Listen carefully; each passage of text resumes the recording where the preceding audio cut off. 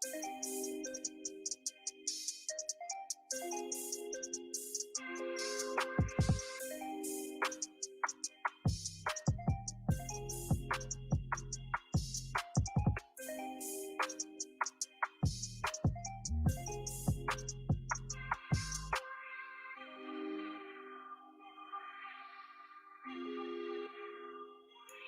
right, team. Good morning. Sorry, I had some issues with my computer this morning. I don't know what was wrong with it, but we got those fixed. Today, I think a lot of people are going to be watching AMC today. AMC is gapping up really nicely, so a lot of people are going to be focused on that to see if AMC can hold over $50. And so we're looking at that as well. Crypto is down mostly today. There's not a ton of movement there. Bitcoin is under 45K, it's sitting at 44.6K. We've got some pity stocks moving with like ITRM and CYRN, and then LPTX are all gapping up some, but nothing really incredible there, to be honest. A little bit slower of a week is what it seems like to me right now.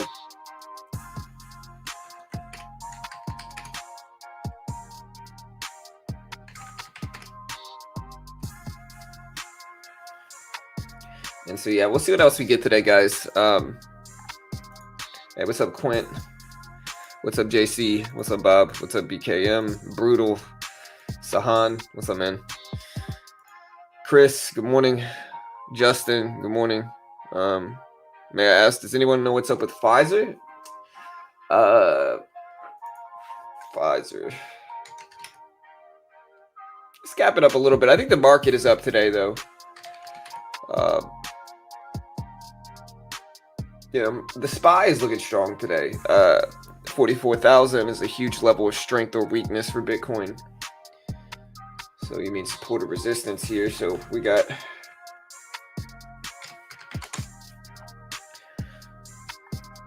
Bitcoin here. We'll see what happens with it. I mean, we got 44K. Historically, if we look at this,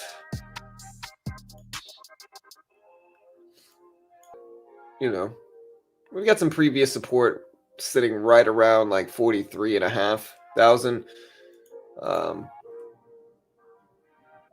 44,500 maybe. Really, I see it kind of around like 43. So I think 43 is a level that we can pay attention to and watch. Yeah, that's kind of how it is, Maggie. If crypto's down, you just buy it up. That's kind of what I'm doing. Check out this mug today, guys. Look at that mug. Best mug ever. Cheers to you guys. Good morning. It's 5 a.m. It's 5:30 in the morning. I've been up, but the problem has been yesterday when I was working, I got this new curved LED monitor. It's like this new curved LED monitor on my left side here. Yesterday when I was working, this thing just died. Like, it just cut out. It just stopped working. And so I'm like, what the heck is going on? And I spent all morning trying to get it fixed. Apparently, I had to switch the source, which I didn't even know this monitor had. I didn't even know you could go through sources on the back. But apparently you can. And so, yeah, that's kind of what we were running into this morning. But good morning, guys. Hope you all are well. What's up, Miguel? What's up, Eggman?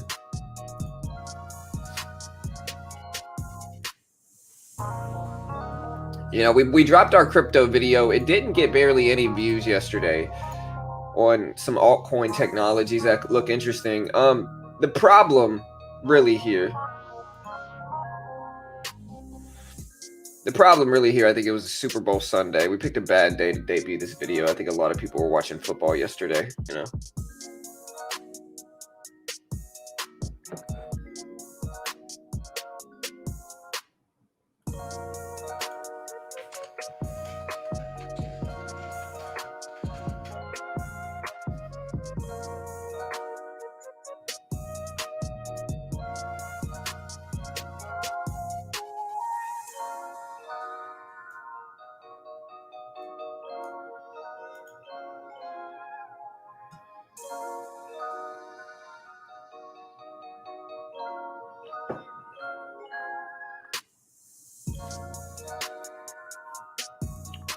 ATER. Yeah, we can watch ATER. We'll see what happens with it. It depends on what happens. I'm up. Wake it up. Whew, I'm awake, guys. I'm awake. You know. All right. Yeah, Bitcoin's down. I see somebody mentioning ATER. We're going to talk about the highest short stocks. ATER is huge. I don't know why this one's not on my list. It should be. ATER is big, you know. Dude, I don't know what is wrong with YouTube. Like, YouTube is not showing me the old live streams or the upcoming live streams. Weird.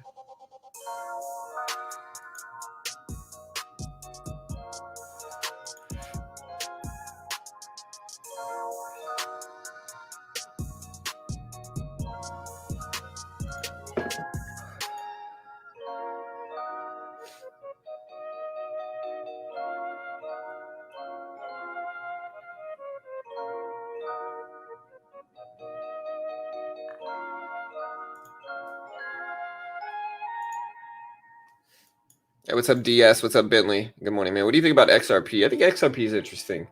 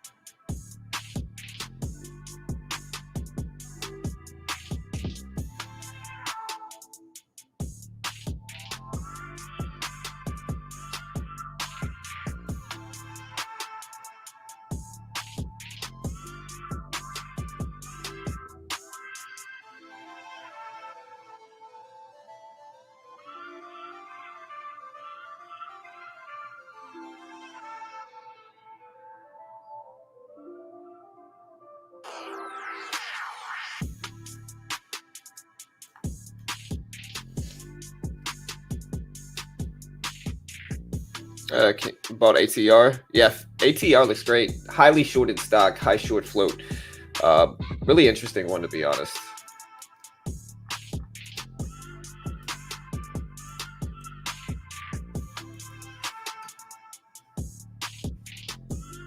Dude, the problem is I can't find our video, man. Like, it's weird, you know. Wait. Let me get that out the way. There we go. Don't worry, it didn't say anything bad. Don't worry. That's just Joe and I's conversation.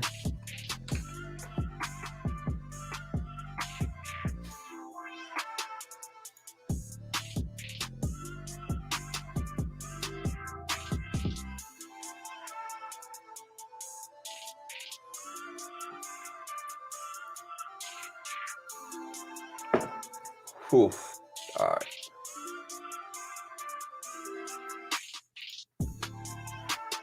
ENTP is going to be a squeeze. Yeah, AMC potential squeeze is big too, man. It's weird though. I can't find my video. Like, I literally can't find my video. It's like we got this video out. The only way I can find it is if I go to edit. Or if I go to settings. Or yeah, if I go to edit. And then I go to view on YouTube. That's the only way I can even. The only way I can find. Yeah. It's weird.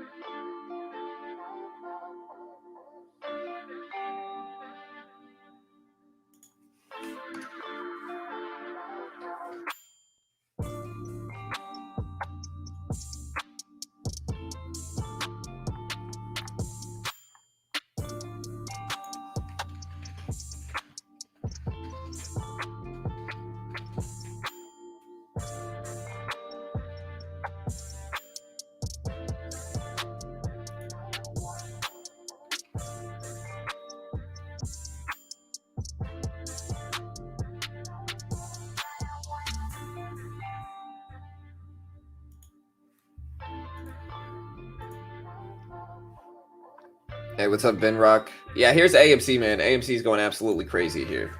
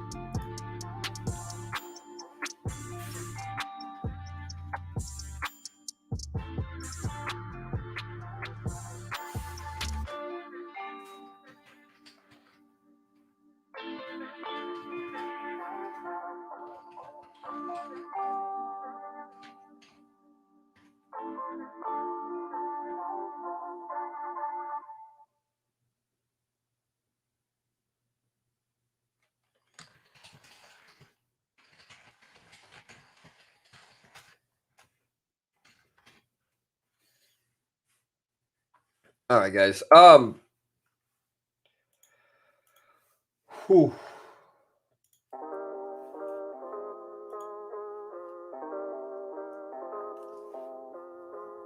Nah, there's some apes here, bro. Don't worry about that, Ben Rock. There's some here, dude. What's up, Uncle Smoke? Uncle Smoke is one.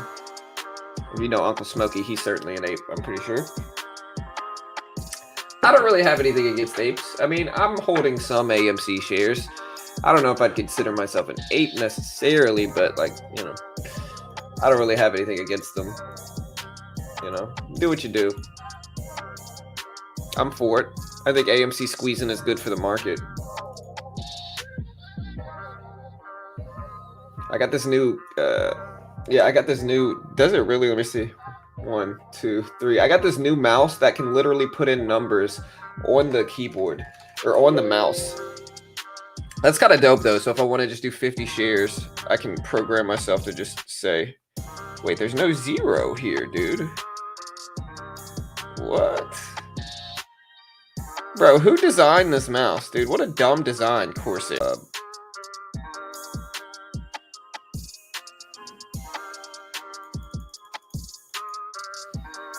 I think it's time to scale up in size. Yeah, what's up, Charlie? I think so as well, man. Can you move the screen a little so we can see the volume? What volume? I mean, the volume's right here. I'm assuming you might mean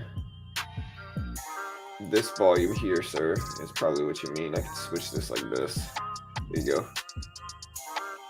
There you go.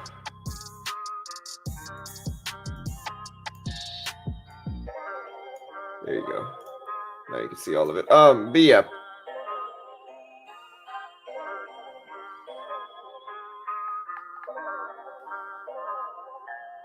Hey, what's up, Zeus? Hey, what's up, man? Hey, we got to get that that UFC fight going, Zeus. Let me know when you want to schedule that, bro. You know, we can get that UFC fight going, sir.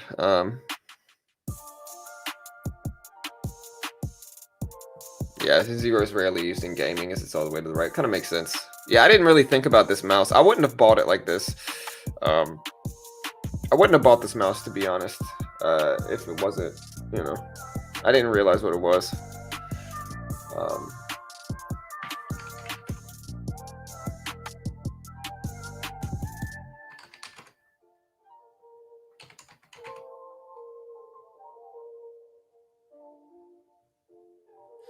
And yeah, we also have LPTX gapping up some. Bitcoin down today. My copy traders really aren't doing that bad, though. If we look at my copy traders, they're doing okay.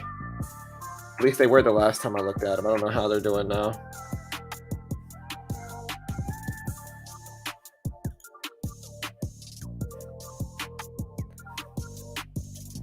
Let me,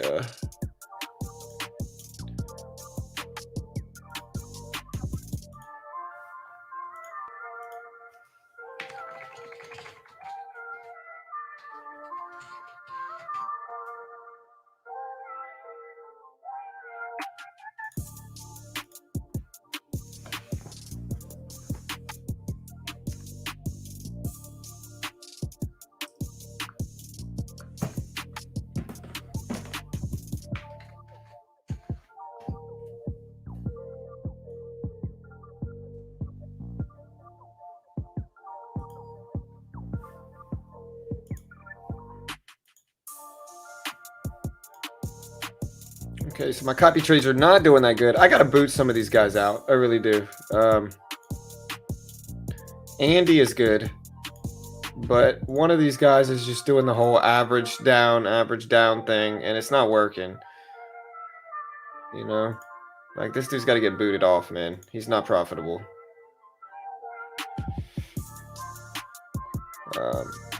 The only one that's been profitable is this Andy guy, but we're about break even, you know.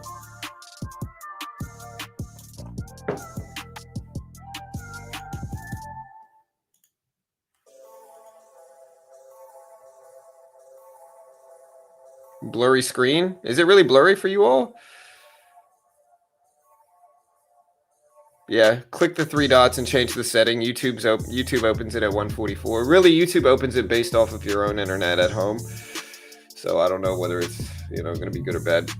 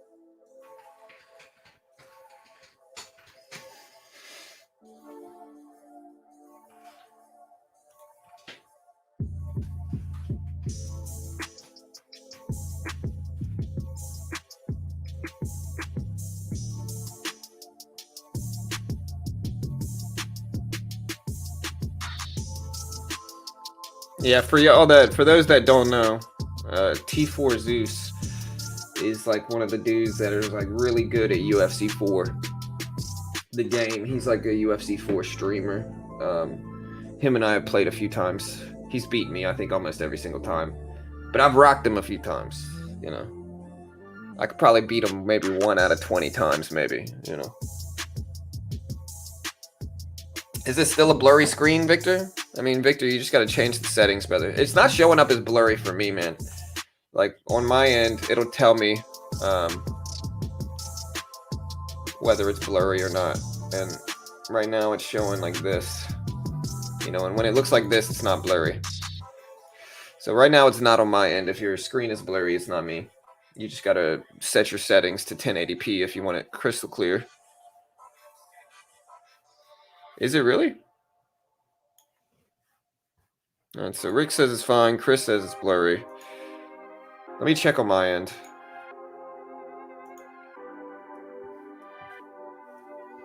Yeah, mine's not too bad. You know, if we zoom in, it's not bad. I think one of the biggest movers today is going to be ATER. ATER crazy potential, huge short float. Right, this is how you do it, guys.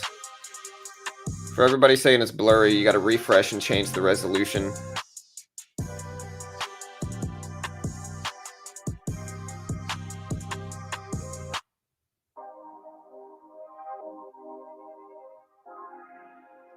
Okay.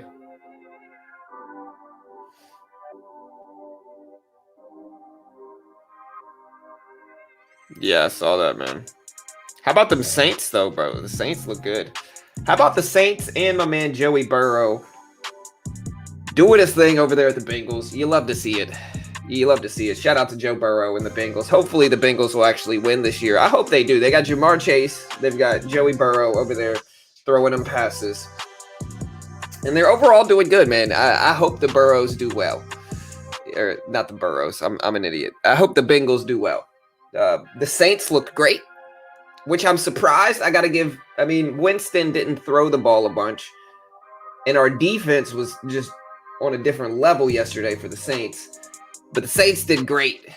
And I think that's, if they're going to play Winston, that's how they got to play it. They got to just run the ball. And they need to have a rushing offense for sure. Because Winston, he starts to throw them long passes, you get a lot of interceptions. But yeah, football's back. You love to see it.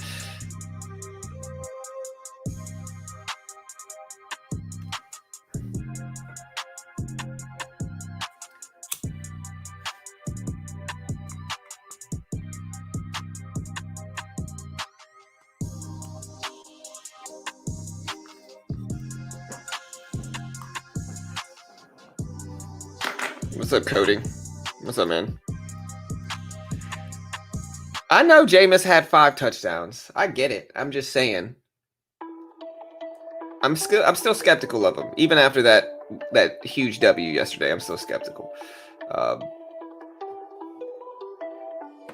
To be honest, though, I think we looked better than when Breeze was around. I think Breeze was kind of holding us back, to be honest, the last few years. I think that we had a championship team the last few years as well, but Breeze just couldn't throw the long ball either. And so, you know. And to be honest, after yesterday, I think I'd rather Winston have the ball as opposed to Taysom. Taysom's good, but he doesn't have the accuracy for it. I think mixing it up like they're doing, where they have kind of 2 quarterbacks to play, I think that's the right move, you know. But we'll see how it goes.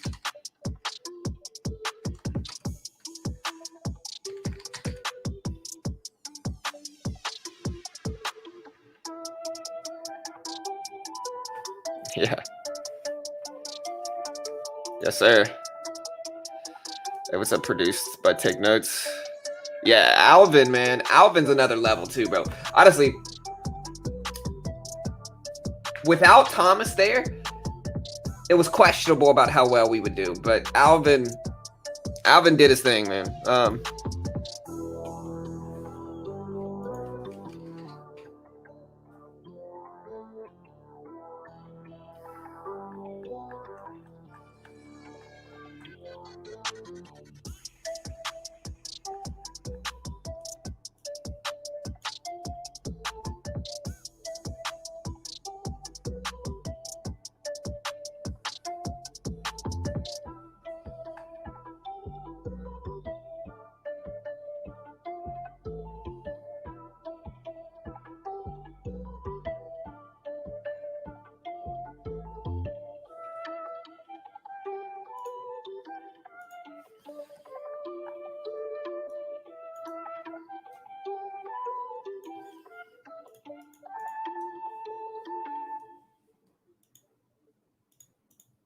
All right, guys.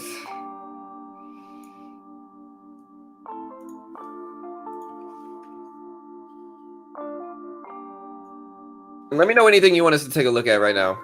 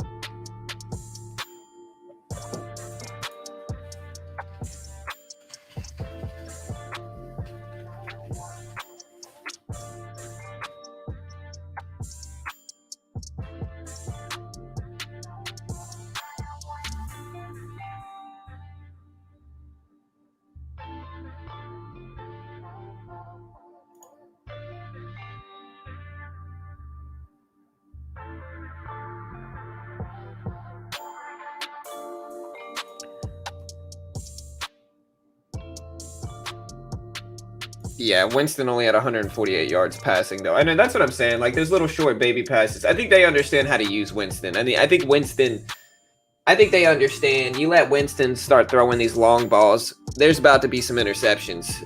And so they certainly They certainly didn't let them do that much, you know. What crypto got the biggest drop? I don't know. I'm looking to buy some of these dips here. I'm looking to buy some of these dips.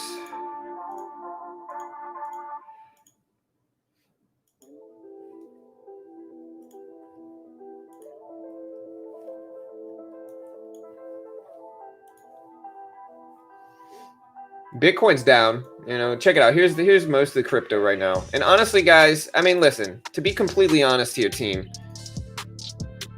y'all need to watch some of the videos that we're dropping, okay? Like, okay, we dropped this crypto video yesterday. I'm going to post the link here.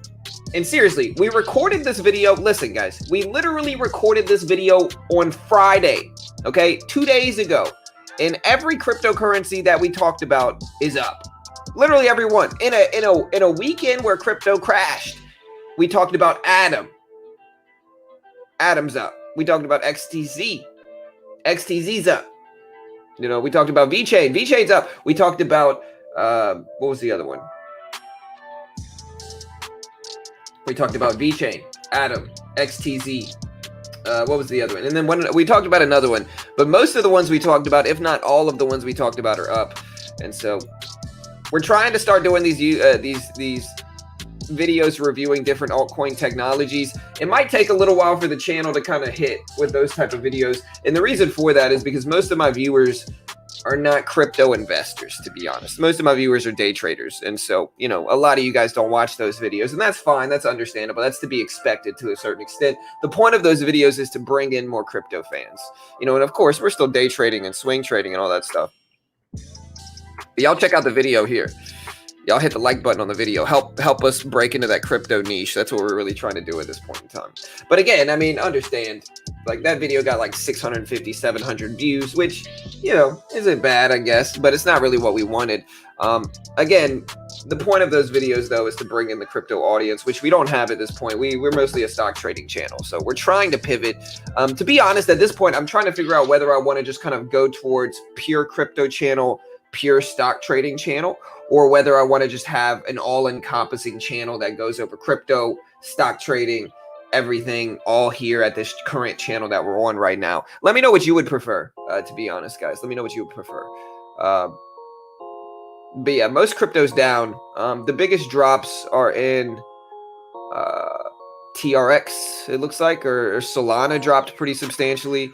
Cardano did as well. We might buy up some of these dips. Uniswap, Linked, Chainlink is down.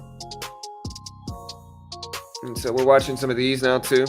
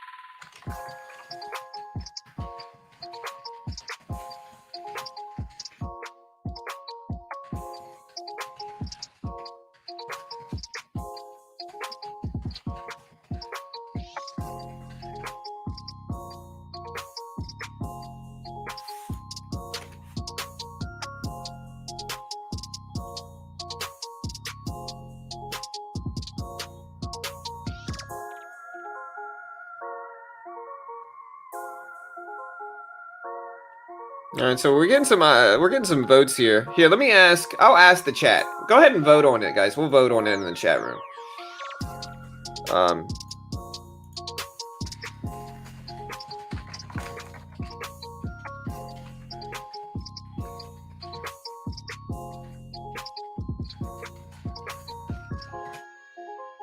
mean, we can do either. It doesn't really matter to me.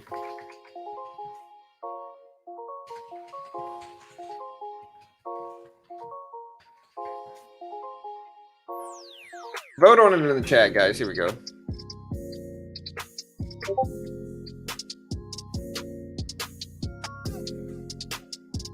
Yeah, I think spinning off into a crypto channel will probably be best, but we'll see.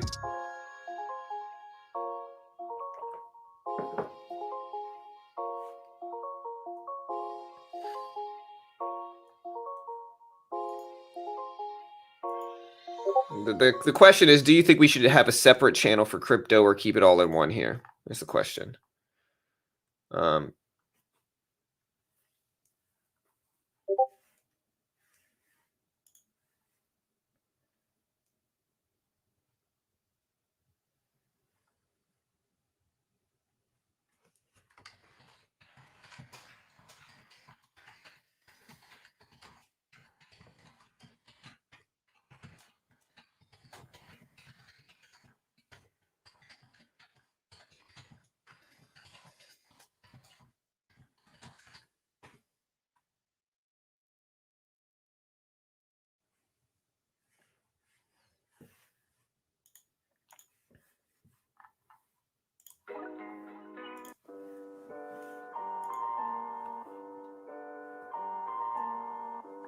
Yeah, the YouTube algorithm will certainly treat two better than one, to be honest.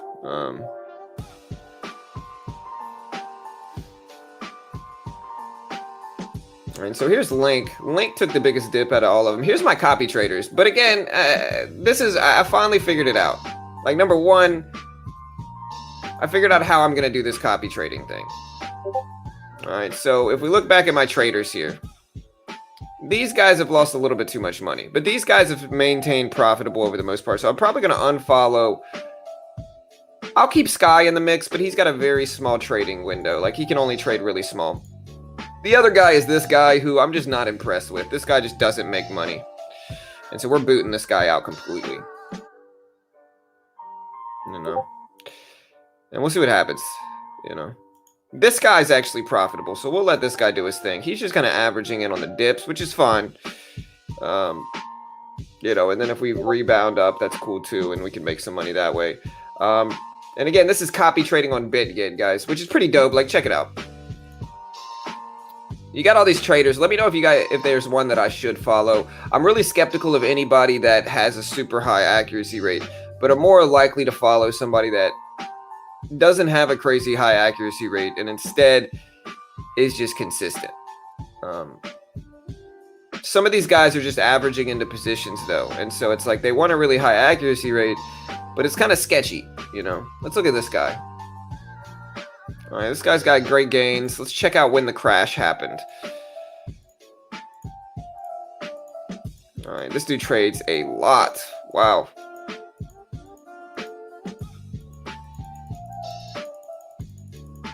Wow, look how much this guy trades. And he goes long and short, which is good. But this dude doesn't ever lose, man. Look at this guy. Wow. But I think he averaged into these positions, though. Looking at it, it looks like he averaged in here, which I don't know if I necessarily agree with. Yeah, he averaged in all the way to the bottom. And he went short. And he won on the shorts, too. Okay, I think we got to let this dude trade our money, I think. All right, here's the 7th. Here's when everybody lost money. Everybody lost money on the 7th. This dude did not. And this dude actually made big percentages. I don't know. Let's go back to the 7th here. So let's keep going back. Here it is. Loss. Here's the 7th. Which honestly weren't that bad of a loss. Oh, there they are. No. This is a count. This is why you have to look back, guys. My suggestion to you, listen, if you're going to be like me and you're going to copy trade different traders, all right, if you're going to be like me, you have to look back to see what happened to them on the 7th. What I like to do, I have a very specific method with copy traders, like a very specific way I approach copy traders. All right, one of the things that I do is I go all the way back to the 7th, which is when the last crypto crash was, right? I look back to when the last crypto crash was, and I check to see how they performed during the last crypto crash. And if they did not perform well, this guy, then I don't sign up with them. You know, because I need to see if they held on to a bunch of bags during this crash, which this guy apparently did. Look at all these losses, back to back to back to back to back. So he might perform fine. Look at all these losses, days of losses. That's going to destroy most people's account, unfortunately.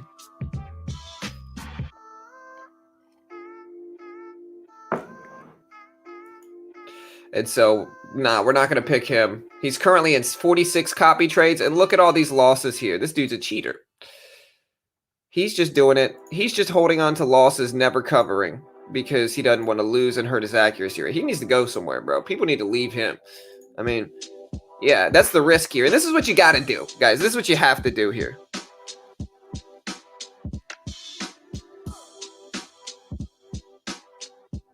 We also have Zoo has been pretty consistent, but I got to look back at who I got Viagra here. Let's look at this guy. Okay, this dude just put in a bunch of big losses. He's sitting on some longer term trades. Okay, I'm not really mad at him for this. That's just a big string of losses in a row, so we're going to skip him. Let me know anybody that you've had luck with.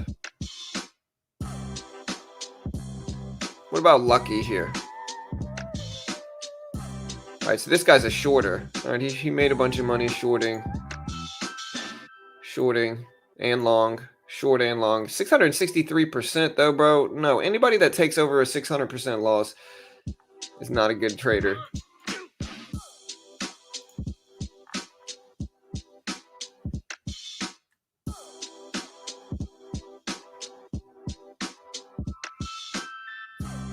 Hey, what's up, Tony? All right.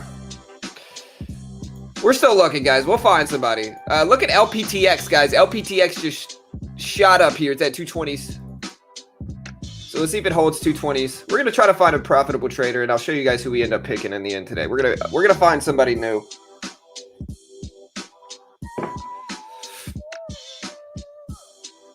See, some of these guys have never lost. The problem, though,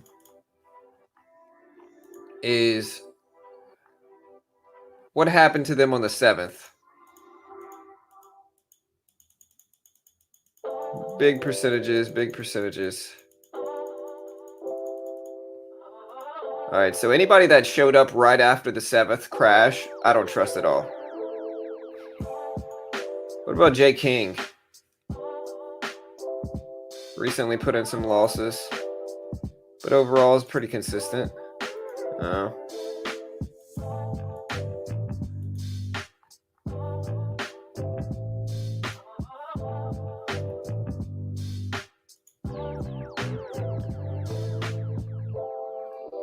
Okay, this person's pretty good. Ooh. We're going to follow this person. Ooh, no, we're not.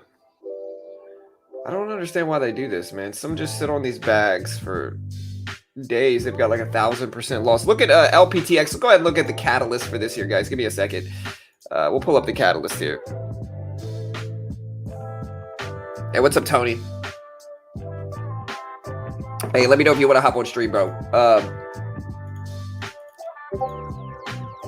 I know I saw that. I saw your picture, bro. My bad. My wife made me go to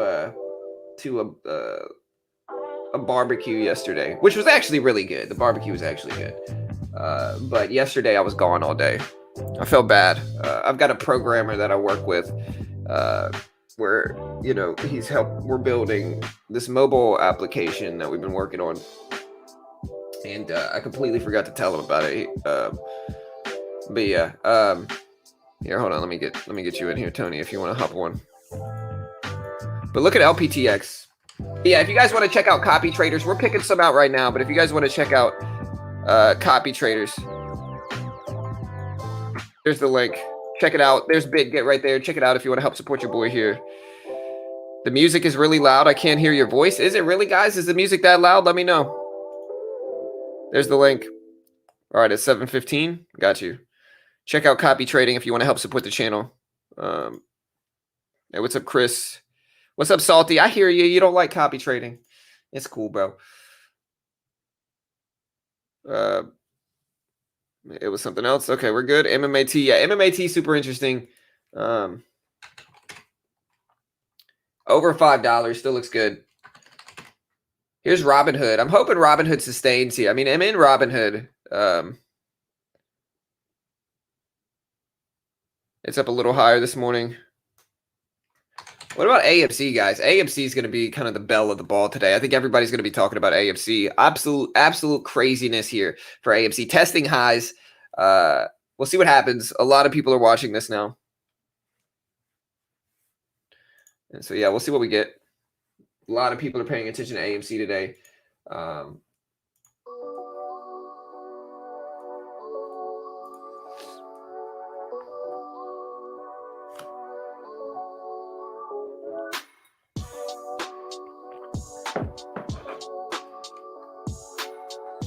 Hey, SPAC, if you're there, I'm going to send you a message, bro.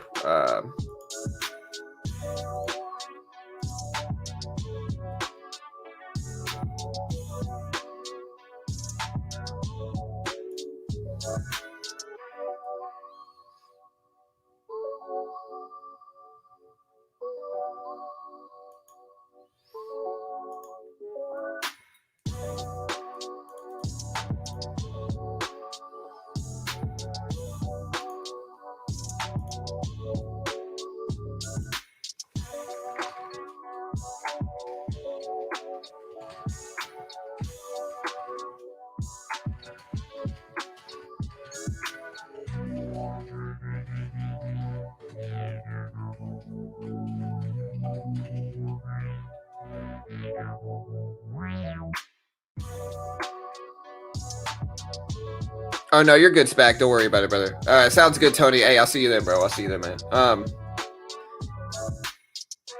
Hey, what's up, Billy? Hey, good morning, dude. What's up, Joel? Yeah, LPTX is looking good. AMC looking really nice here. Look at these rips in AMC. AMC potentially squeezing up really big today, and we're gonna watch it for sure. Let me pull up Benzinga Pro here.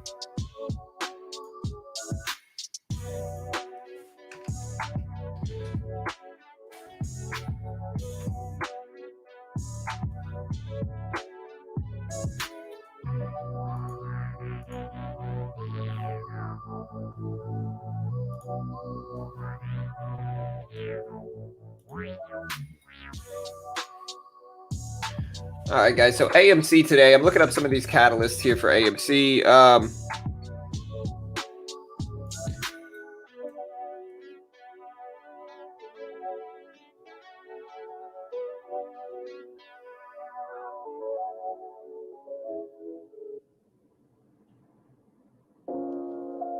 right, so AMC is still being talked about extensively on Reddit's Wall Street Bets.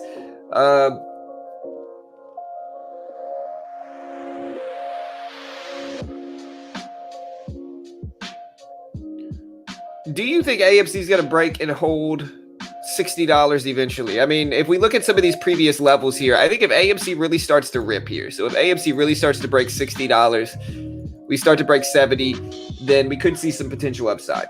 Now, of course, you never really know, but I think that I'm a little bit more for this move than I was before. I think before I was a little bit skeptical, and at this point in time, AMC has honestly held its gains really nicely. To be honest, AMC kind of reminds me of Bitcoin. You know, AMC kind of reminds me of Bitcoin. The movement is similar. Look at the movement in AMC and Bitcoin. They look kind of the same here. And so we'll see what happens. We also have ISEE, which, you know, tried Friday, didn't really hold, but it still looks pretty good this morning. And so we're going to watch ISEE as well here to see what happens.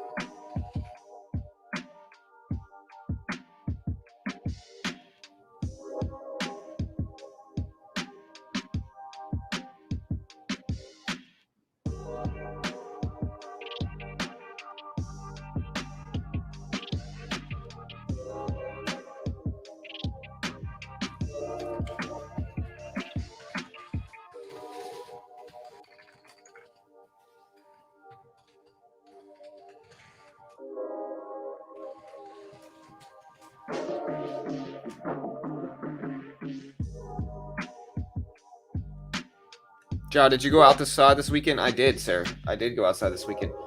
Look who it is. It's Tony. Hey, Tony No Hair. You know. like my, Oh, let's go, bro. I'm just messing with you. It looks good. corporate roots, I got to bring it back down to the military days. Hey, it's all good, bro. Doing good, man. Doing good. What do you think of ATER today, bro? ATER looks nuts, man. ATER, everybody's talking about it, but then again, I'm still with Root, and it's one of the crew of that big squeeze situation. Yeah, I mean, ATER, it's got a lot of high short float. What's the volume at right now? The volume on ATER, I don't know why it doesn't show up here on Benzinga. Yeah, let me see real fast on. Yeah, let me check it. Hold on. Okay, so it does show up on Benzinga. My bad. And y'all can check out Benzinga, guys. Benzinga is really dope. Here's the link. Let me find it. I mean, it already has 370,000 this morning on its way up to 4. What's its average?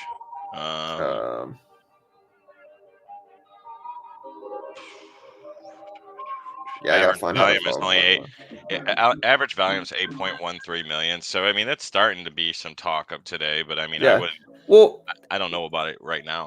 It's the short float is what is driving this up. You know how it goes. Like so far in this market, like the cool thing this year has been looking at, after AMC and GameStop's crazy parabolic rises. The cool thing this year is to find highly shorted stocks and then pump those up. And so with ATER, that's kind of what this is, I'm pretty sure. If I'm looking up the short float for ATER, it's got 51% short float. So it's right there in the mix with like Root is the other one that, is certainly a lot of talk about Root. Root's got 25% short float. The other one was SPRT, which just has an absolutely ridiculous number of shorts in there. SPRT currently on Ortex, according to Ortex, has 91% short float. Absolutely ridiculous numbers here. I mean, these are SPRT specifically is on par to what GameStop was before the crazy rip up. Like before GameStop's rip, it had 120% short float. Hey, we got my man Joel in here too. What's up, Joel? Morning, Joel. Yo, what's going on? What's up, dude? Yeah, man, talking about some of these high short float stocks with like Root. And just to get it out of the way, sure. So people kept asking me about Apple. Well, what happened with it? I mean, I didn't know there was that ruling. Here's how it goes, everybody. So keep in mind, the ruling, Epic thing. Yeah, so the ruling for Apple was actually 9 counts, 1 out of 10. Keep that in mind. So the only thing that we have to give up the ability now, if you're invested with Apple, is to directly pay it. But let's be honest, okay? Apple, you're going to pay the Apple tax no matter what. You can't just be in a mall rent-free, okay? That's the bottom line. So everybody who's getting all scared about it and everything, calm down. Now, keep in mind, we are not a monopoly when it comes down to it. Now, Epic's going to go ahead and try to push it out more because, Sweeney's got enough money to do whatever he wants to. Wait, what happened with... I'm completely oblivious to all this. Okay. I'm completely oblivious to all this. So Epic Gaming, like Fortnite? Yeah, so what Epic Gaming and Fortnite did about, I don't know, like 6 months ago, they decided to allow... Oh, they petitioned the App Store. They got booted off of Apple's App Store something like that, They literally rerouted the payments on purpose to start this up. So they allowed their customers to purchase stuff and still play on the game. Within about 3 weeks of figuring that out, Apple kicked them off. Booted them off, Then Sweeney's trying to go after them for being a monopoly, being this, being that. Now, what they got ruled on is they are not a monopoly out of 9 counts, but the 10th count was basically the ability to be able to reroute payments outside of the store. Because keep in mind, Apple charges 30% of all payments that come in and everything. Right. So people are all panicking that what is it? Apple's going to lose a bunch of revenue now because now. But. Yeah. It's only 3% of revenue, number one. If anybody thinks that revenue is completely gone, we're completely lost in the understanding of Apple whatsoever. Because most people are still going to do it. Most people are still going to go by what Apple wants them to because they need to. Like most people are going to pander to Apple with that, and they're still going to get most of it. Click. Hey, look, guys, click. Oh, I got an app. Oh, wait, I want to upgrade it. And then like all these stocks and everything had a big boost, but pretty much my contracts, because I had 20 of them, went from about 2,200 down to about 1120 right now. But the thing is, right now, like I say for everybody, buy yourself time, because the reality is I would rather at least get back up to 75% before I cut it if it's not going to recoup. And I honestly think with Apple being under the wire like they are, they're going to say something today. Like everybody thinks that they have leaked everything. They're going to come out with one more thing or something like that, number one. And then two, Yeah.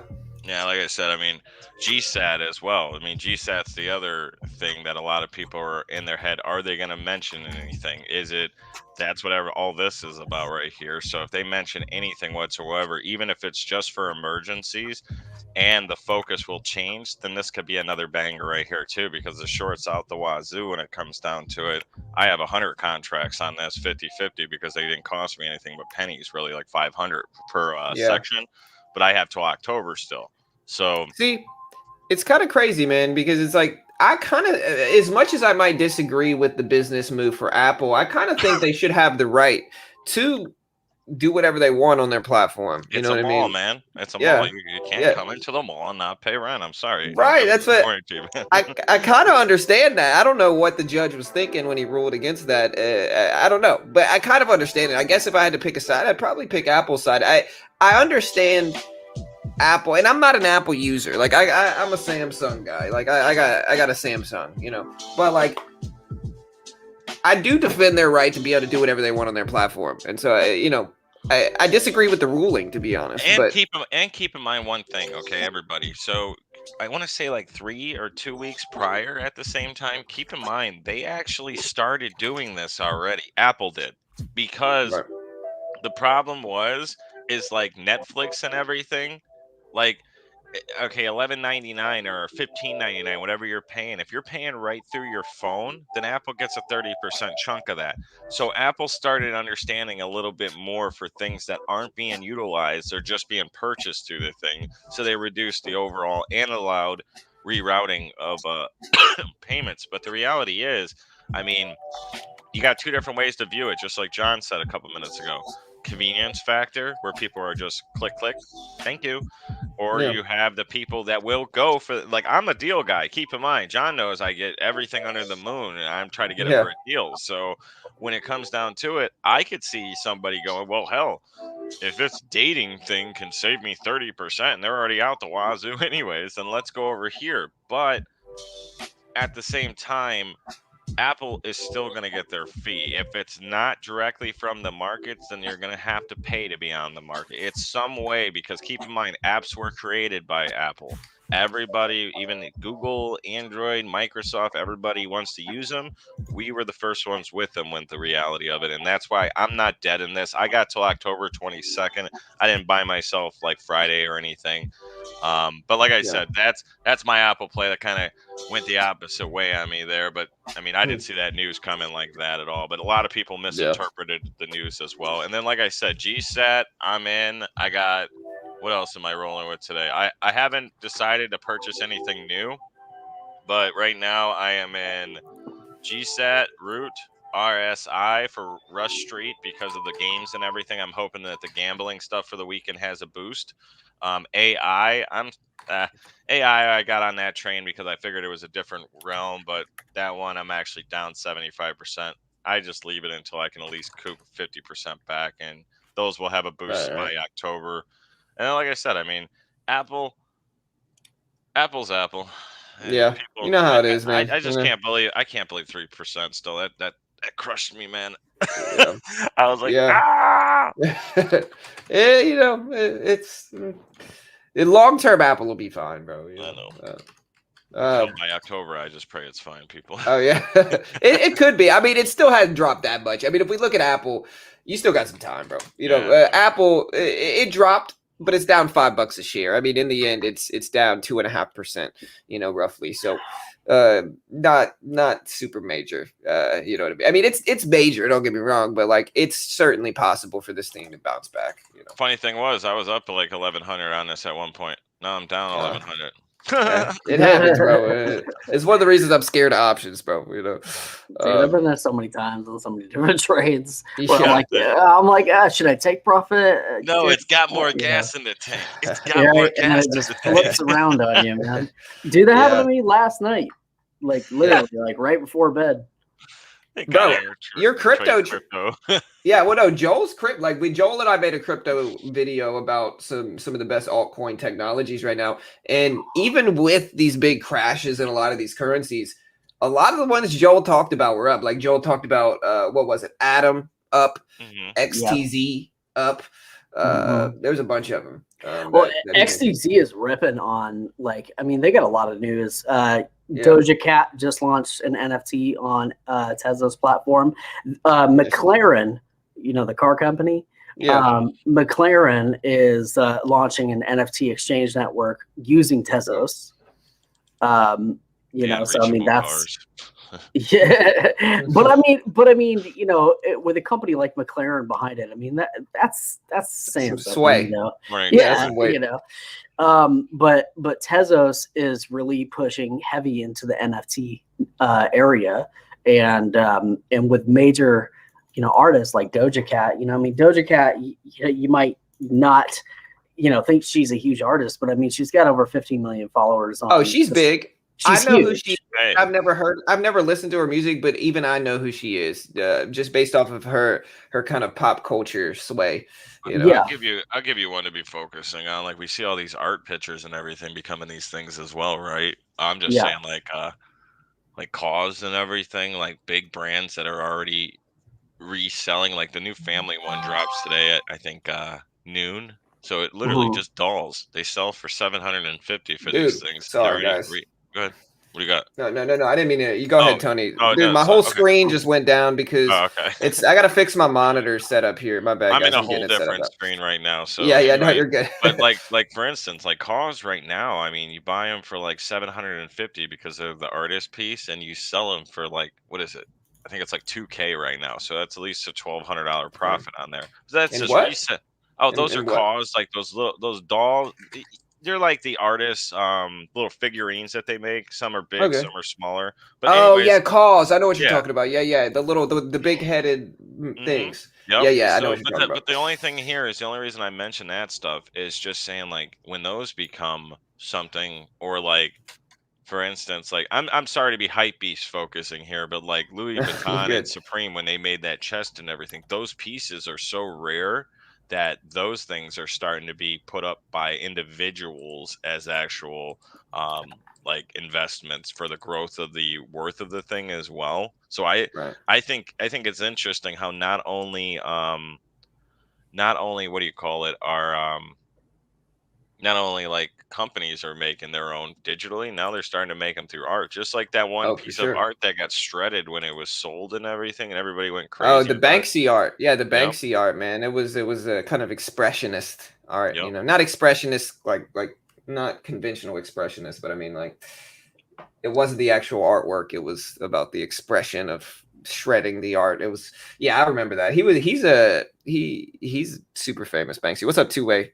Hey, good to see you too. Just a little bit of crypto news. Solana sold their first $1 million NFT. I know. Yeah. Honestly, not to interrupt you, I was so bummed because it's like Joel and I, guys, we filmed this video Friday evening, you know, and then Saturday morning when the video should have dropped. Thinking about it, the reason the video didn't get a ton of views is because we dropped it on freaking NFL Sunday. But then Saturday, all these coins ripped up. All these coins ripped up that we talked about, and we ended up dropping the video on Sunday morning. So I think I got to learn for next time just to drop the video within 12 hours, because if not, you know, we might miss out on the moves we were talking about. You were right about a lot of them, bro. But go ahead. Sorry for interrupting you. Oh no, I mean, even Tezos is continuing to rip. I mean, it's maintaining above $7. And when we talked about it, it was right around like the 625 mark. So I mean, it rips up a lot. Like it'll rip up maybe like a whole $1 in a day, and then it comes back down to about 25 to 35 cents above what it was the day prior. So it's holding a lot of the gains. But some of the other ones that we talked about, Atom, Cosmos, This one, I mean, we were talking about it around 27. It's around 32 right now. Yeah. You know, so I mean, these are all a lot of these are going crazy. But Solana, I don't own any Solana. I probably should, but Solana is they're making moves. Yeah, Solano's getting big. I actually bought some Solano yesterday. You know, because with nice. BitGet, Okay. with BitGet, they pay me in crypto, and so I just a lot of the time I just kind of either buy it on their platform or I buy it on whatever platform has it after transferring that crypto over. And I bought like three or four Solano. It's not a ton, but like it's just about getting into something. You know, if Solano gets big, say Solano turns into the next Ethereum, where Ethereum is currently at like 3.2 thousand. Those are some big gains, you know, and so that was kind of my logic for getting into it. I think at this point in time, I'm trying to diversify into all the blockchain 3.0 currencies and tokens. Yeah, absolutely. And you know, like I've said before, you know, I mean, Ethereum is making that move, but they're not going to be able to do it all at once. They're going to have to transition to proof of stake. They're not going to be able to just shut down the whole network and then switch over to proof of stake, you know? Right. So that's where a lot of these other cryptos have a huge advantage ahead of those other coins, the proof of work coins, that they started out on proof of stake, you know? Right. Exactly. And they're gonna have an edge, just like you said, over a lot of these other ones. Just to look at Solana right now, guys. Sorry, AMC just broke pre-market highs, by the way. So AMC, guys, is currently at 51.8. Here we go. You apes are all gonna have your fun. Yeah, but no, looking at Solana, like Joel said, a lot of these have that distinct edge over Ethereum because Ethereum has to merge and do all this different stuff, and it's gonna be a transition, you know, for Ethereum, where again, you know, these are just started off at proof of stake instead of having to switch over from proof of work, and it makes sense. Do you think Ethereum is going to go up heading into December? Yeah, I absolutely do. Because, you know, we really need to look at some of the fundamentals behind Ethereum. First off, we know that Ethereum is a long established cryptocurrency. I want to say it's the second largest cryptocurrency outside of Bitcoin. For some reason, my camera is unfocused. There it goes. Okay. But it's like the second largest cryptocurrency outside of Bitcoin, but it's also got backing from Microsoft. It's got backing from Amazon in some areas. It's got backing from major technology companies. There you go. It's got backing from major technology companies, and there's so many people that are holding Ethereum from way back in the day. I mean, I had a friend of mine 6 years ago. He was getting paid at his job in Ethereum. Wow, I know a lot of people mined it back in the day too. I have some friends personally that mined Ethereum back in like 10 years ago, or not 10 years ago, like 7 years ago, and they got a bunch of Ethereum for very cheap from just mining it back in the day. And that's one of the things about mining that still makes sense, is that if you mine some of these cheaper proof of work coins, if they get big in the future, you're kind of set. What's going on with China right now? Why are they cracking down again? So they're cracking down on everything, bro. Yeah, they're cracking down on a bunch of stuff. They're also going after companies, not just like cryptos. They're going after like Alibaba. They're going after Baidu, which is like the Chinese Uber. They're going after Tencent, which Tencent owns Supercell, which is like Clash of Clans, Clash Royale. If anybody plays those games, they went in on Didi. They went hard on Didi as well, which is like the Chinese Uber. So they've been going hard on everything. Then. Oh no, Baidu. Sorry, Baidu's like a social network, I think. Also. Oh yeah. And then Didi's the Uber one. But they're cracking down on a bunch of those things. And but yeah, Ethereum booming trial wave. Yeah, exactly. Ethereum, I think Ethereum going into the winter is going to be really, really hot. Switching over to that 2.0 is huge news. And you have to remember too, it's not just Ethereum that we're looking at. There are so many tokens that are on the Ethereum network that are built on Ethereum's code. I mean, we're talking like hundreds of coins are built on Ethereum's code. Yeah, so many. And that's going to help prop Ethereum up too. Even with all these other coins having an edge over. To put it into perspective for my non-crypto viewers here, guys, there's a few different types of crypto. One of them is called proof of work, which means that it's mined which means that you mine it, right? And the blockchain traces the history of that mining, like where it was mined, who mined it, what happened to it after it was mined, and so forth and so on. That is kind of like the OG form of cryptocurrency, and like that's what you do with like Bitcoin. You like mine it, which is basically your computer guessing, doing all these complex algorithms to guess what the code is or the hash is for that crypto, and then once you get it, and all that stuff. And so that's what proof of work cryptocurrencies are. But there's a lot of speculation when it comes to that on the future of proof of work, not only because mining might not be the most efficient way, but also because the government regulation might swoop in and say, look, y'all are spending too much energy on this. Y'all are wasting energy. Y'all are doing all this stuff. It's not environmentally good, and all this stuff. And so there's a lot of speculation on the future of proof of work cryptocurrencies and whether that will be the new big thing. And so nowadays they got all these new style of cryptocurrencies coming out that instead of proof of work, there's proof of stake, which means that it traces the history of staking in the coin, right? And so it's a little bit different. You're not going to be able to mine it. And so that's kind of the big thing going on in cryptocurrencies. And that's where Solana is a proof of stake cryptocurrency. Cardano, I believe, is one as well. And Ethereum 2.0, which is supposed to be coming out in December, is going to be transitioning to that. Now, Joel, do you know if Ethereum, once it does transition to that, do you know if they're just going to get rid of mining altogether, or eventually in the long run? But they've openly announced that this is going to be a transition that's going to take months, possibly even years. So they've openly stated this, and they're not like trying to make it seem like we're just going to switch everything all over at once, which I think is smart. I think it's smart that they're just helping to set the expectation for people that we're eventually going to this type of thing. But you got to look at I know Microsoft was looking at potentially developing a token to be used on Xbox on the Ethereum blockchain. That's a good idea, and that's good for Ethereum too. Yeah.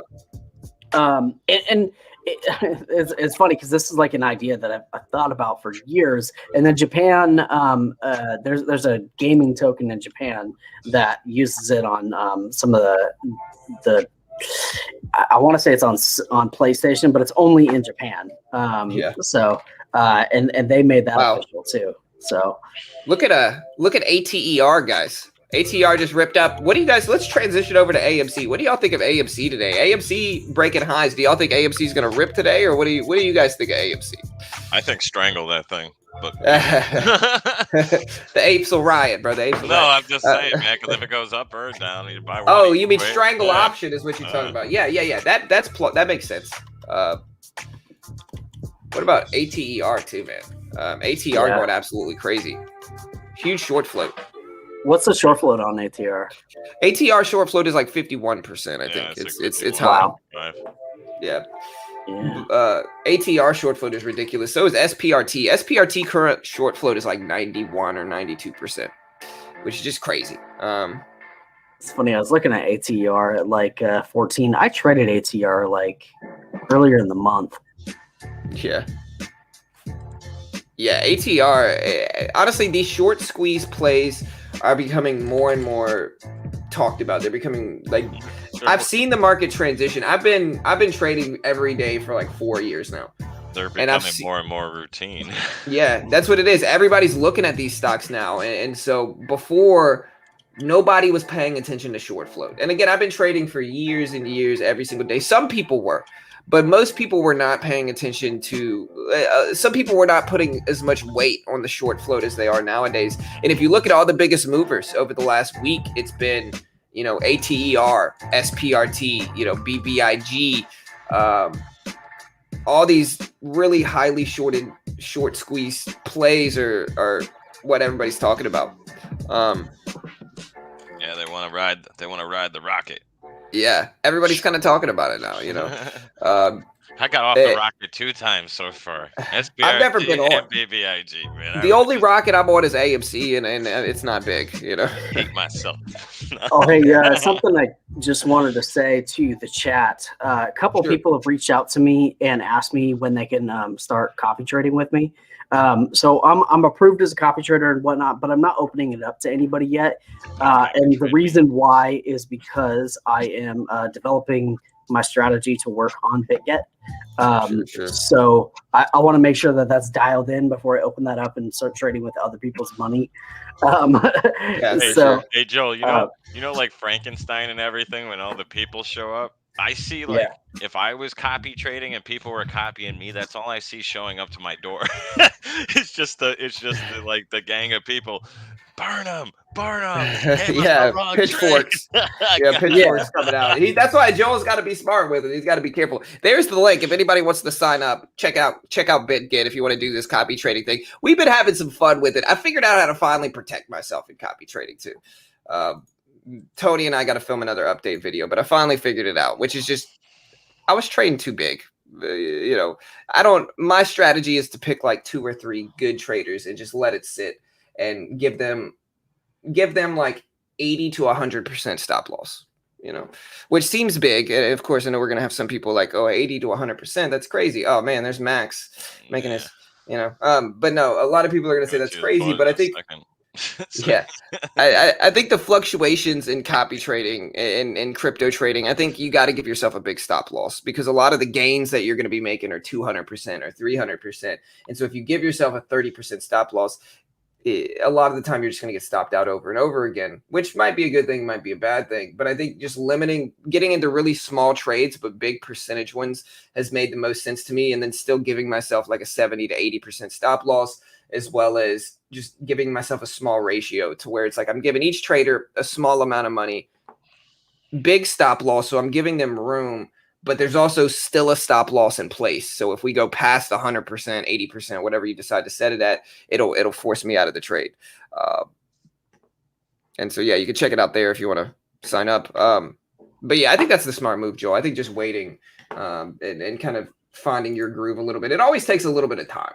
It does. I mean, it's also it's a different platform. The software is different, and even though it's TradingView, so it's easy enough to pick up on.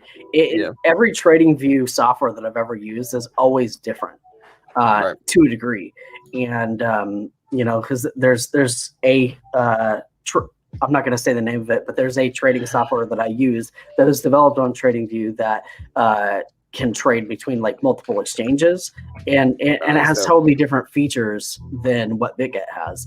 And even though they're both developed on TradingView, and so they operate really differently, and so I'm really trying to get the operation of the system down. I have a pretty solid strategy in terms of trading crypto, just because I've been using the same strategy for years. But also too, getting adjusted to how much volume is going through BitGet's exchange, because it's a different story. Like when you're trading on Binance or trading on Bittrex or Kraken or every one of them has their own amount of volume for that particular cryptocurrency. So you've got to adjust your strategy slightly to be able to trade on different platforms. So I'm trying to just make sure that whatever I get dialed in, it's dialed in like to something that I can rely on, and that my people can rely on me as well. I'm not trying to use your money in a way that is not, irresponsible, because I look at it as I'm trading my own money. And I just think that's the way to go about it. Personally, it's an ethical thing for me. I care a lot about my my standards. I have high standards. That's what you want. That's what you want with a copy trader too. I mean, I think a lot of people are in it to make money, but they're not really thinking about the other traders. Sorry, Tony, go ahead, bro. No, I was just gonna say, you know what my logo would be on my copy trading? You will sue me if you follow me. That's the opposite of my tagline here, bro. My tagline is "Don't sue me." You will invest in pitchforks over stocks in the next 3 months. Pitchfork trader. I think that's a great name for you. Sorry, man. Every time Tony gets hit with an apple, I come out of the woodwork with a root. We okay. Yeah. Pitchfork Trader. That's your name, bro. You should have it, dude. But no, a lot of guys on this copy trading platform are making a bunch of money, and I get it. Like, if you're good at copy trading, guys, you really can make a bunch of money. Like, a lot of these guys are not trading huge either. Like, for instance, like if we look at some of these copy traders, a lot of these guys are trading like $5. Like, a lot of these guys are signing up. They're getting their free $10, $5 credit, whatever it is, and you can get the same credit if you use my link, guys. And then they're just trading tiny amounts of money. Like, look, this guy has only made less than $200 in the last 3 weeks. But if you look at his percentage gains, this man has made 44,000%. 44,000%. Ridiculous numbers. And if you look at him, he's probably making a bunch of money doing this too. Like, he's got all these followers, right? You're in 10%. He's made this guy over $1,200. Right, so 10% of that is $120, and so $120 here, $12 here, $12 here, he's making money, and so you could be a copy trader on BitGet as well. But I think a lot of these guys, dude, my mouse is bothering me. A lot of these guys are not trading huge, and you can get free rewards just for signing up. Of course, I'm going to sound like a broken record with this because BitGet is a sponsor of the channel, guys. But you can see here, you can get up to $630 in rewards just for completing these tasks on BitGet. You get $10 for signing up. You get 10% on your first deposit. You can follow them and get $5. You can, join the Telegram, get $5. Active trading, you get $100. And so I think what a lot of people do is they sign up and they get that free money from BitGet, and then they put that towards their copy trading, and they just make money. If you're a good crypto trader, you can make money doing copy trading. I don't think a lot of people are, really. Speaking of that, though, just to move on to ATER, guys, ATER is ripping up big. You can see ATER is up to 1450s. I'm seeing the catalyst for this here is investor presentation is getting circulated by many different news outlets. So they had an investor presentation that's getting circulated right now. But I think a lot of this is just speculation on squeeze potential and stuff like that, just based off of the purely high short float that is there with ATER here. LPTX is riding under that view out pretty well. Is it really? It's just holding, Yeah. So it looks like it, might set up a little bit later. This one have a catalyst? It's got good consolidation. Okay, let me see if this one has a catalyst. So I know for LPTX, I've seen it before. This is Leap Therapeutics. They've got 34 million in the float. So 34 million float for LPTX. News that I'm seeing for this one is they put out a general corporate statement. And they put out something that said that they're going to present new data from the distinguished study of one of their bio drugs at the ESMO 2021 conference, whenever that is. So, they're going to be presenting it's like phase 2 data. It's like news of upcoming news. Yeah. Well, it's hard to tell. Like, I'm reading this and it says the distinguished study is a phase 2A study of the DKN-01 study. So it looks like the distinguished study is just another name for phase 2 data coming out. And I think they're speculating that the phase 2 data could be good, but I'm trying to figure out when this is going to be. Okay, so it's going to be Friday, September 17th, and they're going to be doing a conference call for it. And so just the talk of that data dropping is causing some bullish sentiment, I think, for this one. Got it. So we're speculating for Friday's move. Basically, yeah. It's like, why don't none of my friends know any of these people that know all this inside information? Like, yeah, man, they're about to pass this drug, dude. You got to, like the George Costanza the stock tip, my favorite episode. Sorry, he's like, yeah, man, they're coming out with a robot butcher. Sorry, but I'm just saying, man. It's like, where's my friends with the inside info? I know, man. The days will come for us. Yeah. Don't sue me, SEC. I'm not doing it. No, you're going to go to jail. I'm not doing it, SEC. I've seen Wall Street. Take a tip. I got nothing to do with that company, player. Yeah. I've seen Wall Street too many times. I've seen the movie Wall Street too many times. That's a good movie. Hey, the newer Wall Street was pretty good too, actually. It was, dude. I liked it. When you start to learn about stock trading, you kind of just consume every Wall Street movie ever made. And so there's Margin Call. There's Wall Street Money Never Sleeps, which is pretty good. I liked it. Hey, there's a movie that there's a movie Yeah. that neither one of you probably heard of that I watched the other day with my brother-in-law. It's called The Hummingbird Project. Have you ever heard Oh of it? yeah. I've heard of it. I've never seen it. It's about high frequency trading. I'm Yeah, pretty sure. man, that Yeah. right there. I mean, they were this Jesse Eisenberg plays in it, or I Oh, think really? that's who it is. Yeah. Anyways, he's building a straight line from Kansas to New York, right? I Oh, mean, yeah. yeah, straight I through remember like this the movie. mountains and everything. Yeah, Then and out through of Amish nowhere, territory.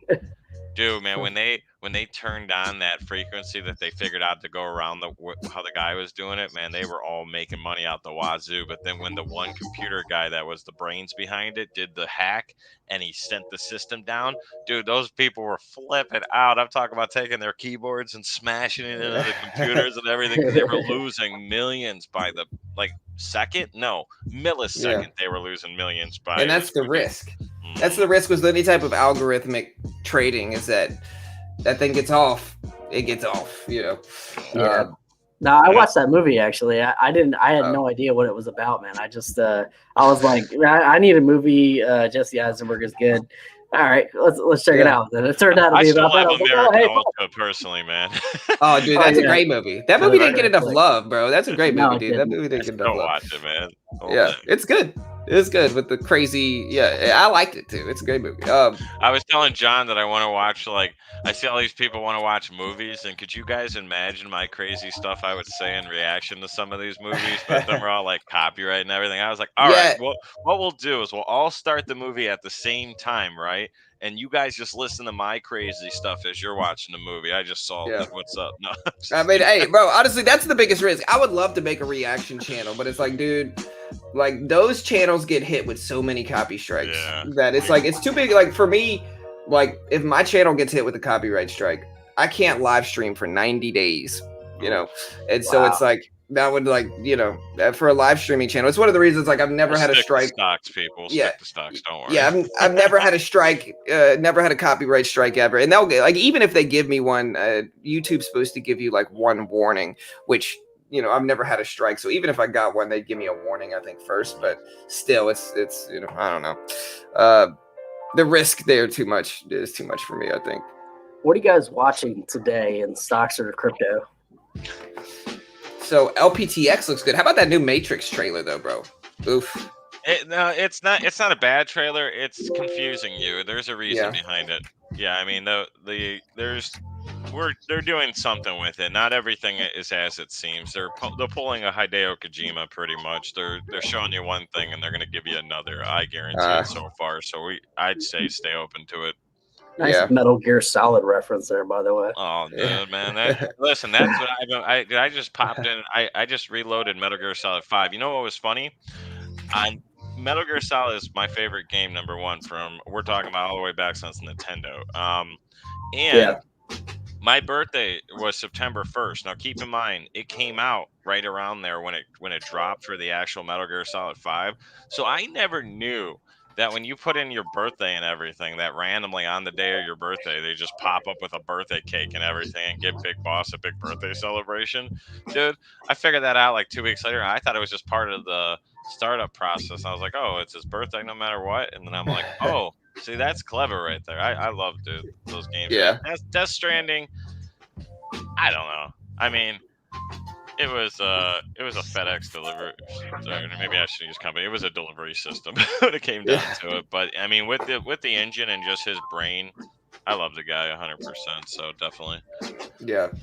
I remember playing it as a kid. Metal Gear Solid. I never played past the first one because I wasn't a PlayStation fanboy. I was an Xbox fanboy. I was an Xbox guy all levels. the way until Xbox One. When Xbox One came out, and all of a sudden I kept having these 4K TVs and 1080, and I'm only able to do 900. I was just confused the whole time. So, but yeah, like I said, I mean, feel you. Hey, you don't hear one last funny thing about Metal Gear, the first game. So remember, people, when I was younger, I was lucky to have the console, never mind the games. Okay, so I would go to Blockbuster. Remember Blockbuster? Yeah. I go up in there and rent a game. So I rented the Metal Gear game from Blockbuster, and then I take it home, and there's this one segment in the game where it says, "Look on the back of the CD disc for the frequency." Look on the back of the. And you don't have it. You only have the Blockbuster box and everything. So I go I return the game, and then I finally figure out that literally on the back of the case, it literally says a frequency code, and that's the one that you're supposed to call in order to get out of this part that I had to look up on Cheat CC. Remember Cheat Yeah, CC? yeah, I remember Yeah. CCC. I remember I had I remember. a Game Shark too. I remember Oh, having a dude, Game Shark Game back in Shark, the day, man, dude. wow. Yeah, What, I the was that PlayStation guy. 1? Yeah, I had the Game Shark back in the day, and everybody hated me. I used to do it with Mhm. Tekken and with all these different games. I would have Game I'm Shark. What just about excited. Go ahead, Joel. What about Game Genie? I Oh remember yeah, the Game Game Genie. Genie. That's Yep, the same thing. OG Where one, you man. had That's to the put the real one. game on top of the game and then put it in the game. Yeah. Well, no, that was the Yeah. Game Shark. That's what I had to do with the Game Shark. Is I had to stick. Wasn't Or the no, Game maybe Genie? Yeah, it was it Game might have Genie been the as Game well. Genie. I had Yeah. that one too. All right. What do y'all think of AMC today? Everybody's talking about AMC cost, BBBY. Do y'all think AMC is going to squeeze higher? Let me look up the AMC short flow data. Got potential.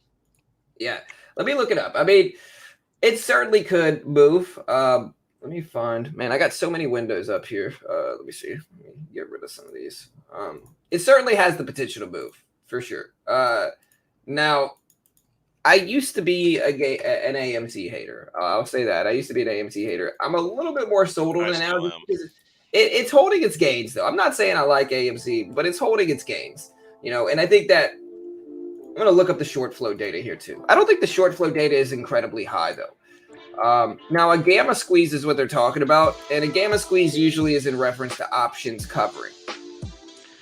So when options cover, the squeeze happens. I just want to show you real fast, just as that play, because the main one I'm focusing on this week is going to be Root. And if you look at Root's option change is insane for this week. Now, keep in mind, I've been on Root for the past 3 weeks. All of a sudden, I'm seeing a 56,000 volume. Volume for the Yeah. options change for 917 for the 7.5 calls for this week, and that's one of the big focus of this week for me, because one, I'm in it. I've been in it prior to seeing all this stuff, but there's a lot of stuff going on with this one right now. I just don't know if it's going to happen this week or it's going to happen next week. Right. But that's another one like you're talking about right there, because just the amount of options. I haven't seen a lot about, except for like big boys like Apple, of course, and things like that. But a lot of times there's not that many options chains open. And this week it's kind of like a do or die situation for the people on board that train. So I wonder what's going to happen there. I wonder if they're going to be able to hold it down or fight through. Yeah. I mean, and so I'm also seeing the Apple 13. iPhone 13 reveal is supposed to be tomorrow. And so that might be good. I mean, it might bounce right back up. I know you're holding options there. Here, let me get rid of this chat. So again, sorry guys, everybody see the poll here. Just before I end it, we'll give it another 5 minutes. Do you think we should have a separate channel for crypto, or do you think we should keep it all in one here? I think algorithmically speaking, it's going to be better to create a spinoff channel, you know, because I know a lot of you guys want it all in one channel, but I get so much crap about people getting mad about me talking about crypto. And like my crypto videos certainly perform worse on this channel than my regular stock trading videos. So it's like, vote now. Let us know what you think, guys. We got 185 votes. The poll's still in the chat right now, so just check out the chat. What I was also going to say is keep in mind, I mean, Apple today, tomorrow, they're going to be unveiling the iPhone 13. They'll also be giving you AirPods 3, Apple Watch 7, Series 7, and the only thing is a possibility of something in there when it really comes down to everything. The real difference between the 13 I forgot who was saying it looks the same as the 12. Looking is one thing. The actual internals are simply just a bigger battery, from what I'm understanding, a possibility of both 20% with the Apple Watch as well as the phone itself. So if you already have an iPhone 12, there's not really any excitement to jump up, but keep in mind this is a rotation year right here, and a lot of people are going to be jumping on it, and a lot of people that didn't have 5G access are going to be previewed to it from this point on going forward. And as of this morning, Apple's actually building a chip place. The official news came out as well. I forgot who it was, but one of the chip developers they're teaming up with in order to build out a chip factory, because there's no point of them being short on things. Now, keep in mind, Apple prepared for this if we didn't know, because they were the biggest buyers of chips during last year and the year before, and they bought preemptively while knowing that the shortage was going to happen. So the iPhones right now, if you don't get one the first day, you're going to be waiting a couple weeks, and if you don't get one within that time frame of a couple weeks, you're not going to get it this year pretty much. So also, it's going to be a hot item still, no matter what we think about the slight improvements. The 14 is honestly going to be, or whatever they're going to name it, that's going to be the one with the most upgrade. Little hole punch, most likely still charger in it and everything. But yeah, like I mean, there's a bunch of stuff still with Apple. That's why I haven't bailed. I mean, I could still take my money out right now and walk away with $1,000 and repurpose it. But at this time, I have other money to play with, so that one I believe in, just saying. So there's certain things behind it, but I'll be getting. But keep in mind as well for everybody, if you guys do ever sell your phones, don't sue us during this. This isn't John's recommendation. I use like Swappa, and Swappa right there, I sell every phone I have because I get one every year. So I pay at least $400 into my phone. Then I sell this phone for $800, and then my phone is still a reduced cost on my Apple Card. And that's how a lot of people do it, because I don't believe in paying high cost for cell phone service and everything. My most expensive bill for cell phone service is $30, and I'll either use like Mint or US Mobile, whatever's banging during the time.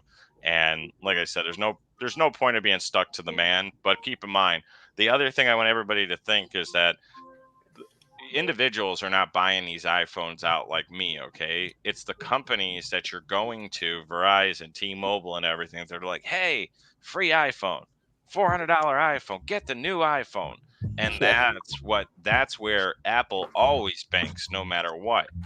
Okay, so Apple, no matter what, always be selling. All ABC always be closing. They always be selling the phones directly to the people, and whatever what the subsidy, what the providers do with them from that point on, Apple doesn't care. They got the payday. So that's where we need to understand that it's not only direct to people. These phones are already preemptively sold out in a roundabout way to the providers, because the providers are where they make their money by suckering you into these contracts, and not even contracts by any means, just period paying $90 for the same service that you can kind of get. And if you want to debate it, then that's on you, but still, I mean, that's what I'm saying. I mean, there's so many different avenues that we're not thinking about. And keep in mind one more thing, Apple will not let this whole thing stand inside of their mall. And it's already happening. Yeah. Epic's already coming back because they still want to claim Apple as a monopoly. Listen, Apple's not a monopoly. I mean, I got a Samsung. You know what I mean? Every company whatsoever. Understand, if you go into a mall and want to sell your goods at that mall, even if you're one of the little middle lane kiosks that got the shoe cleaners and everything, you got to pay rent to be in that mall. So understand that there is a rent tax coming if they're going to start doing this. And that's why I don't see anything wrong. But hey, everybody, I got to go today. It's time to get my cadets all working. Joel, have a great morning today. Peace. John, everybody in the chat. Pet Max for me, Yeah. Max, he's a good boy. Max is over there with his bone. He's just, he's chilling. He's chilling, man.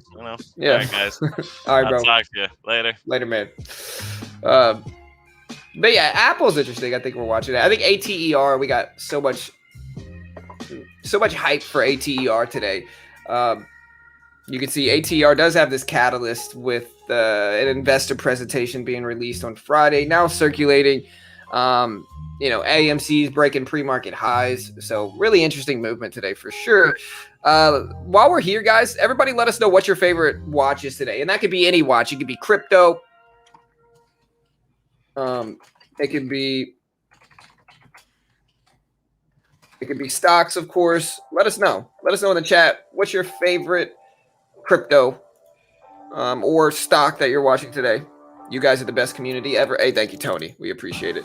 Would the crypto channel be streaming or just for videos? So it'd probably just be for videos. Like, I'm thinking the way to do it is probably to create a separate crypto channel. And of course, if we're still going to stream crypto here because, well, we live stream here every day. And so crypto is still going to be included here.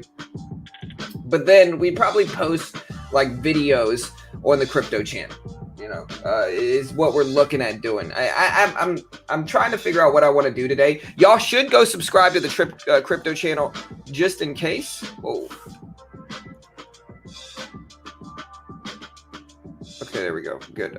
Yeah, y'all should go subscribe to the crypto channel just in case. It's called Beginner Crypto. We've already got almost 500 subscribers on the crypto channel, but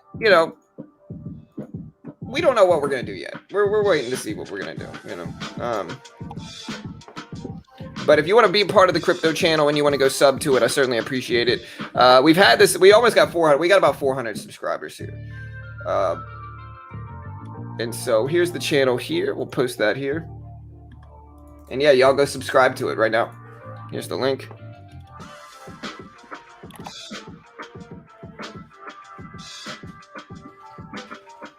I'll be right back. I'm just gonna go. I gotta charge up my watch here. Talk about what's your favorite watch is. That I was like, my favorite watch. That's the watch I'm using. No, I got it. Charge it. I'm a watch guy myself, Dude, I used to be, man, and it just ended up just getting like way too expensive. Yeah. Yeah, man, because I was looking at getting like Hublots and like some old Rollies, like some very specific Rollies. Yeah. And, so I was just like, man, this is. I've never gotten a Rollie. One day I'll get a Rollie. I don't have one. It's hard for me. Like, it's not that I couldn't afford one. Like, I could buy one, but it would be such a huge chunk of money. It's hard for me to justify that. It's just hard to justify that type of thing. I actually got I got a 1967 Rolex from my grandpa when he died. And I was just like, man, this thing's it's just so classic looking, Yeah. And so I thought, I was like, man, this is badass. But I don't know that I could spend that kind of money on a watch. That's me too. I've got a lot of Belovas or Belovas. I don't know how to pronounce it. I've got a lot of Belovas. Yeah. I've got a lot of Italian and like foreign, like Seiko or Seiko. I don't even know how to pronounce them. I've got some Seiko. Okay, so I've got I got a bunch of Seikos. I've got some Timexes. I think I've got some. I mostly have like Belovas. I don't know how to pronounce it. You're pronouncing it right. It's Belova. Okay, Belova. Yeah, I've got a bunch of Belovas, which are nice watches. I've got some Movados. Like the most expensive watch I probably have is like a Movado, and it's like a $500 watch, $600 watch, But it's like so I have watches, like I have a bunch of watches, but it's not like I have a bunch of super expensive watches. Like $600 is $600, but it's not like Rolex money, It's not like 30 grand. But I like watches. I got one of those watch gang subscriptions, and to be honest, it's the biggest scam you've ever seen, bro. I mean, like the watch gang, it'll trick you. Like the watch gang will be like, yeah, you'll get all these fancy name brand watches, and so you'll get a subscription. And I love Carol, love you. I'm sorry for saying this, but Carol got me one of the subscriptions for like Christmas a while back because she knew I liked watches. And the marketing will make you think that you're about to get like Seikos and like Belovas and like maybe get a Rolex, but you're going to get a bunch of and they'll be like, yeah, all the watches you're going to get, they're going to be at least $200 to $300. And they send you watches that are their own watches. Like it's their watches, right? And they'll just throw a price tag of like $300 on them when it's like they're the ones producing those watches. So like they can, like they're not great watches. You've never heard of them. They're completely like no-name watches that they create themselves, and then they throw like this $500 price tag on it, like it's really a $500 watch. But if you try to resell those watches, you might get like $30 for it. You know what I mean? And so that's kind of like their little scheme. And like you never get name brand. You never get real name brand. Like you get a bunch of no name brand that they throw an expensive price tag on. Kind of like a little misleading. And so it's just a scam, Nothing with like quartz movement or like automatic, watches. Yeah. Like some of them are automatic. They got some automatic ones, but they're their own brand. So like the resale value is not high, which is the biggest thing. No, that makes a lot of sense. Yeah. It's like Bulova. Oh, it's Bulova. Oh, Bulova. Oh, I got you. That makes sense. Like, thank you, sir. Boulevard. Yeah. Hey, John, I'm going to have you sign up for this review site I work with. They sent me over 3 TVs, and we do reviews for Samsung. Hey, dude. I mean, send them over, bro. They give me free TVs. I like TVs, you know. Yeah, send me that link too. Yeah. Honestly, I got this new office over here, and like I was gonna put a TV in here, but I can't bring myself. Like, if I show you guys this, I can't bring myself to like break the. Like, I can't bring myself to break down this wood panel. Like, we've got this wood panel here. I just can't bring myself to like strap a TV to this. You know what I mean? Like, I just can't do it. You know, I can't bring myself to like put a hole in this wall over here. You know, but I want to put like a TV in here. I just can't bring myself to do it yet. You know. Yeah. Nah, I wouldn't. But that's me. That's me. Leo says, damn, I was interested in that watch gang. Now I'm not. Hey, bro, listen, I just saved you a bunch of money. You will sign up, and in the marketing, they'll make you think that you're going to get like Seikos and Movados and all these really name brand watches. But when they send you watches, they are no-name watches. They're no-name watches that they specifically produce, and then they just throw a huge price tag on it to make you think it's valuable. Really, you're getting it for $70. So it's like a $70 less watch.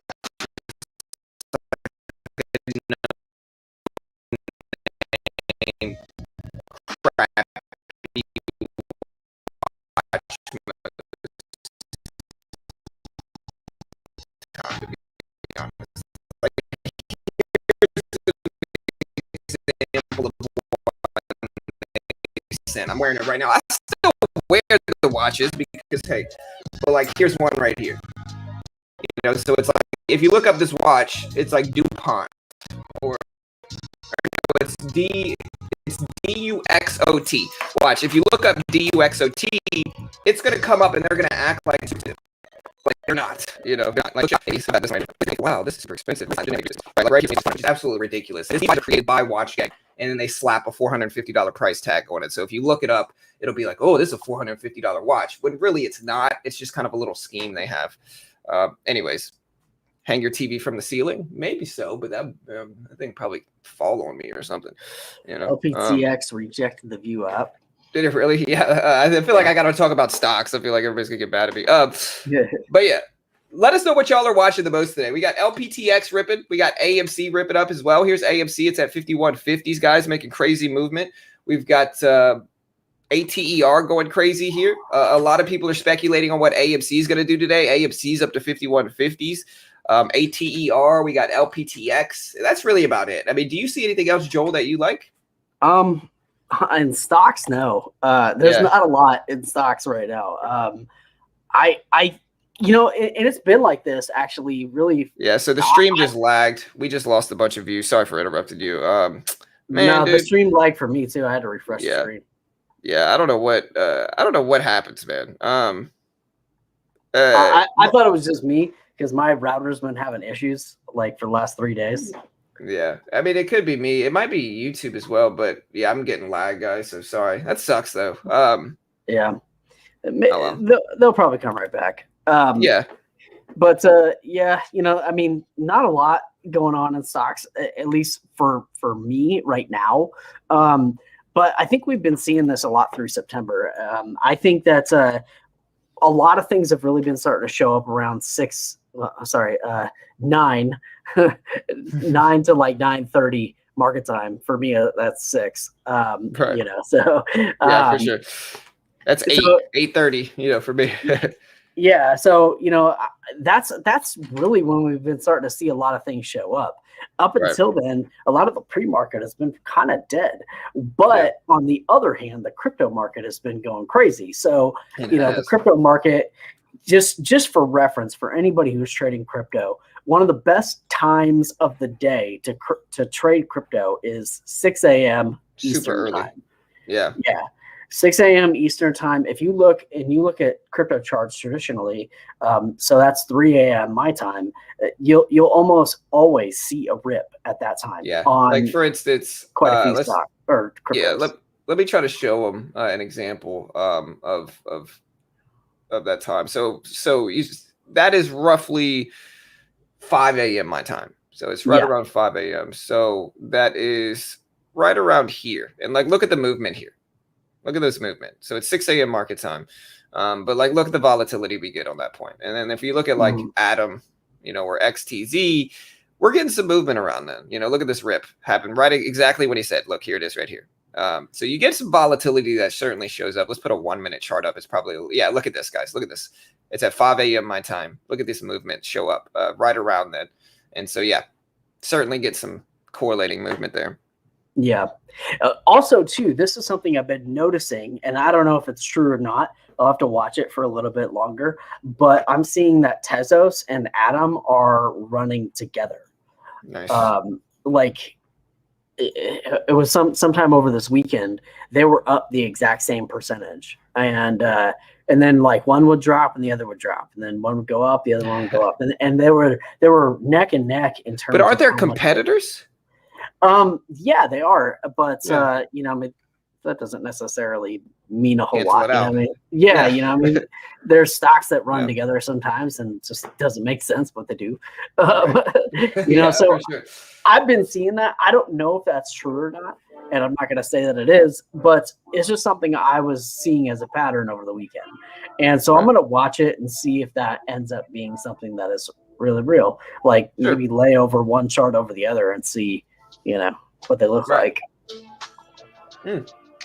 Certainly makes sense. I mean, honestly, I'm glad I bought some Atom too, because to be honest, I bought some. It was yesterday or the day before, and I'm glad I got into it. Let me see what I bought. So let me bring up my Coinbase here. Also, I figured out the cheapest way. If y'all are on BitGet, guys, and you ever want to take profit, which is what I've been doing, a solid amount. If you're ever on BitGet and you want to take profit, what you can do is you can send it via Tether. Sending it through Tether Coin is the cheapest. So if you send it on BitGet, anywhere on BitGet, see, we must be running into lag again. Damn, man. Honestly, Comcast is peeing me off, bro. This is what happened with Comcast last time, bro. Yeah, so I have Comcast as well, and my router, so I'm not sure if it's my router that is going bad or if Comcast is like sending out random updates or something, because my modem started resetting this weekend, and I just bought my modem. Like my modem's new. Yeah. Honestly, they've been messing up. What they did to me. So we recently moved houses, right? And if you guys remember, I had Comcast Business. And so I had Comcast Business. It was like $400 a month, and it was literally worse than the residential service they had. So it was literally worse than the residential, right? And so when I moved here, I said, well, look, I don't want Comcast Business anymore. I just want to get regular residential service, right? And so I say, hey, I don't want Comcast Business. I'm moving. And they're basically like, oh, well, you're locked into your contract for the next 2 years, and it's going to take $4,000 to buy out the rest of your contract. What? And so, so I'm like, no, thank you. I was like, well, what are the other options? They're like, oh, well, the other option is you. And granted, I am not even living at this house, guys. I am not even living at this house. There's nothing there. The house is blank. The house is empty. And so the only other option is to lower my plan to like a $70 a month plan and like pay the $70 a month off until I can buy out that part of the contract, which will be noticeably cheaper than the $4,000. Dude, so that's what I do. Yeah. So I bumped it down to the $70 a month plan. And I talked to this guy and I bumped it down. Right. And so then I get my first bill for that house, and it's $160. And like this Comcast guy completely ignored what I said. Like locked me in for like the phone, locked me in for all this BS that I don't need, that I don't want, that I didn't say I wanted. Completely lied to me. And when I call them back and I'm like, hey, I'm tripping out on them at this point. I'm like, look, this is like the 4th or 5th time that this has actually happened. Like, so they will literally lie to you and then subscribe you to things you didn't ask for because they earn commission on that money, right? So like a Comcast rep will like sign you up for a bunch of crap you don't need just because they're getting a cut of it. And so in the end, I call them and I'm like, look, this is BS. Like, I didn't sign up for any of this stuff. I'm supposed to pay $70 a month. I don't even live at the house. Like, why would I need a phone line there? Like, he signed me up for a bunch of stuff I just didn't need, like a phone line and all this crap. I'm like, hey, I don't even need this stuff. Like, I don't even live at the house. It's literally unplugged, so nobody can hack into me there. It's literally sitting at the house just unplugged. Like, the whole modem is just unplugged. Like, I don't use it at all. And then they just deny it. They deny it. They say, hey, well, do you have a recording of the guy telling you that? I'm like, no. Yeah. Like, why would I record the phone call? Like, are y'all saying y'all are that shady? And it's just absolutely ridiculous. Honestly, when Starlink comes out, I know Starlink's only supposed to give me like 10 megabits or whatever it is.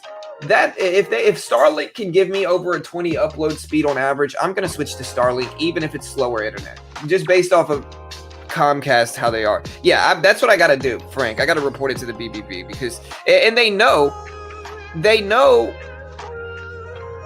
like, I know what I told them was like, look, you can listen to the phone call. Like, a long time ago, I worked in CSR, like in customer service. They record literally every single phone call without fail. Right. And so if they really wanted to, they could go back and listen to that call and see the guy lied to me and then say, OK, my bad. He must have made a mistake. But instead of doing that, they are so shady of a company and they're so trained to mislead people and to just go for money, even if it, like, you know what I mean, that they basically refuse to do that. Like, they're not even going to go back and listen to it. Like, they're just going to be like, you're SOL, you're stuck, like tough crap, you know, when really I'm just going to charge back my card, you know, switch this internet here in Carol's name so they can't say, hey, you know, you owe us money, John, and I'm just going to charge it back. And then if they try to give me that debt, I'm going to just fight them until they get rid of it. That's probably what I'm going to do. Yeah, 100%. Yeah, man. They're not the most ethical of companies, and yeah. I mean the big challenging part there too is that they do have a monopoly as far as on the cable side of internet, and they're able to get away with it by saying, well, we don't have a monopoly because there are other internet options available to you, right? Yeah. But not on the same technology. Mm-mm. So it's a monopoly over that specific style of technology that's, you know, having it go through the cable system. So that is definitely, you know, one element of that, but also I worked for a third party vendor of Comcast for a period of time, and the type of stuff that they were telling us to do.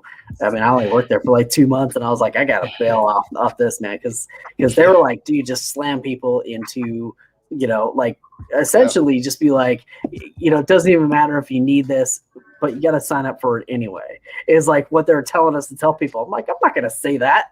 Right. It's like, so shady, bro. I can't. Oh, dude, it bothers me so much, dude. Like, I know, but it would be one thing if this was just like an isolated incident, right? But Comcast has literally done this to me at least two times in the last year. Like, they've done this like before, where they've gotten me this deal where they've locked me into this specific deal where I've called and I've been like, hey, I want to cancel my Comcast service, and they're like, no, don't cancel.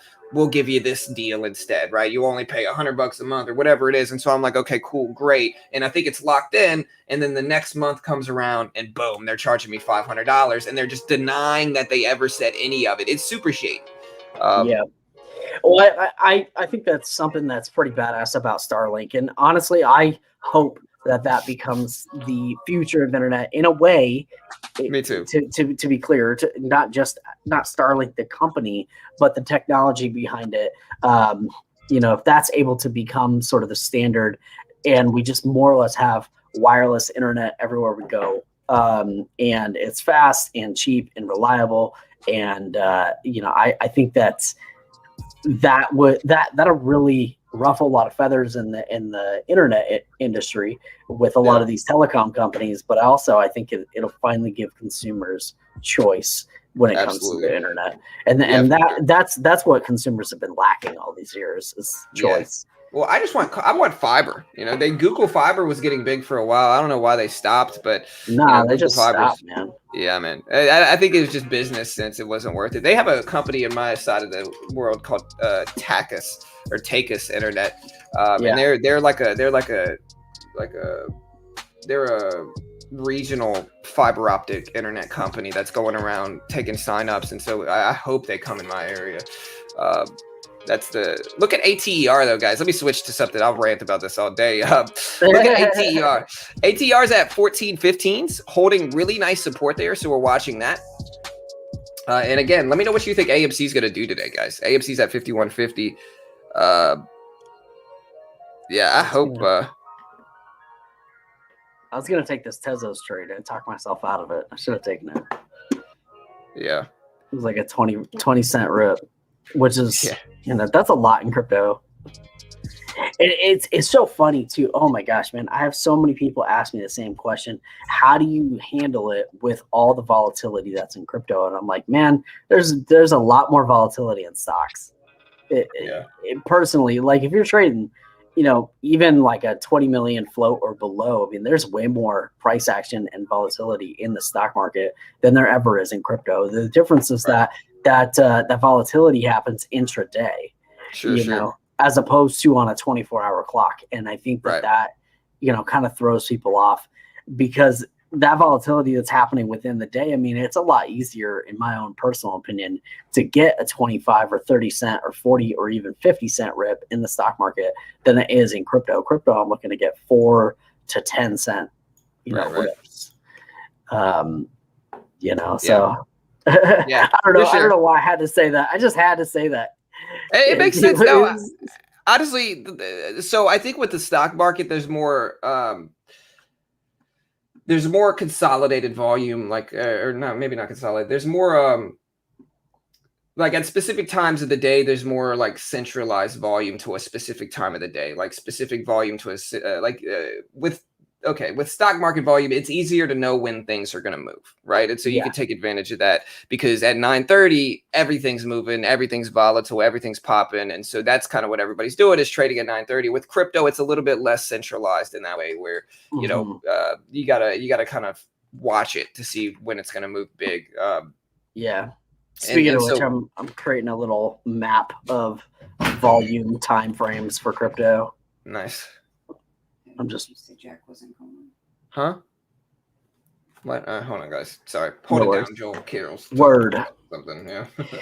So, guys, if you're looking at ATER, this thing's starting to pop up a bit. It just got the 12-26-35 crossover. This is a strategy that I personally trade a lot. John has talked about it in the past, the 12-26. I personally add a 35 to it, 35 EMA, and that really helps me understand when consolidations happen to prevents me from taking a lot of false breakouts. But ATER, guys, is ripping up. That one got a nice rip from the 1420s up to the 1450 area. And it looks pretty good. It just put it in its first move. It looks like it might be setting up for another. And volume looks pretty good. 87,000, 15,000, 72. So about around like 50,000 or so per minute. Clinton saying the 4-hour looks good on AMC. And ATER, there it goes, popping up. Oh, I've been talking. I just realized I've been talking for like the last 2 minutes, like muted. What's up, no guys? worries. We're talking about ATER. Yeah, it looks like it's probably my favorite one today. I mean, I think ATER is moving more than anything else, really. Yeah. And so ATER and AMC are probably the top two. In stocks that just have volume, everything else is kind of slow. The stock market in general is a little bit slower today. Crypto's moving some. September. Yeah, I'm just ready for I'm ready for the market to heat back up in the fall months. We're ready for it. But we got LPTX looks kind of dead.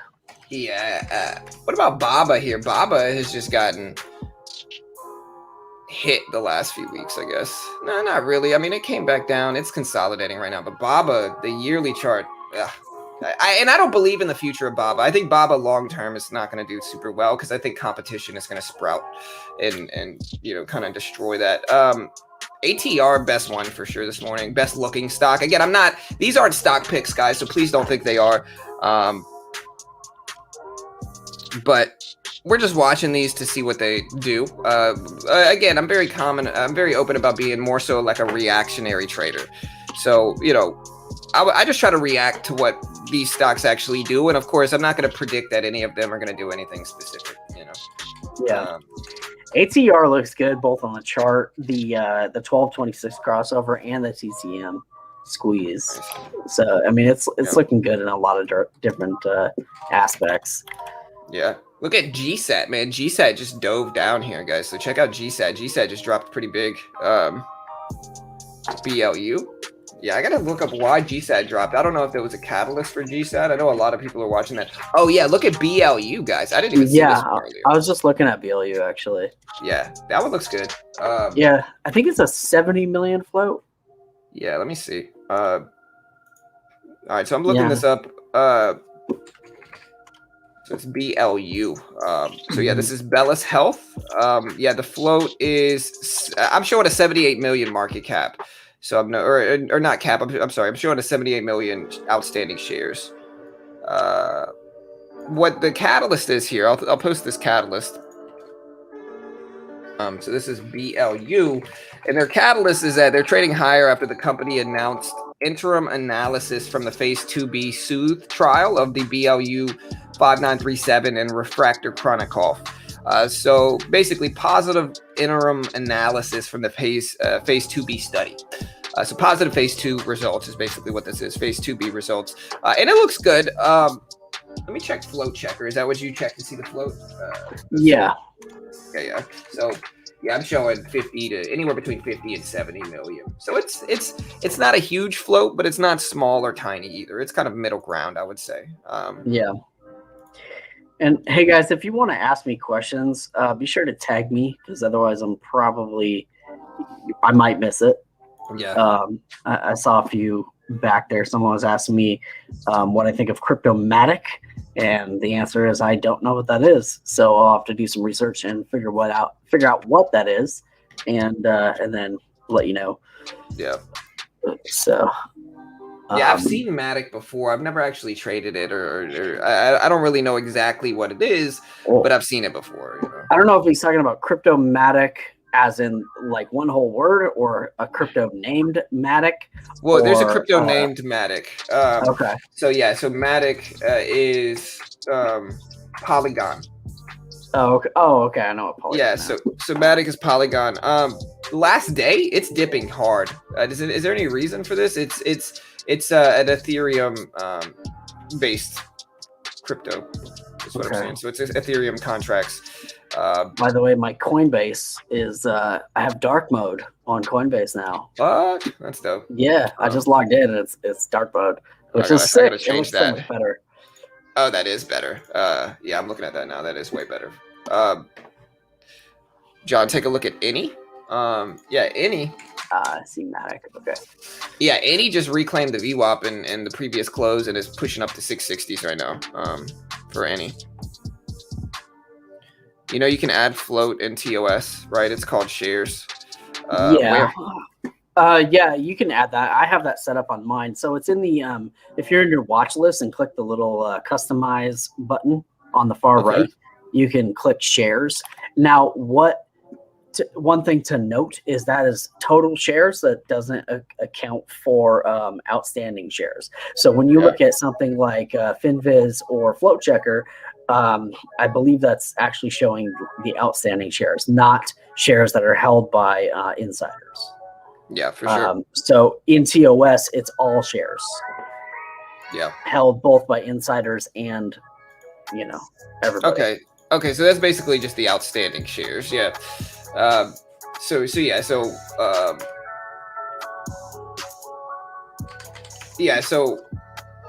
I keep it on my own thing just because it's another way of getting an idea of what the float is. Right. So yeah, for sure. What's up? Yeah, no worries, Zach. What's up, James? Yeah, Any's interesting. Any is Bitcoin related. I'm pretty sure this is a mining company. It is a crypto stock. Okay. So let me look up Any. I'm pretty sure it's a mining stock, but I'm not 100% sure. I know this is another one of the ones that they've been talking about a lot the last few days. 60 million float for Any. They posted the general corporate statement on Friday, but I'm pretty so. Any it's a mining stock. Do Any did a shelf or something like that, a registration. Did they? Yeah. What Oh, did they okay. do? They did. So Yeah. on Wednesday of last week, they announced the closing of $192.1 million registered direct offering priced at the market. Thank you. Direct offer. So yeah, they recently diluted a little bit. Yeah, but it wasn't huge. Yeah.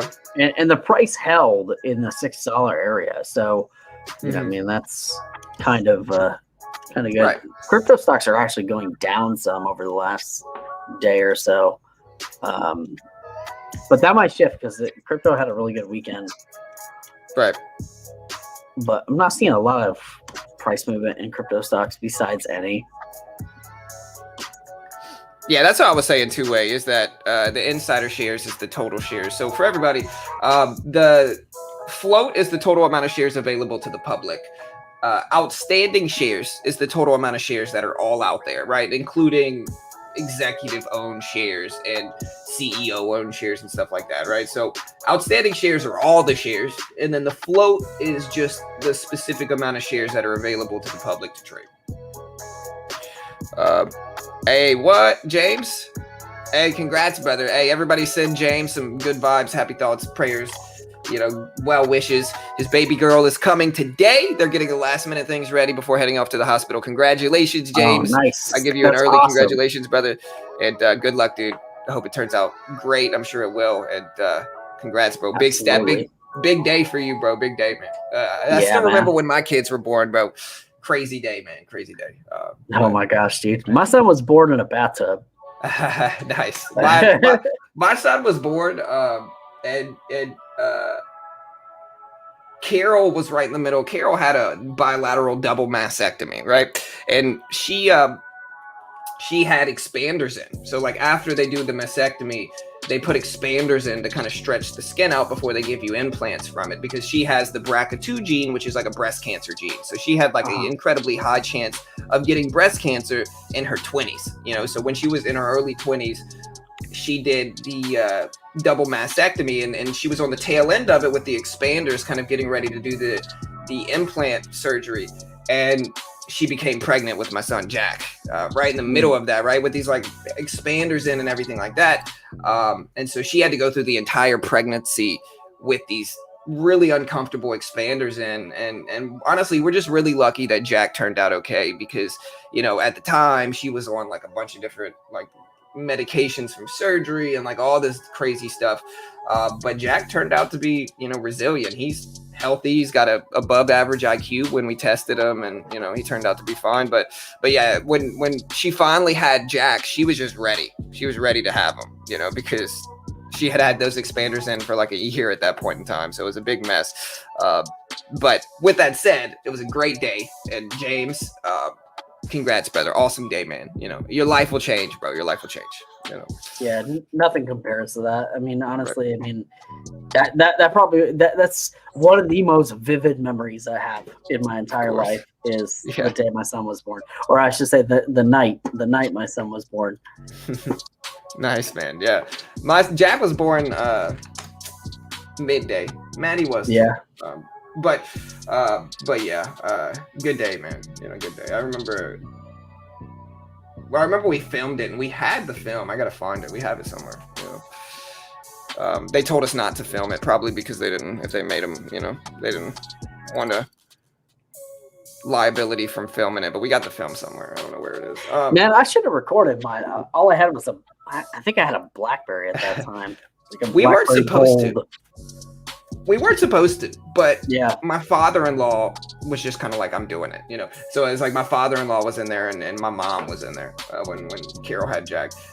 And the hospital was like, no, you can't record, but then he did anyway. We got the video. Shout out to my father-in-law, because without him, we wouldn't have had it. But yeah, because he's like, whatever, man. I don't care about your rules. This is my this is what baby matters. Boy. Yeah, right. But yeah, that's ATR awesome. Guys, at 14. Let's see if it holds. I think if we're looking at ATR, we've got 14 level there to see if we can hold. That 1450 is a resistance on ATR as well. I was just looking at that. That'd be, dipping below the view up a little bit.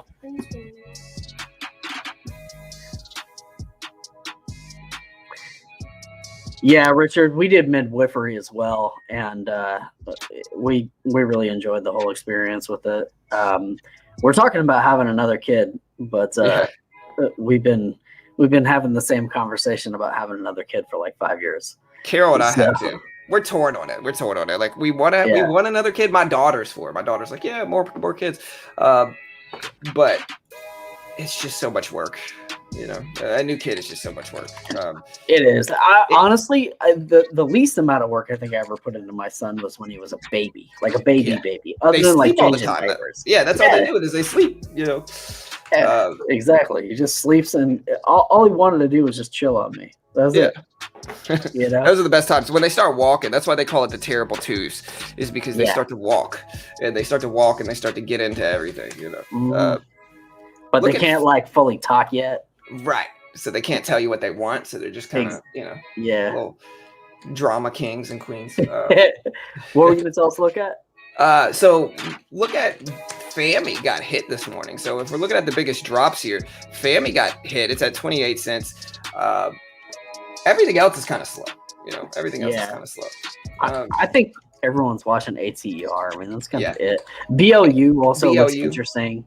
Yeah. But and AMC too. So and AMC's pushing up to test 5170s too. So AMC's getting up there. What's the short float on AMC these days? 20%. I looked it up earlier. It's 20%. So yeah, I'm looking at it right now. The estimated short interest percentage of the free float is 20%. The free float on loan percentage is 22%. Shares on loan is 114 million. Days to cover is 1.02. Cost to borrow is 1.63. 90.87 utilization. Overnight changes in short interest are minus 0.61%. And so they're down. They're down a little bit in the short interest float. So yeah, AMC looks good on the daily chart though. It does. I was talking about it earlier. AMC kind of looks like Bitcoin. The movement looks like Bitcoin. It's kind of the same type of movement where you get a big parabolic rise, kind of around the same time, a little bit different, but kind of around the same time, and then you get a big drop, and then you get a kind of regain of some of those gains. Like that's what it looks like. It looks like Bitcoin. So here's a question for you about AMC. What do you think? What's your thoughts on the Biden administration saying that in order for people to go to entertainment venues, they will be required to be vaccinated? What do you think? What kind of impact do you think that will have on AMC and really any other sort of public things? Well, I don't think it's going to be good, of course. I think it's going to negatively affect people going out there and doing that. And so I think that, and like I said, I'm not saying it's right or wrong, but I think it's certainly going to negatively affect viewership with AMC. I genuinely think if AMC is going to survive, I don't think, number one, I don't think at this point what AMC actually does matters. I think what matters right now is the following of AMC has it kind of in control. Like the following of AMC kind of has it in control. They're the ones controlling it. What happens with the company itself is less relevant at this point in time, just because I think there's so much hype in AMC right now. There's so many followers. The ape community is huge that they're kind of in control of the float to a certain extent. Now, I do think there's also some big time shorters that are playing with this thing, but the short float's not incredibly high either. So the short float is not crazy high, and it's just kind of one of those things where we'll have to see what happens with it. I'm kind of torn on AMC. I'm not saying I don't believe that it's going to continue going up and ripping up. I just don't think it's going to necessarily hold. And I think the people that are claiming AMC is going to hit 1,000 are hurting like the legitimate like predictions for AMC. I think that the short float's not incredibly huge. It's like 20%. And so people claiming that AMC is just going to moon to 1,000 from a short squeeze don't really have a fundamental understanding of like what causes those type of short squeeze. Now, at the same time, I could easily be wrong, but I just want to see AMC over 100, and we'll see if that happens. Yeah, I mean, even over 100. I mean, that's an insane move for AMC, especially. It's a large float stock, and so that's good if it does, of course. Yeah, I think that's something that for anyone who whether fanboying or not fanboying, from anyone who is thinking about investing in AMC, I think you need to, recognize that the float is 500 million, and that in order for that squeeze to happen, that a lot of those shares are going to need to be absorbed in order to make that push up. So, for sure. We'll see if it happens. I think it would be definitely a fun and crazy time if it does. Yeah. I'm for it. I think it'd be cool. Yeah, I think so too. I think it could happen for sure. I think it's certainly possible. What's Clove doing these days? I'm not sure. Let me see. Not a lot.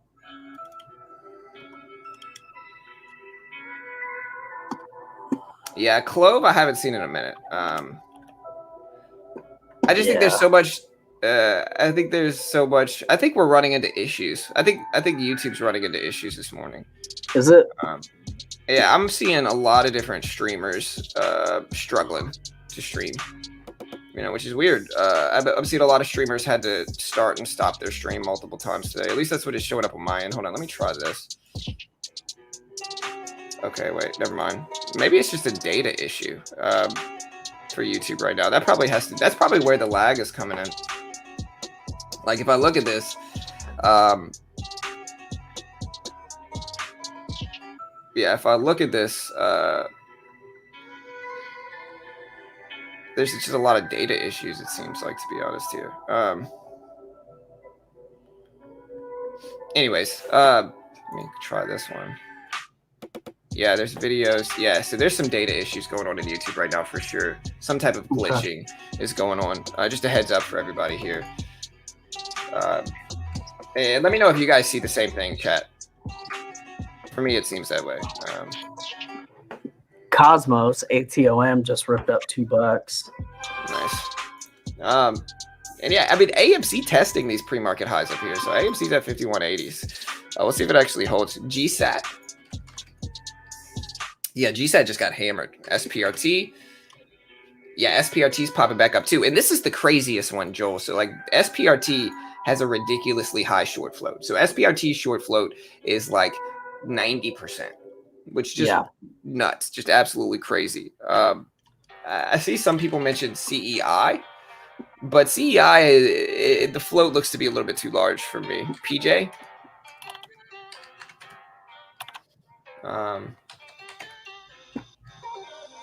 OTLK, yeah. Slow day. We got Blue, we got AMC, we have ATER, and then we've got a lot of the other short float stocks. SPRT is heading up there.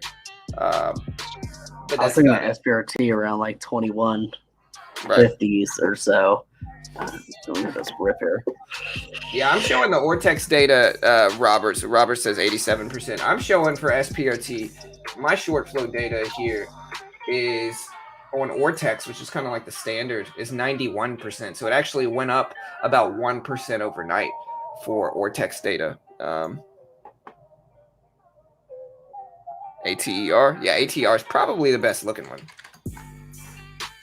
And the reason they say ATER is up is because investor presentation was released on Friday.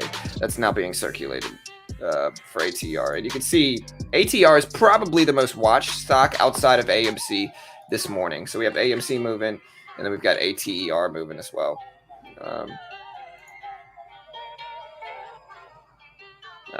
I don't know. Playmaker. GSAT apparently had an SEC filing that didn't mention Apple at all. Is calling for the sell-off. Okay. Presentation is old news. Yeah, certainly.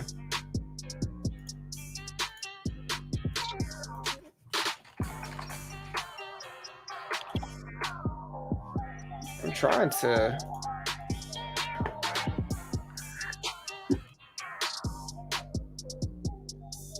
Yeah, right now I'm not seeing anything that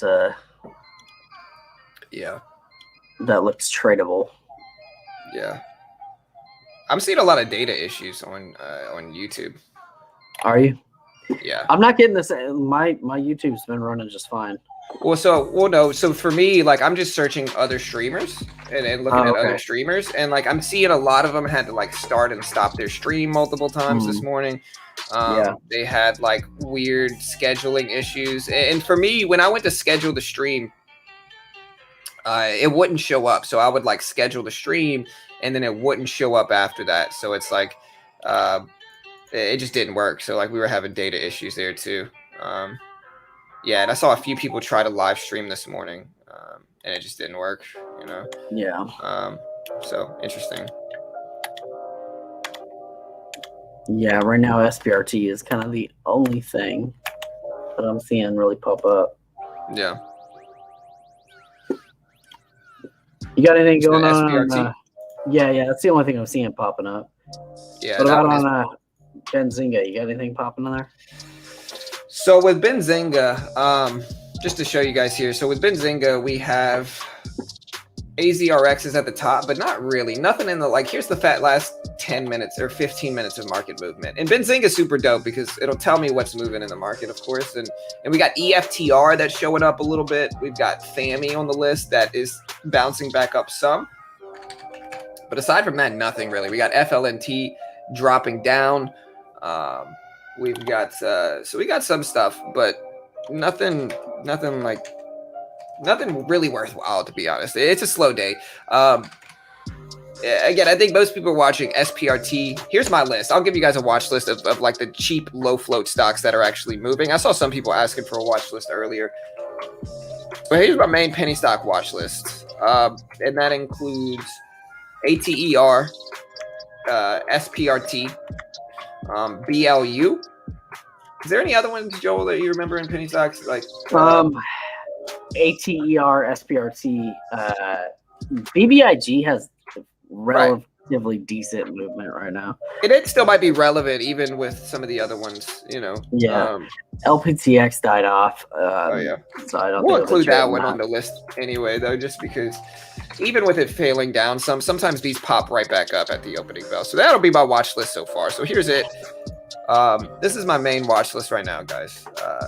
And you know, we'll see what happens. In crypto, we can look at that too, but crypto is just a little bit slower. Yeah.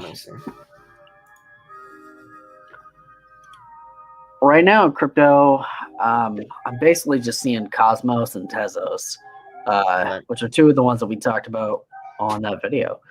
But those are the only two. Everything else is in the red. And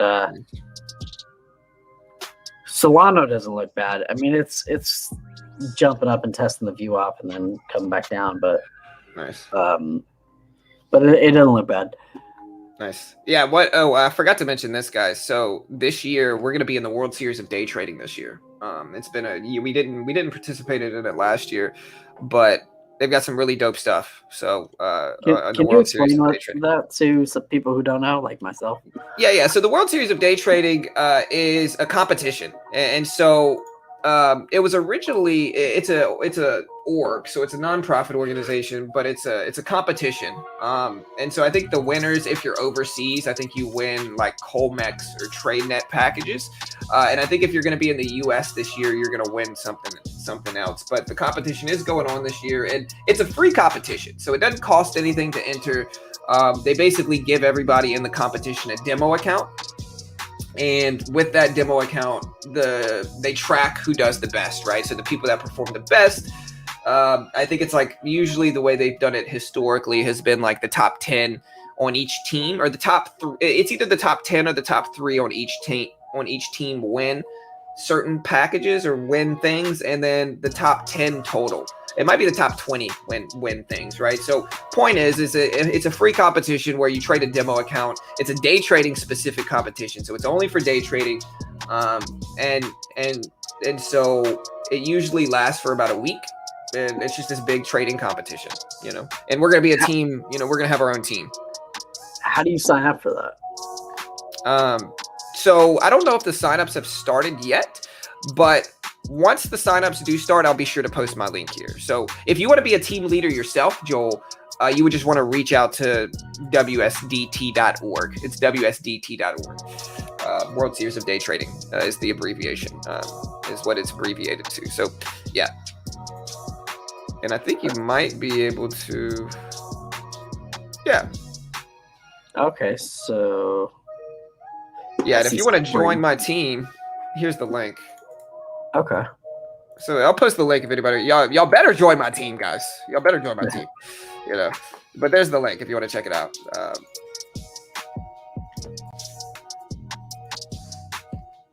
All right, guys. We got LPTX. We're looking at like AZRX. We're looking at MDXG. We're looking at FAMI.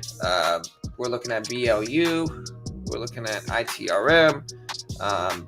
But yeah, BLU, ATER. These are the only ones that actually look good. So SPRT popping back up.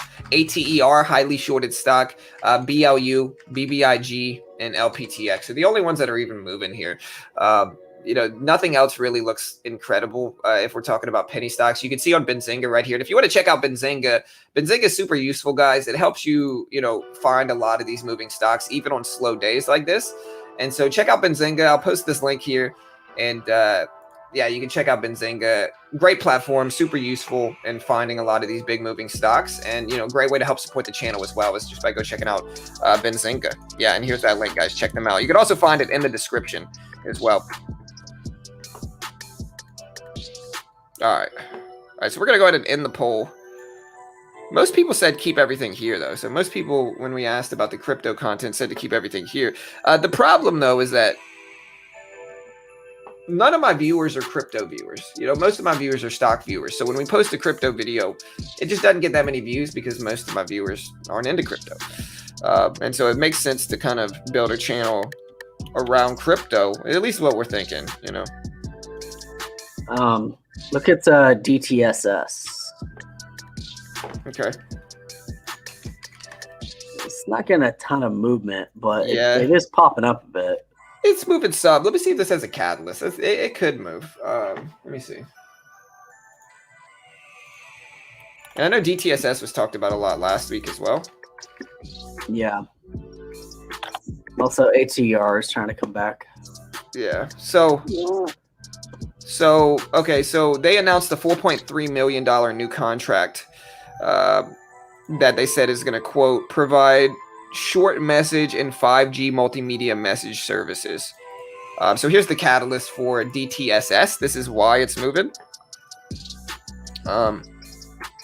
We have DTSS here. They announced, again, a $4.3 million contract to provide short message and 5G multimedia message services is what it is. But again, this is mostly what I'm watching,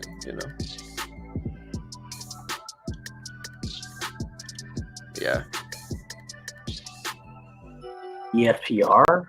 I got into crypto because of this channel. Nice. Crypto should be separate. Yeah, I think so too. I think if we can get over 1,000 views on the new channel, guys, then I think it'll be worth it. And we'll start once we get over 1,000 views or 1,000 subs. I mean, on beginner crypto. Let me see if it'll let me switch to.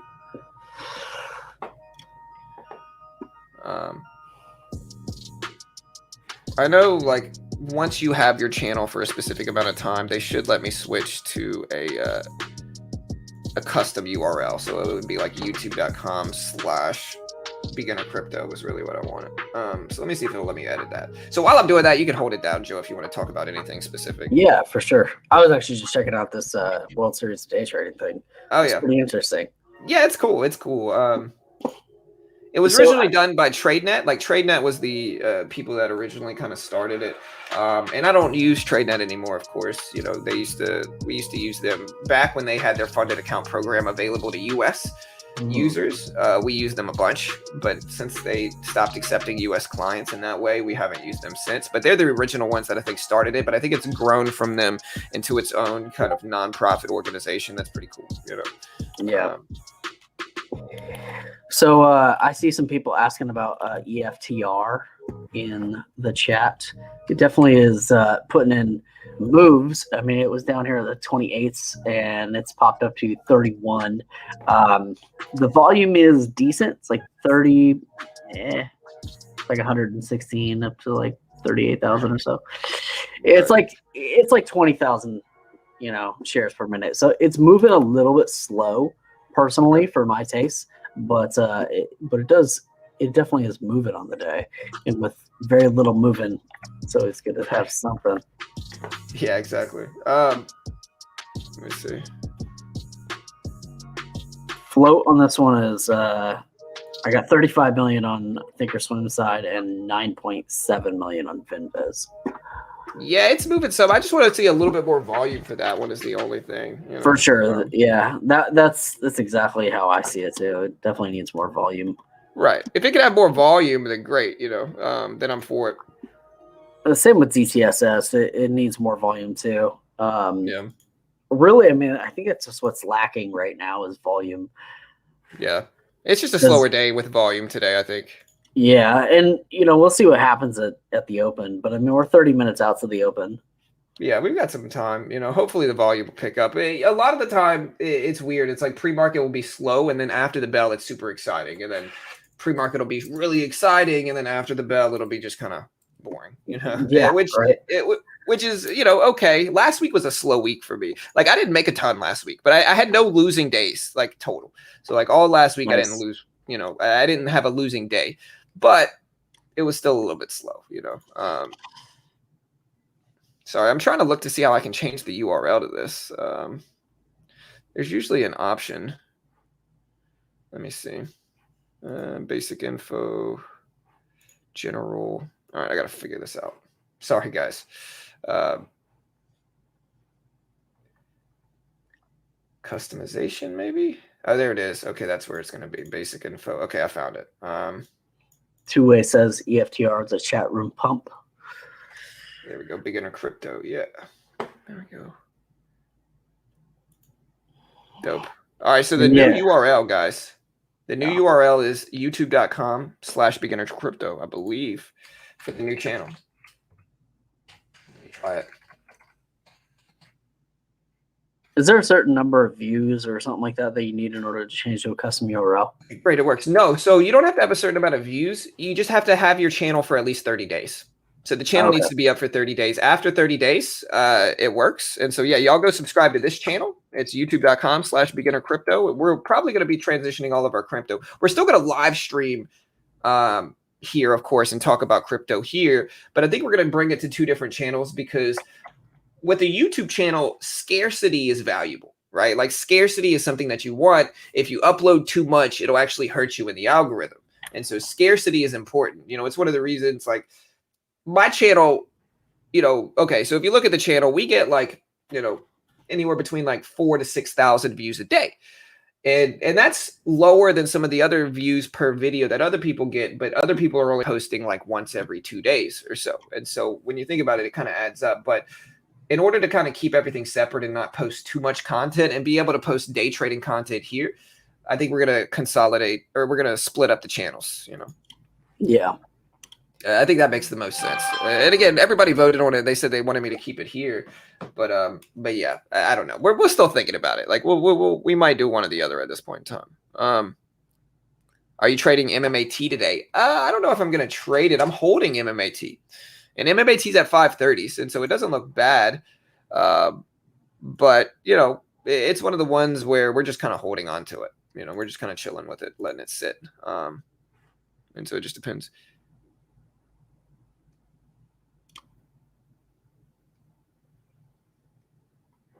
What? Realtor? What are you talking about, bro?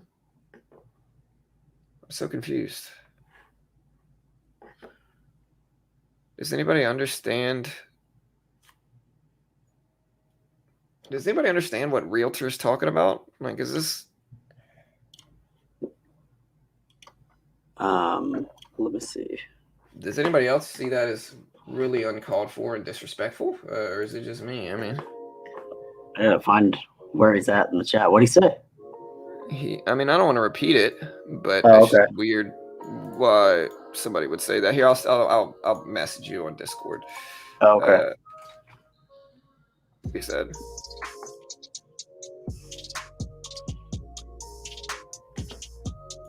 Like, is that like an inside joke or something? Or, you know? What the hell? Oh, it's a movie quote. Oh, you're saying he looks like Zach Galifianakis. That's what you're saying. Oh. He didn't. I don't think he looks like him at all. But that now I understand it. But bro, realtor, you almost got booted, sir. You know, you got to be careful, bro. I'm sitting there like, damn, dude, that's neat. Yeah, man. I don't know. I thought it was some of the crazy stuff that I see on Xbox, man. You know how it goes, bro. You beat somebody at a game, they're like, dying in a grease fire type of stuff. My wife is a huge gamer. I mean, she games a lot. Like, he says you sound like Zach Galifianakis. Okay, I could kind of hear that. That's more reasonable. I was gonna say you don't really look like him, but like I could kind of hear it. I could kind of agree with that. My wife is a big gamer, and like sometimes people are like, "Hey, say this thing," and it just kind of creeps her out. So I didn't know that you were asking me for movie quotes. I didn't even see that comment come through though. So but it was a close one, bro. You almost got banned in here, Realtor. You almost got banned. It was close. Luckily, I know the Hangover pretty well, but it was a close one, bro. But no, you're good, bro. So Realtor, I've actually never seen The Hangover. What? Yeah, I've never seen The Hangover. I'm like one of the last people on earth that I think that hasn't seen that movie. Yeah, they're all great. They're all great. What's up, Jessica? Good morning. Good morning. But no, they're pretty good movies. Blue was a short. What's your logic behind that play? Well, Two-Way was saying that Blue is a chat room pump. It's certainly possible, but a lot of these penny stocks are, Wait, no, he was not saying Blue. He was saying EFTR is a chat room pump. Yeah. Yeah, EFTR, it's too low volume for me. A lot of the times you'll see these kind of fade into obscurity quick. Yeah, and you'll never see them again. Nike been downgraded. Between Two Ferns is hilarious. Yeah. He almost got the good day, sir. He really did. He almost got the good day. I wanted to. That's why I kind of had a feeling it was an inside joke, but for me, it was just kind of like, whoa, bro, damn, that's some morbid stuff over there. But I had a feeling. I know Realtor, and Realtor's cool, and so I knew he wouldn't be intentionally disrespectful like that. But it just took me a minute, to really figure out what he was talking about. But yeah, LPTX is testing the $2 range. Just under which one? Oh, LPTX. Yeah. And if it can get back over the VWAP, I think it's looking great. Like if it can get back over the VWAP, I think it's solid. If it can, it's definitely it has to get there and then hold there. Right. For me, and that's a big if. If. I mean, it does only need to come up 5 more cents, but 5 cents on a $2 stock is a lot. Right. AMC is also pulling back now too, guys. You can see AMC is back down to the 5150s. We'll see what happens with AMC. It's at 5160s. We'll see what we get. It's got these highs up here that right around 5184 that I know a lot of people are watching. Ideally, you just want to see AMC. What I've noticed about AMC in general, guys, is the VWAP is very influential over AMC's movement. So like a lot of the time, like, look, here's a good example. Like a lot of the time, if AMC pops up and then it breaks underneath the VWAP and heads down and holds for like 5 minutes, it's usually going to trend down for a significant part of the day. So like, look at the VWAP here with AMC. You can see it popped up. It looked really strong at the opening bell on the 8th. So last week. And then it just tanked underneath the VWAP really, really quickly, and then just consolidated for the rest of the day underneath the VWAP until the very end of the day. But it's super influential, and you can see here, for instance, kind of the opposite. Opened up weak, kind of finally recame the VWAP, and then continued on that upward direction. And so I watched the VWAP a lot with AMC, and on instances when I day trade it, a lot of the time AMC has got that big squeeze potential, not even squeeze, but it's got a lot of people interested in it. So a lot of volume comes in when it starts to get hot. And so watching the VWAP, considering it's volume weighted, I think makes a lot of sense for AMC, even on like a short-term basis.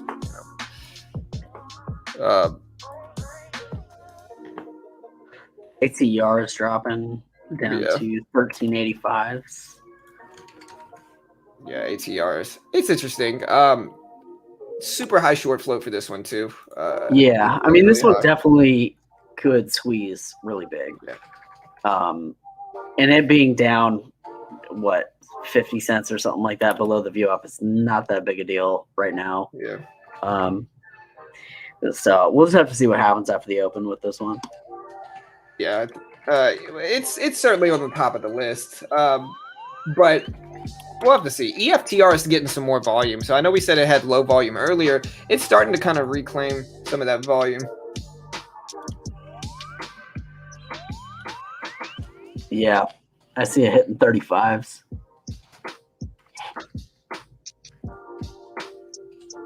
Heck, that would have been a nice trade, man. $4 jump. Yeah, for sure. It looks volume's coming in for sure. And you can see the TTM squeeze predicted the squeeze started to happen way back then. Yeah, exactly. The TTM squeeze is a dope indicator. Yeah, it really is. Go ahead. Oh, I was gonna say I try to limit how many indicators I use, and I try not to rely on them. But it is just helpful in getting that additional information. Yeah, I think it's useful too. I think that as I'm learning how to use it, it's kind of the perfect indicator for me because it looks at the same things that I look at. Like it takes into account the VWAP, takes into account the sentiment. So it's really like a sentiment judging indicator. Like it'll tell you when the sentiment is changing in a specific stock, right? So if you look at stuff like if you look at like AMC, you can see it's just telling you where the sentiment is. Weak sentiment. You can see it broke over that sentiment and held mostly. So it's interesting for sure.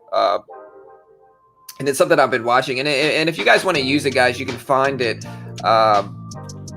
You can find it on TOS under volatility studies. Under volatility studies. SPRT rip back down. Yeah.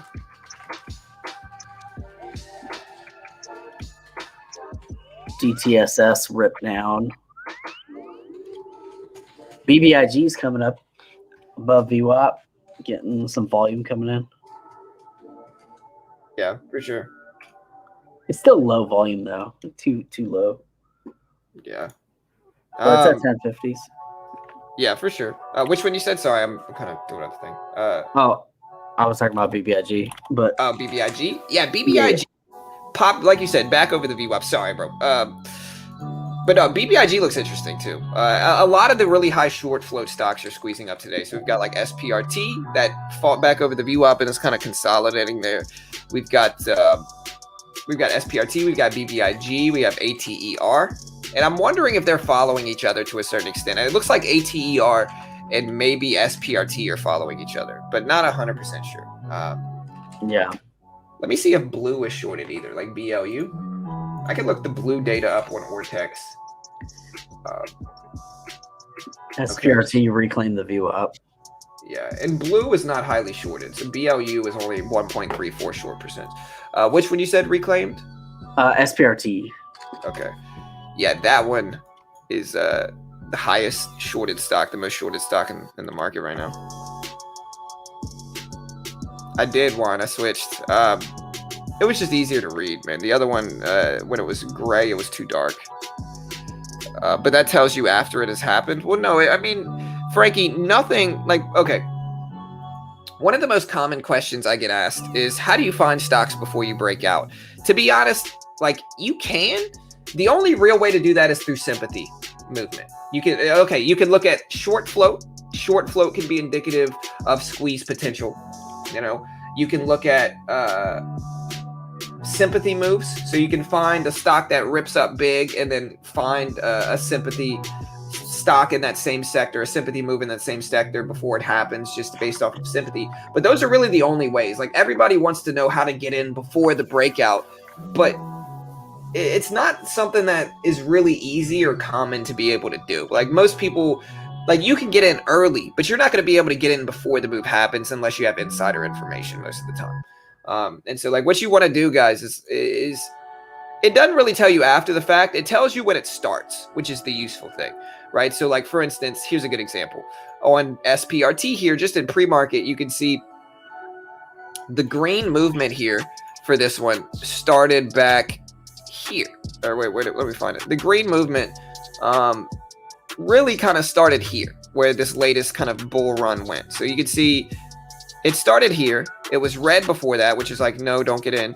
And then it started to turn blue right here, right? And what I'm noticing is like once that blue starts, you can see then we start to get this big rip up. And so it can be indicative of when the move starts. And Joel probably, to be honest, knows a little bit more about this one than I do, but it seems like it can help with that. Yeah, so I've been using the TTM squeeze for about 6 months now, and one thing that I've personally found is really helpful with it. You're mentioning the green dots and the red dots. The green dots is, if it turns to a red dot, that's pretty much like, hey, either don't trade this or wait for another setup.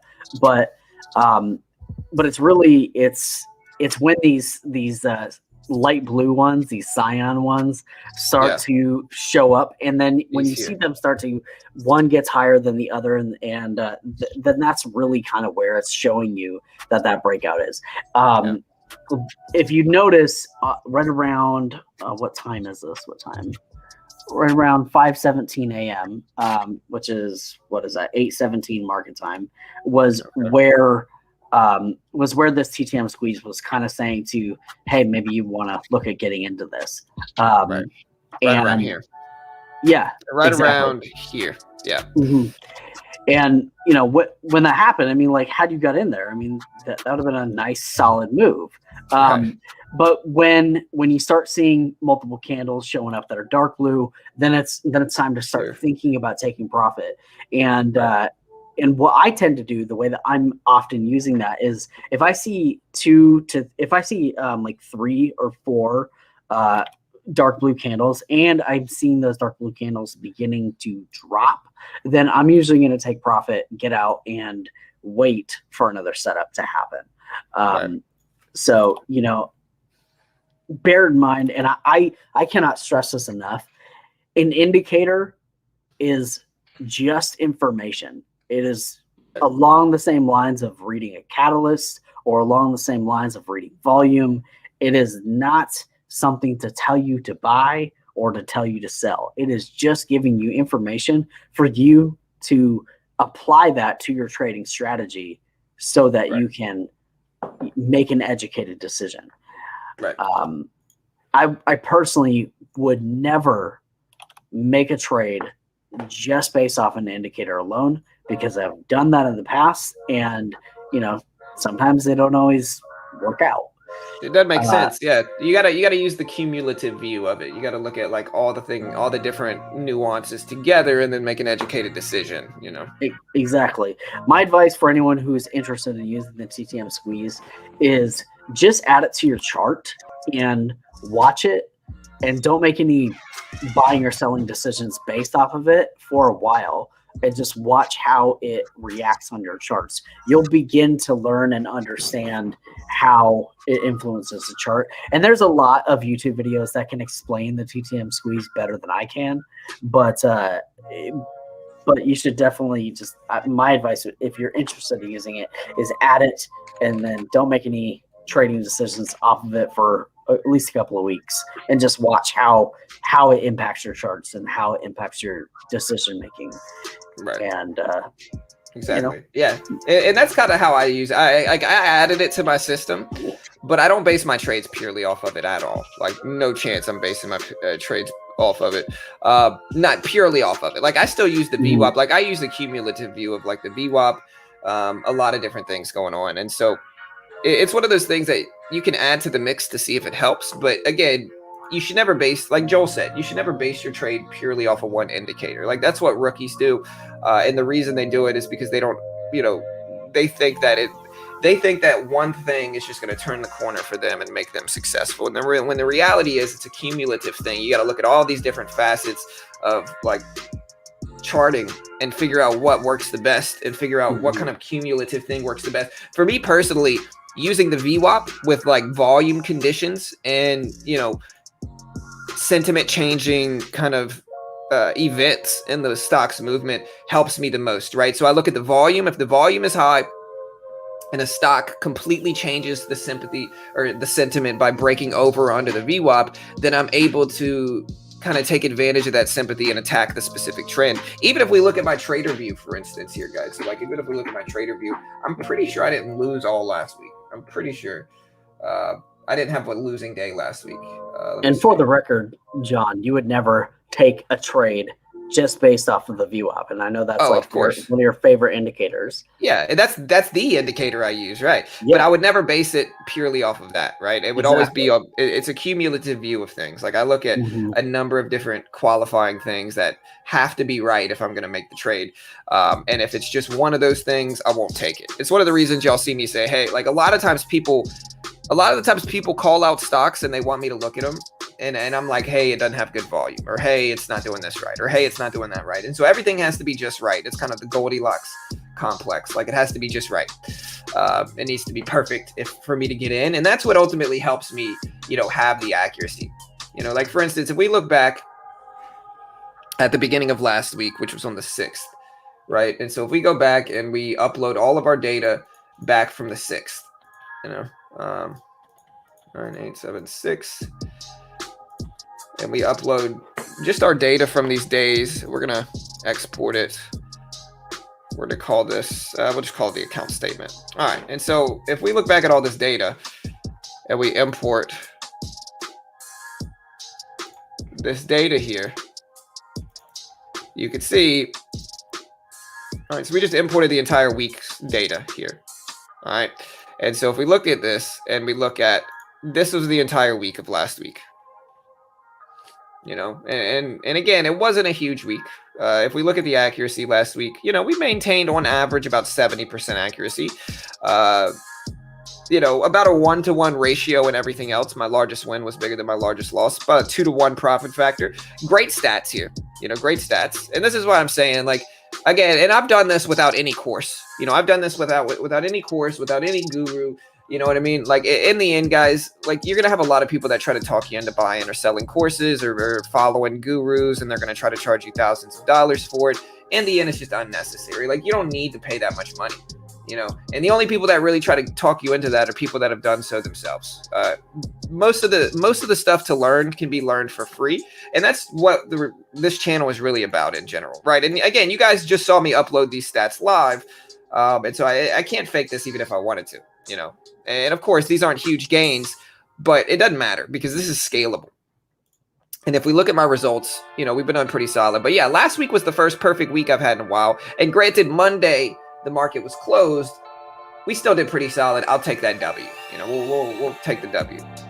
Sure. What we got? 10 minutes. Yep. Yes, 10 sir. minutes in the open. That's what I was just checking. What is the indicator that will tell me to buy? I don't know. None of them. Not me.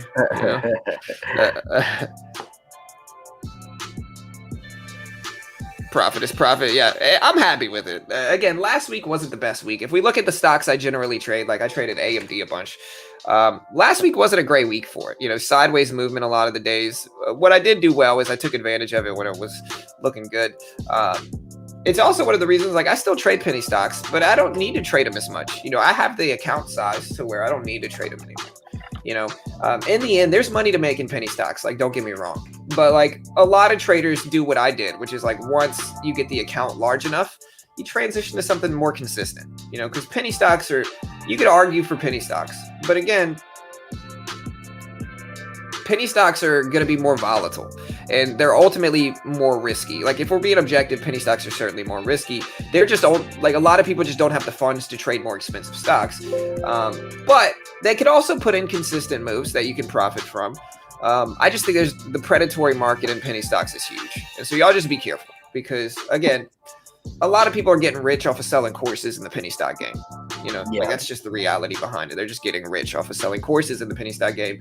And, it is what it is. But I think a lot of people are going to have better results trading larger cap stocks once they get the money for it, just because they put in more consistent trends. Like penny stocks work. But the issue with penny stocks is the big drawdowns that happen occasionally. Right. And so penny stocks work. But like if we look at even some of these crazy rips like BBIG, they work, but they also have some of these big crashes like this. Like something you'll see in penny stocks is you'll see them go up to highs sometimes. You'll see penny stocks literally go up to test highs and then they'll just slam down. Sometimes those are hard to avoid. Sometimes no matter how good of a trader you are, no matter how profitable you are, sometimes those slam downs, those drawdowns are difficult to avoid. I got stuck in them sometimes. And so the only thing you can really do in those situations, team, is set stop losses, every trade. Yeah, and Nate tends to agree, 100% agree. I'm moving more into the $5 to $30 range for sure. And I think that's a good transitionary period. Yeah, I moved on up, bro. And I think if a lot of you guys were this consistent with these stocks, y'all would too. I mean, listen, y'all wonder why I trade AMD every day? Let me show you why. If we look at details here and we look at instrument, look at AMD. I've made $1,300 from AMD over the last 30 days. So of course I'm going to trade AMD every day because it makes me money every day. Y'all would be crazy not to if y'all were me. I also think the benefit of it is that you can learn specific stocks, in larger caps, and penny stocks might run up and fail and you'll never see them again. With this, you can learn some specific stocks. And I know Joel trades some of these penny stocks too, but Joel used a different system. What do you use? Or you use the same strategy as me, which is a profitable strategy, by the way, guys. But you also use a few different indicators, right? Or a few different other strategies. I use a couple of different strategies. First off, for the record, I try to let everybody know that you need more than one strategy. And the reason why I believe that you need more than one strategy is because the market's not always awesome. Like sometimes the market is down. So you need to know how to trade in, down market and up market. You need to know how to trade in any market. So, so I have 2 to 3 different strategies. One of the ones that I use is the 1226 crossover that I learned right here on this channel. And I added my own flavor to it. I added a 35 EMA to that 1226 crossover because the 35 EMA tells me when consolidation happens. So it lets me, it's telling me the story that of when consolidation is happening. It's also letting me know that story of before the move ends. So I know when to get in and when to get out. And it's so that's one strategy that I use. And that is probably one of my most prevalent strategies. And it's been really accurate for me. It's worked really well. Nice. I use the VWAP bounce, which I also learned right here on this channel. Powerful strategy, really powerful strategy, guys. I'm gonna let you finish, but Beyonce had one of the best albums this year. No, I'm just joking. For those old enough to understand that reference, but no, just to show you guys the VWAP bounce, powerful strategy. This is it right here, right? I don't know if you approach it like I do, where you wait for the cross over the VWAP and then buy the pullback, but a basic VWAP bounce is just like this, guys. So you get a stock that is trending above the VWAP, you get it trending up, you buy the pullback, ride the bounce. But go ahead, sorry. No, that's exactly how I use it. Okay. So I wait for it to go up above the VWAP, then come back down and test that VWAP. Then as it's coming back up, that's when I'm buying in. And the reason why I'm not buying it right at VWAP is because I've seen it on more than one occasion come up, rip through the VWAP, come back down, test the VWAP, then fail. So, and I've seen that happen, and I've gotten trapped in those before and lost on those. So, so I'm waiting for it to come up, rip through the VWAP, then come back down and test it. Then, as it comes back up, then I'm buying on that uptrend from there. And the other. All right, hold it down, Joe. My kids are leaving. Oh, no worries. So I'm gonna give them a hug. Bye. We got 2.5 minutes of the bell, by the way. So the other strategy that I am trading, and one of the ones that I really like a lot, is the 1 minute pullback, first 1 minute candle to make a new high. I find that one really powerful for very low float stocks. Specifically, I like stocks under 10 million for that strategy. That is a chart pattern strategy. And the other chart pattern strategy that I also trade typically after 7 o'clock or so, which would be 10 o'clock market time, is the ABCD pattern. So that's the other chart pattern that I also trade. So I basically trade those couple patterns, and I don't deviate from those strategies at this time. I may in the future. I have one very specific crypto trading strategy that I follow, and that's the crypto strategy that I stick with. You'll have to teach it to me one day, but I think that's the key. One of the common denominators of any profitable trader is that they know what strategies work for them and they stick to those strategies. When traders start to fail, a lot of the time they're branching out into strategies that they don't know, and then they just get emotionally distraught over losing because they're not used to it, right? But if you just stick to the strategies that work, listen, guys, you get 2 or 3 strategies that work well depending on different market conditions. That's all you need. That's all you need, Yeah. Exactly. And that's the key, what works in different market conditions. That's really important. And also too, one thing that is really important, and I think Benzinga can help you with this, is trading the right stocks on the right day. Definitely. That's really, really, really important. 100%. Again, to look at AMD as my example, like AMD is usually the stock I trade the most.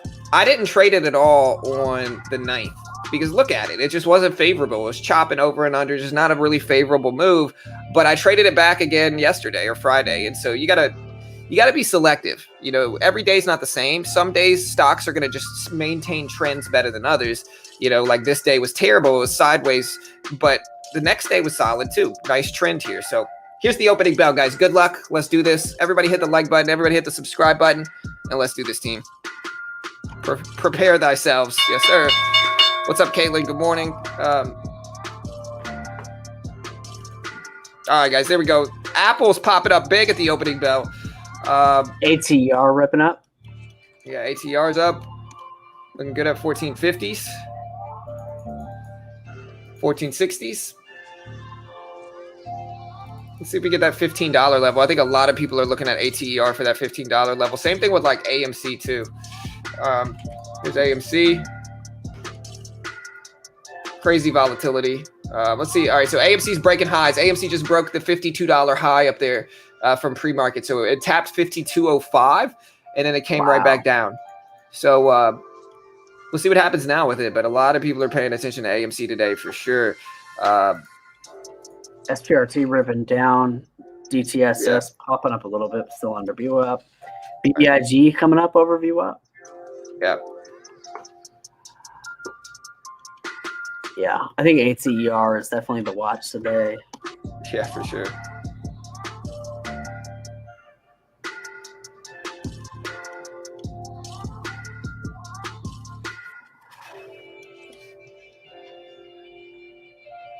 All right, so AMC up to 52.45 right now, guys. 52.45. How crazy is that? That's a crazy move. Tapping 15. There it is, new highs. Up at 15.24. Yeah, here's AMC pulling back. ATER. Huge, 1530s for ATER, guys. Crazy momentum. Bitcoin back over 45K too. BBIG's tanking down big. BBIG's tanking down.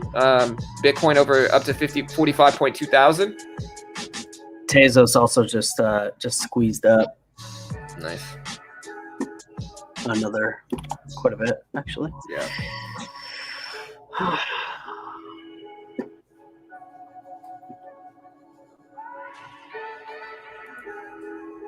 We're taking a little bitty starter position, first position of the day on AMD, but my TOS just froze, man. Oh my gosh, not again, dude. Man, dude. It's gotta be like something with your account or something, man. Yeah, I think my computer is just full. I gotta clean out some of this stuff here. All right, so I'm in it. LIFE ripping up. Nice. All right, so we're in short. Hopefully it doesn't lag anymore after this. Let me exit out of some stuff. We're riding the drop, which is nice. Sorry, I'm exiting out of some stuff here. The short's turning out well, though. I mean, the short's working here. But yeah, my computer's frozen, though. I can't cover. Oh, no. Yeah. I just clicked the button. We'll see if it fails me. Are y'all lagging for TOS, guys? Let me know. We're up 850, 950. I'm clean on. on TOS. ATER at 1550. All right, I think we just got out. Do not buy. Do not buy. Do not buy. Do not buy. Do not buy. Oh my gosh, guys, I'm sorry.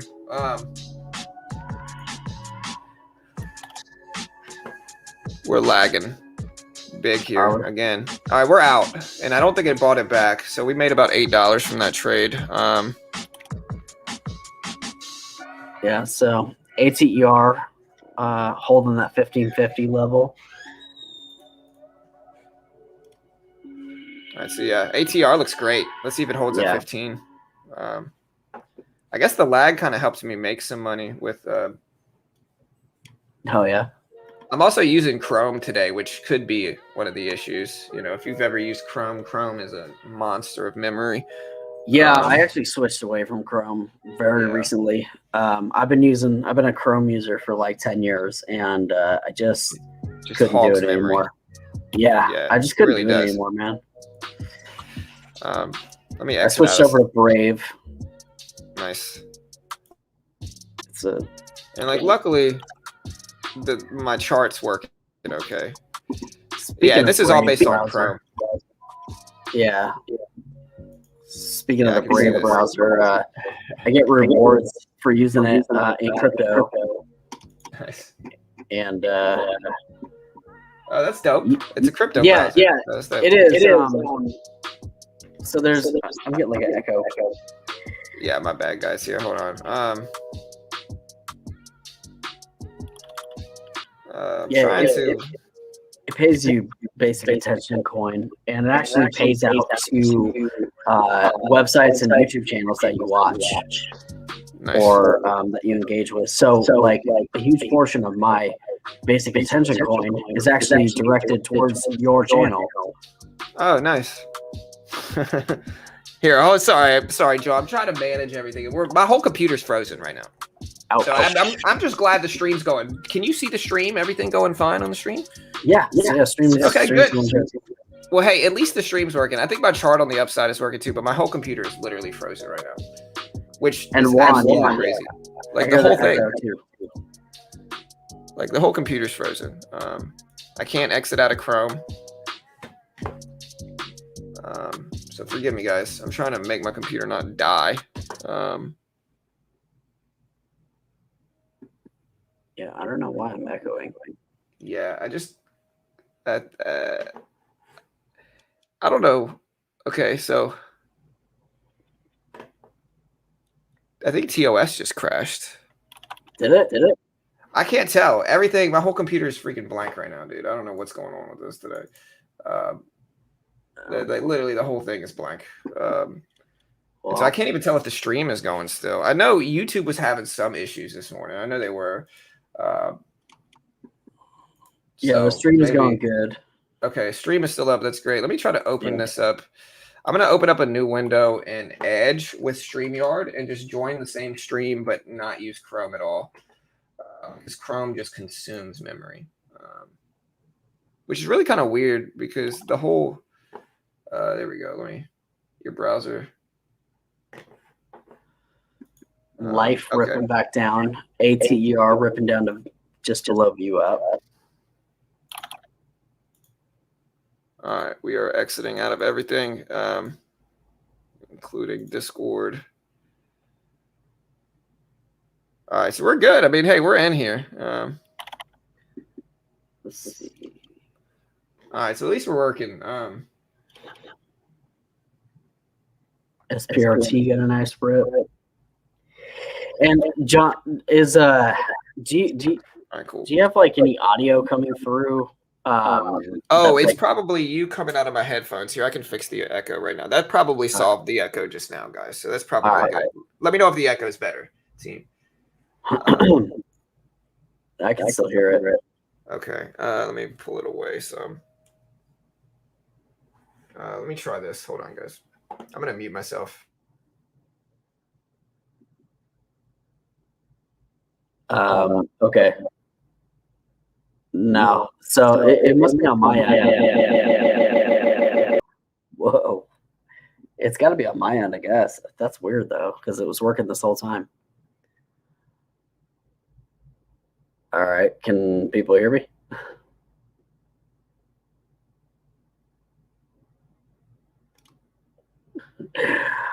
Greetings and salutations, everybody. So let's see. SPRT is dropping. I know you guys can't see my screen.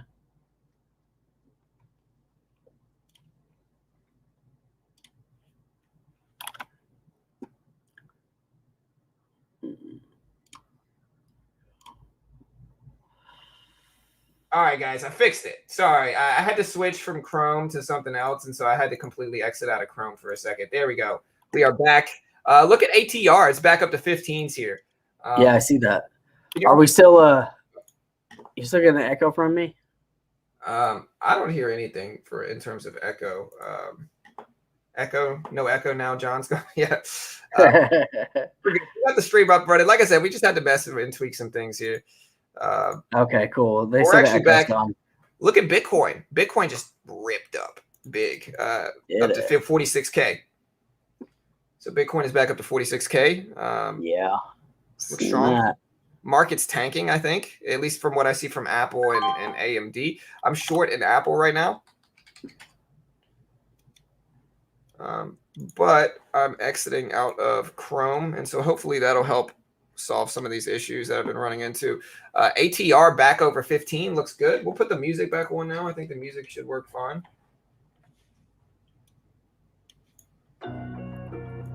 All right, there we go. Ethereum, Bitcoin raging, no echo, AMC tanking. Yeah. I believe the SPY is probably tanking down. Yeah, that's what I assumed here. All right, we're shorting Apple right now, and we're going to cover into some of that position. We're also going to get Top Step for futures out.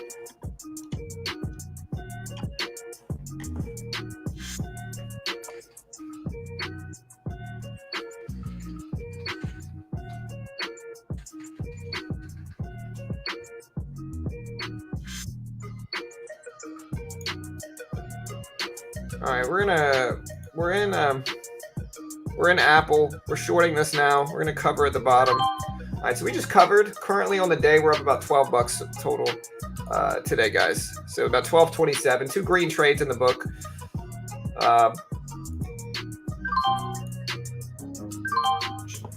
Trying to decide whether or not to. Trying to decide whether or not to take a position at ATER.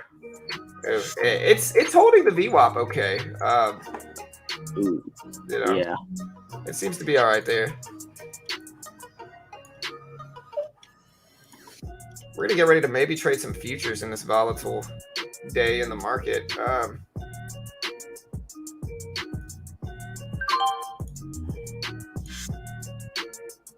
Oh yeah, it just ripped up. It just went from 1475 up to 1440 or 1540. Guess I should have taken it. Yeah, ESCU.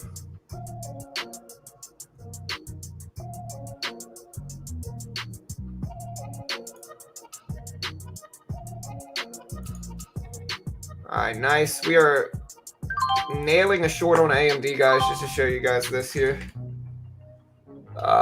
Not too shabby. We'll probably get out the rest here.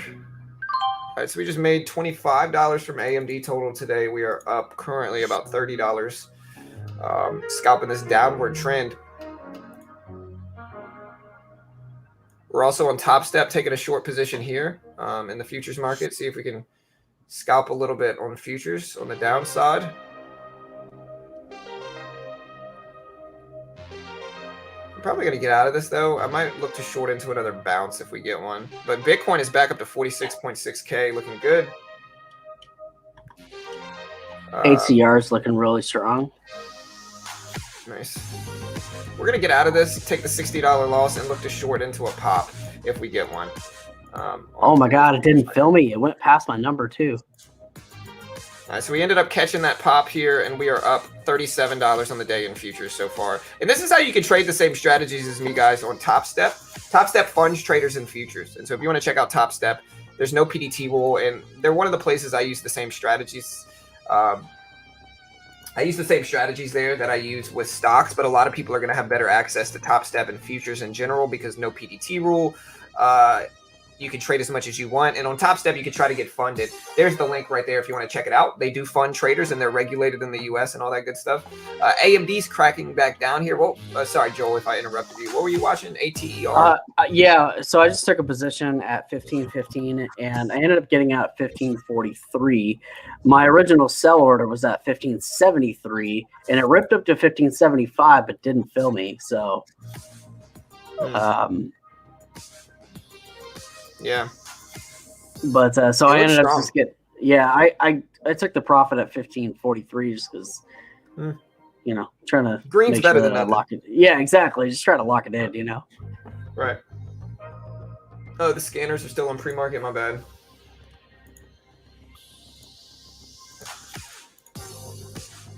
So there's the regular scans right there, guys. If you want to see it.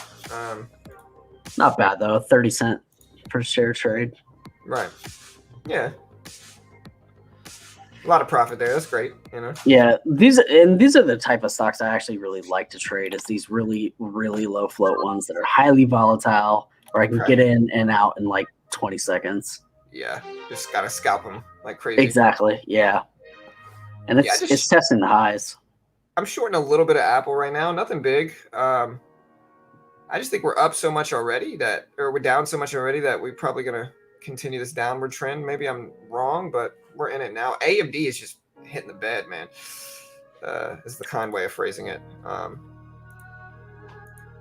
New highs on ATR, 1589. Yeah. ATR might even squeeze into a halt. Nailing a short position on the futures market. And again, this is what I'm telling you guys, up 162 in the futures. Same strategies I use in stocks, same exact ones. We're actually shorting Apple with a very similar strategy that we're using in that as well. We're going to go ahead and cover the Apple trade. And so not a bad day. We're up $35 about 15 minutes in. So we'll take that. ATR is testing the $16 range. Wow. Yeah, ATR very strong. What happened to AMC today? Let's find out. Yeah. It tanked. It's still over 50. I think 50 is the big psychological level for AMC that everybody's going to be kind of talking about here. We'll see if we get into any more future trades. And just to show you guys, like, why is it dude, okay, so now it's telling me I have a practice account? Dude. What? Okay, like, look, let me show you how ridiculous this is. I'm going to have to talk to Top Step because I literally select Trading Combine right here. You can see Trading Combine, right? There's practices right here. I don't want to practice. I want a Trading Combine, which I'm selecting. And then I launch it. You know, we launch it. But then, and so that's the same account we've been trading on. That says it's not a practice account. And then when we go to here, it says demo practice. I got to reach out to Top Step. They're having some weird issues. Let me reach out to them. But because they better give me credit for that, because I built $600 on this account in the last 3 days. We'll have to talk to them about it. Anyways, where do I reach out to them?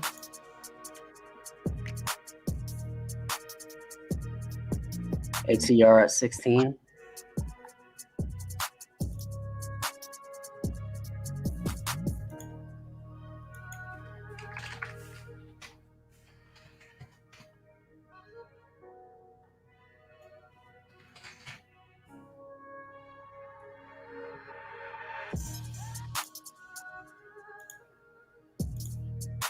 I don't know. I think I want to see a pullback here on ATR.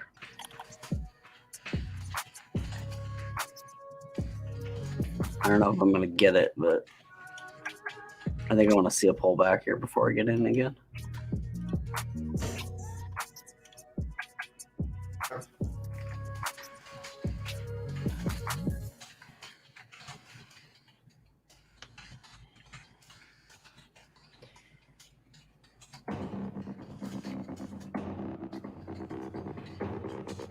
ATR's got a flag on it, on the chart.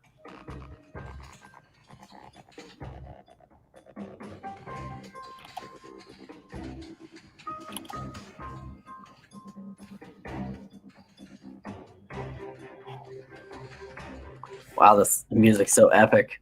Yeah, it's yeah, I'm sending Top Step a message, so I feel really really like I'm sending a super important message, Right. ATR hitting 1625. I feel like we're behind enemy lines. Yeah. Yeah, I'm trying to sneak in and trade. Yeah.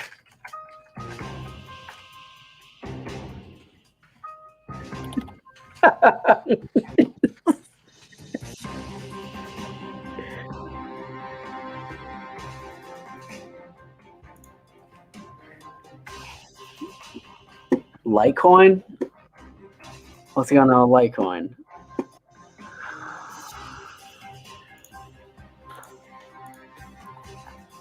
All right.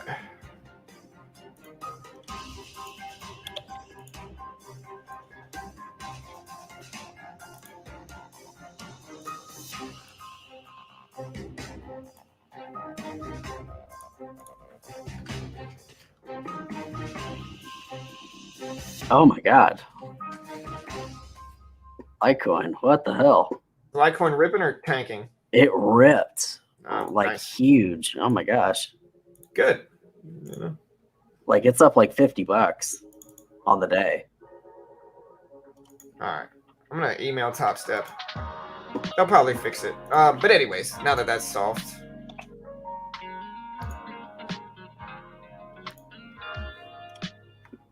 All right, I never Apple popping understood back up why. here. I never understood why Litecoin didn't get more play.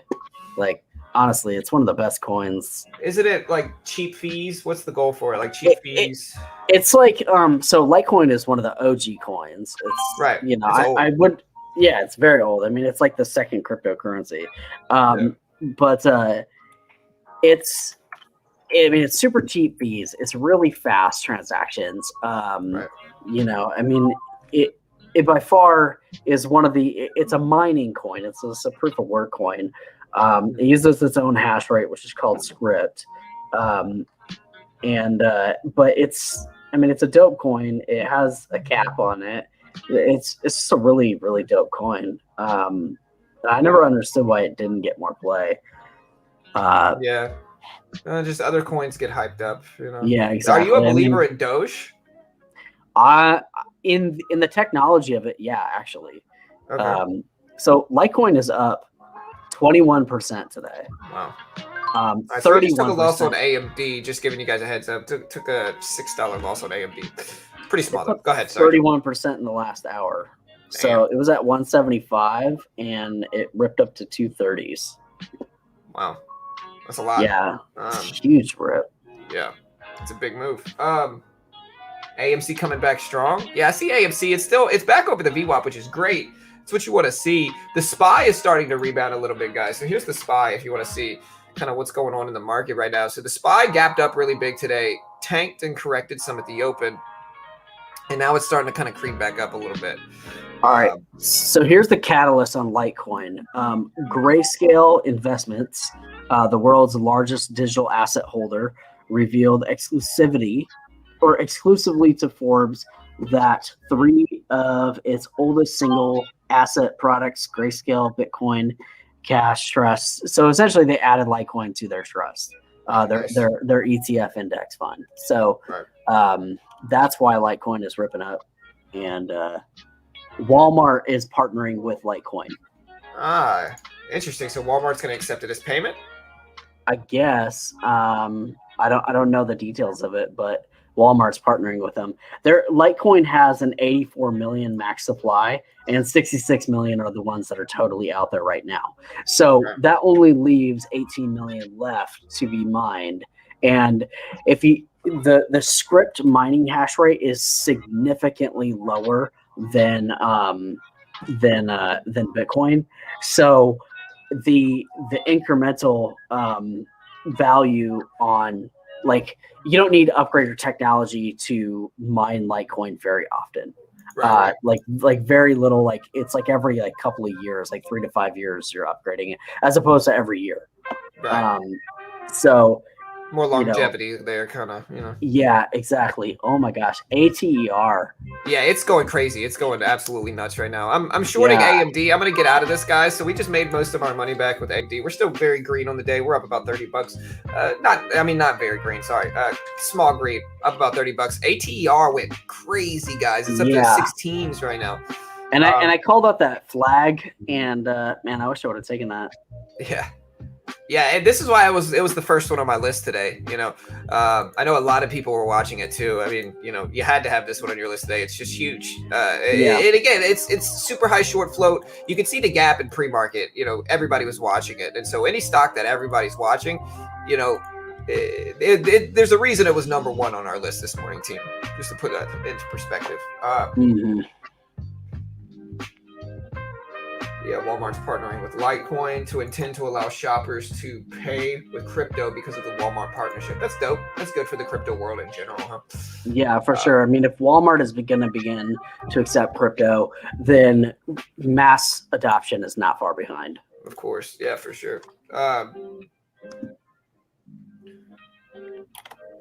Let me see what we got on. And it, you know, Litecoin actually makes a lot of sense for something like Walmart. How much is it a coin?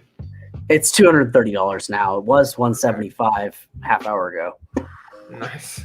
That's a big move, man. A big rip. Yeah. We're watching ATER though. Craziness here. Craziness. We got URG. That's up too. I might short Apple here, guys. Just to show you what I'm looking at. URG is also making some moves in penny stocks. URG.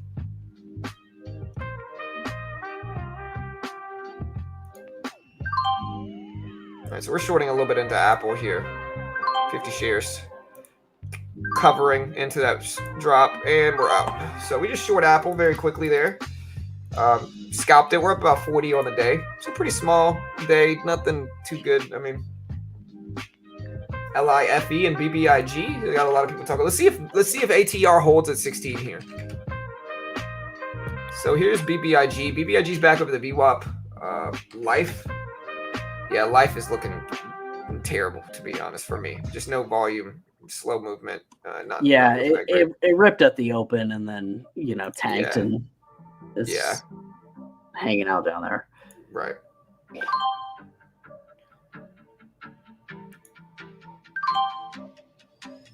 So we're shorting a little bit into AMD again. We'll see if this works. Life only has potential if it gets volume. Yeah, that's the first thing I don't even know anything about it, but the first thing I did was look at the volume and just say, you know, not what I want, you know. Well, they do have a catalyst today. Okay. They essentially their drug shows promise for inflammatory lung disease. They put out a phase 2 clinical trial results. Okay, so it's just some corrections from there, I guess. Some kind of nice but the issue is volume. Right. I mean, that's the real problem with it. Right.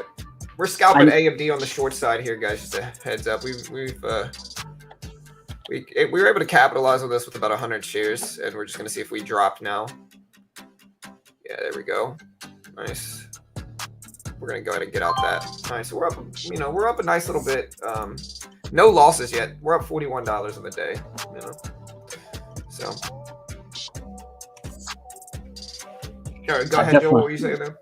Oh, I was just saying, Life has a pretty small float. It's 13 million, 13.5 million. Right. I feel FOMO on ATR. Yeah, I think the $16 level is interesting for it, or I thought the $16 level was interesting the last time I looked at it, but looking at it now, I mean, it was interesting. We bounced directly off of it. And this is how penny stocks are predictable. You know, like you look for these really consolidated whole dollar levels that everybody else is watching, and you just buy the dips to that leading into that support and ride the bounce, you know. And so we're trying to short AMD a little bit again here. We'll show you guys this. Just kind of, I like that big down wick. I think that's a weak looking candle. And so we'll try to short this, but I don't like this pop right back up, to be honest. Yeah. Immediate pop back up. Over 55s, we'll get out. This is just following a SPY at this point in time. I want to see if we pull back to like 16.25, $16 level, and then bounce For off there. ATR. Yeah, because it almost looks like it potentially could be an ABCD pattern. Otherwise, it could be a cup and handle. Right. All right, so I'm still in this for AMD here. We're gonna add a little bit more. See if we can get the breakdown underneath this. Yeah, so it just bounced off that 1650 level. It's at 17 now. Nice. Jumping up over 17s.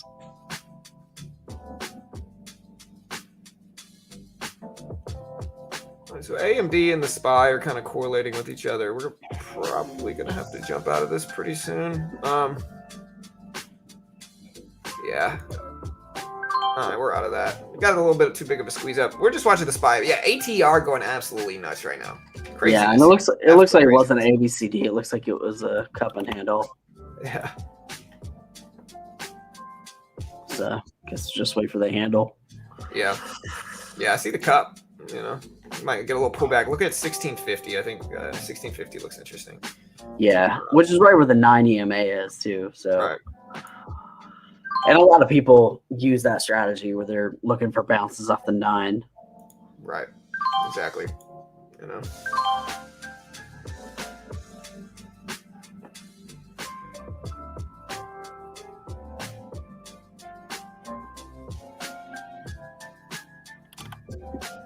All right, so we're nailing a little bit of Apple here. But it's just a small little trade at this point in time. All right. Watching the SPY pretty closely here. Yeah. You scalping the SPY right now? I'm scalping the movement of the SPY. So I'm mostly scalping AMD and Apple here. Okay. And then and watching the SPY drop and then attacking moves in downward direction from that. So like we just covered Apple. We're currently short in AMD with 75 shares, but it's kind of going against us. Here's the pullback on ATR. Yeah. Sorry, I didn't mean to cut you off. That's mostly. Oh, no. You're good. You're good. I probably cut you off 1,000 times more, bro. You're good. It is. I don't mean to cut anybody off on stream. I'm just used to running it by myself, so it's like I just talk sometimes. And, you know. Nah, I understand. Yeah.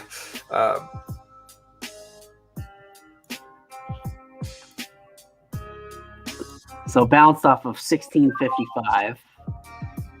Nice. A little bit. All right, we're short in AMD. We're hoping we can get a breakdown into the 70s here for AMD. Nice. Covering a little bit into that AMD short position.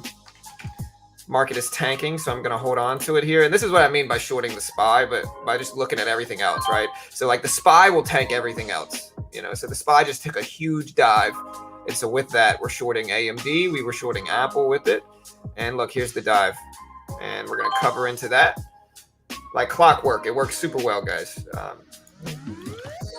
And this is what I mean by predictable. We're up about 50 on the day. It's not a huge day, but this is what I mean by predictable. Is that like it's easy to predict these drops when the market does this, you know. Yeah, Pawn, I do see that UROY rip up there.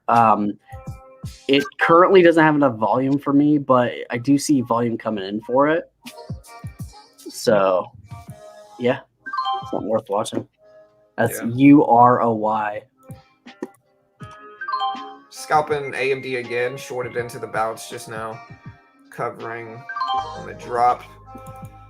We're up a little bit over $50 now, so here's the P&L if you guys want to see it. I don't think we've lost today. We might have. Oh, yeah, we lost once, I'm pretty sure. But we're up $54 today. Apple and AMD shorts mostly, with the market dropping like it has been.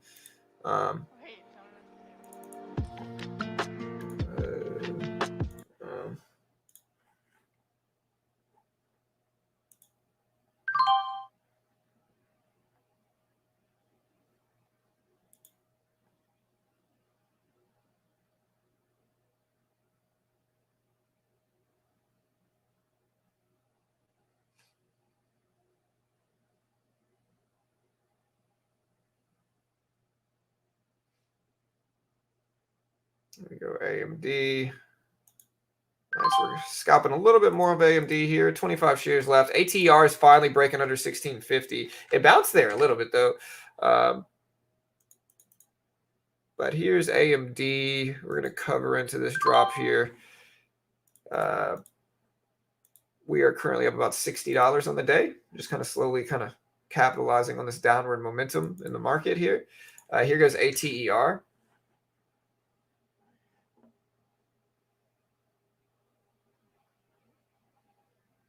See what happens with the rest of these.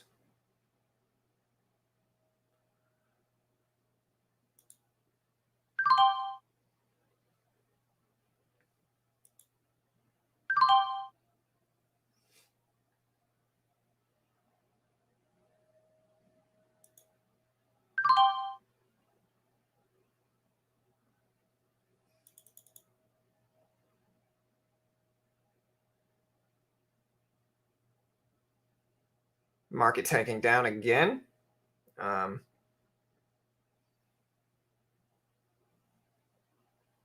Breaking at these lows here. Oh, did my internet drop again? My bad, team, if it did.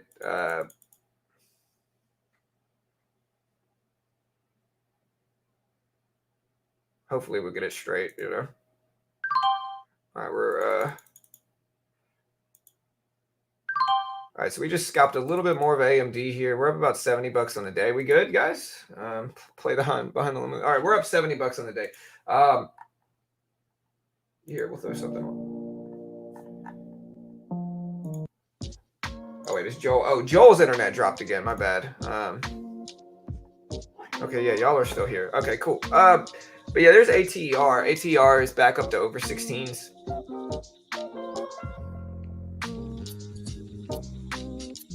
Here's our P&L today, guys. We haven't had a bunch of losses. We only had one loss, maybe. We're up about 70 so far. And we'll keep trading, of course, but AMD continuing to drop. All right, cool. Yeah, ATR is, you know, this, again, there's a reason this was on the top of our list this morning. I mean, we don't, maybe we should have traded it, but there's a reason it was there.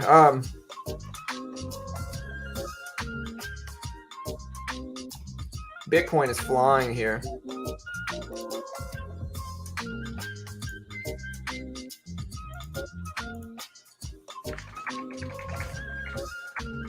What my copy traders are doing.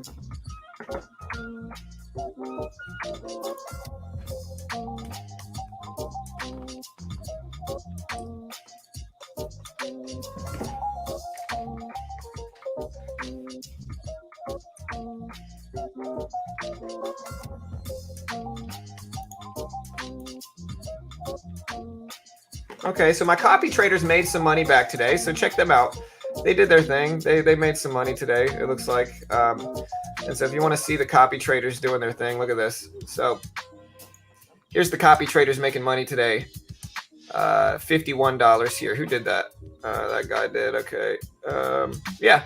And so they've been making some money today. You can even see today. They've been doing all right.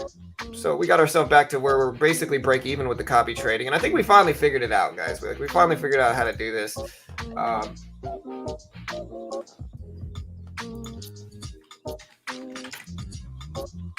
Ooh, Bitcoin did tank. Wow. Yeah, Bitcoin just absolutely tanked down here.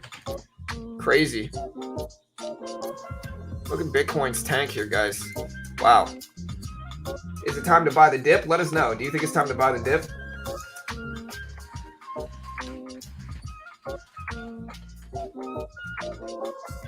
Is it time to buy the dip in Bitcoin? Let us know, team.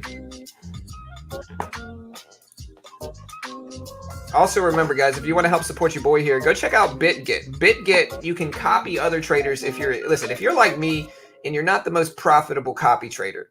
If you're not the most profitable trader, on BitGet, you can copy the traders that are the most profitable. You can see my copy traders here. These last ones have made me money.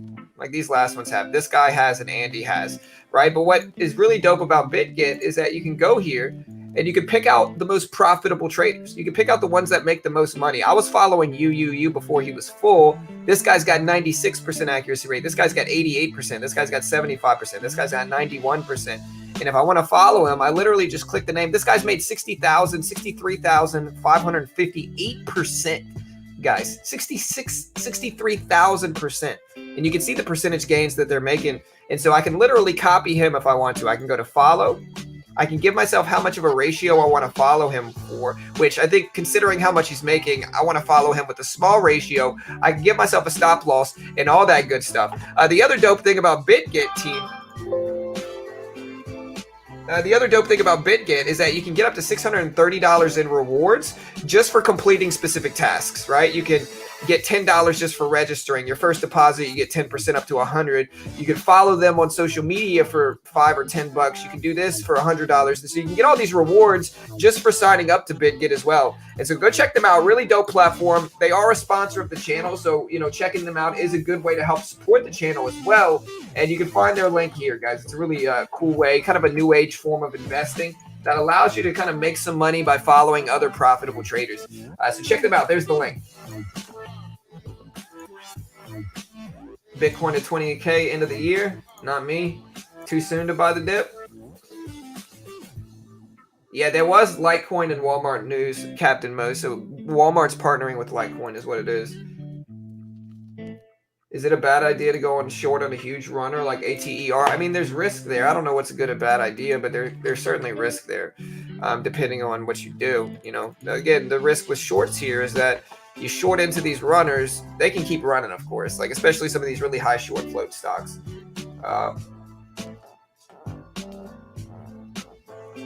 There is news on SPRT. The merger is going to close on September 14th, and on September 15th, it'll become the symbol GREE. If short positions have to cover, then this is huge news. Yeah, Bitcoin looks like a correction from the run it had an hour ago. Yeah, but this is basically coming all the way back down from that run. If it would have held some of its gains from the run, it would be different, but it literally held none of the gains. It came all the way back down to where it was before.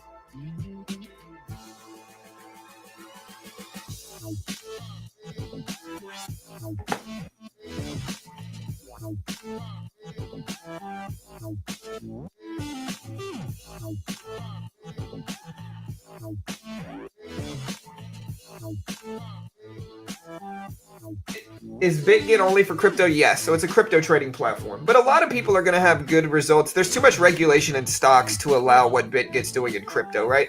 Like the one of the cool parts about cryptocurrencies is that it gets around the red tape, and they have things like copy trading, which you can never do in stocks because there's too much bank enforcement and nonsense keeping you from doing that and making money that way. Yeah, ATR is looking good. Yeah, Austin, Saints look great, brother. Saints look great, dude.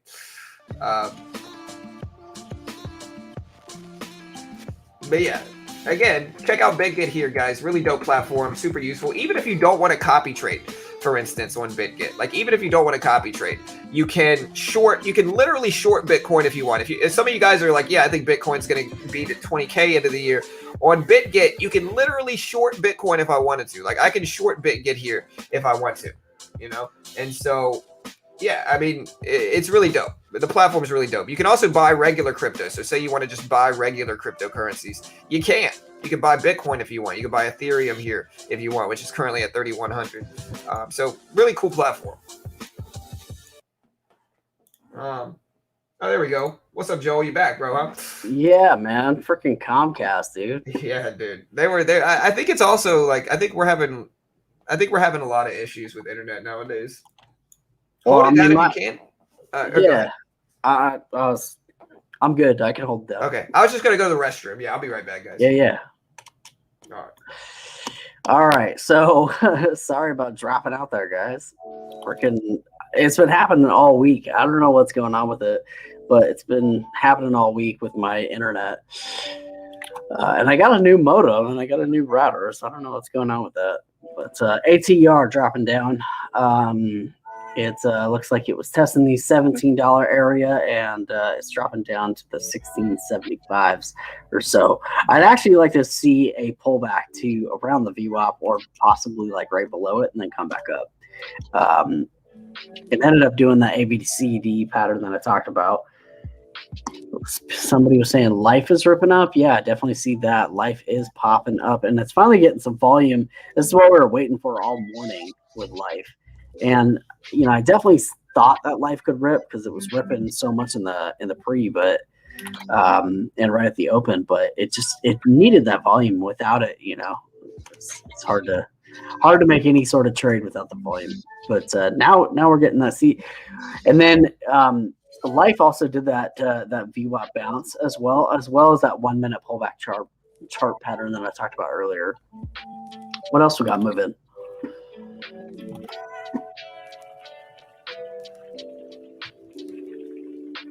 ATR is still doing its pullback.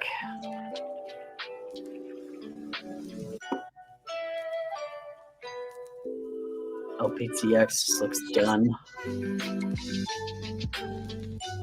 BBIG hitting lows. DTSS below VWAP.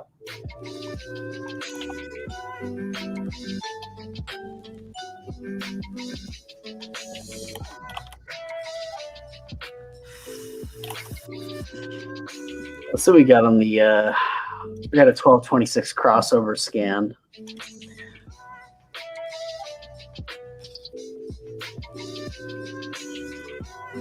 CLEU has a little bit of movement.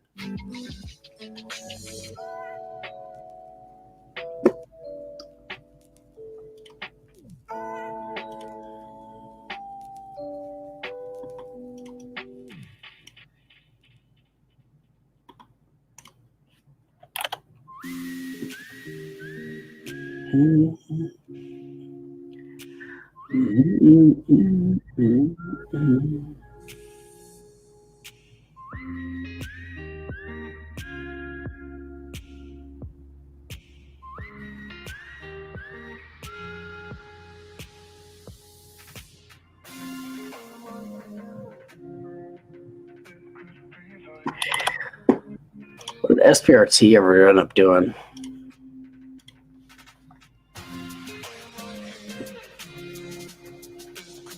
Hitting lows and around 19, but it does still have a decent amount of volume, and but still below view up through a consolidation period. It's kind of putting in a stair step pattern though, so careful on that. Shorts might be in control on that one.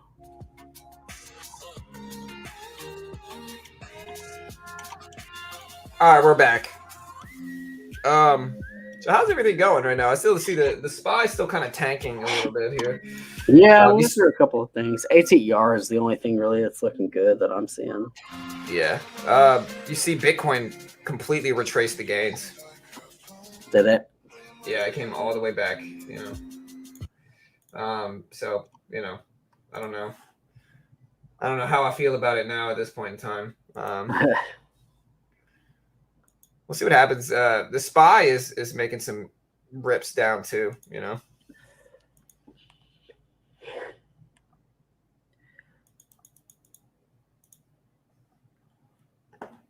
I wish Coinbase would let me stay logged in a little bit longer. Yeah, it keeps me logged in for like 5 minutes. Yeah, it's for safety. Like a lot of the platforms do it too. Like I know BitGet does the same shit to me, or same stuff to me. Sorry. You've been getting so casual lately. Yeah, hey, I'm cursing on stream. Y'all better clip it. It's so rare. Clip it while I do it because So Litecoin lost a lot of its gains too. Actually, it was at 230s. It's back down to 190s. Oh man. So that's a pretty big drop because it went from 175 up to 230, and now it's back down to 188. Yeah, I'm curious about the long-term movement for Litecoin. I mean, if it's partnering with Walmart, that's pretty good. That's a pretty good thing for them. Well, I got some Litecoin that I've been holding since Litecoin was like $26. Right. So Litecoin is like Bitcoin in the sense that it's been around forever, and it has that cap supply, and so it really is probably just going to continue to go up over time. That's what I think so too. It'll just slowly climb. So even if it corrects right now, I still think it's probably okay. And the other thing too about Litecoin is it's traded on every exchange. It's one of the most trusted cryptocurrencies that exists. Right. So yeah, that makes sense. And it's one of the oldest you said too. So it's like it's got those OGs that still trade it. All right, so we're in AMD right now, shorting as we have been over 103s. We'll get out here on the rest. So we're up $72 just on AMD alone, and we'll see what else happens. Dude, okay, so I thought it was my batteries in my keyboard. Like I completely changed the batteries out, and it's still running into like weird issues here. Strange. Oh, dude, are you using a Logitech keyboard? Yes. I had to It'll just stop working. Yeah, I had to switch from Logitech for that exact reason. I had a Logitech keyboard maybe 4 or 5 months ago, and it would just stop working. And sometimes it stopped working in the middle of a trade. Right. That's what this one does. I can't type anything. It'll just completely stop. It's just so weird, man. Yeah. Do you have one that's a wireless mouse / wireless keyboard combination? Not anymore. I got rid of my wireless mouse, and I now have a wired mouse. For that reason too, I was having like mouse issues and stuff too. Yeah. So we ran into a bunch of different issues with it. So the Logitechs, they have issues with the Bluetooth. Okay. So a lot of the Logitechs are using old Bluetooth technology. That makes sense. Yeah. So and they're not. I don't know why, but it's only Logitech. I looked at a lot of different other ones, and I've used Logitech for years. Right. I loved them because they were cheap. Right. You there? On my newer computer. You're breaking up a little bit. Yeah. Joel, you're breaking up a tad bit, bro. Okay. Let me make sure I still got internet. Yeah. Yeah, I do. All right. Yeah. On my wow, ATR just ripped. Yeah, SPY came back some too. So that could be influencing it as well. SPY's back up. Oh my gosh. Everything's popping. Wow. Wow. Yeah, so wow. Influence here for sure on the SPY. We'll see what happens. SPY bounced directly off of the previous closing price. So if you look at this here, team, you can see SPY just bounced right off the previous closing price, and it's popping up big, and that's dragging everything else up. So I'm gonna wait to trade anything else until that straightens out, or we'll see what happens with some of these stuff. We'll see what happens with the SPY itself. I was considering getting in there at that $17 level too. Yeah. And then I got the talk and got distracted. Yeah. Yeah, SPY's just completely heading back up, which happens. You got to be careful, guys.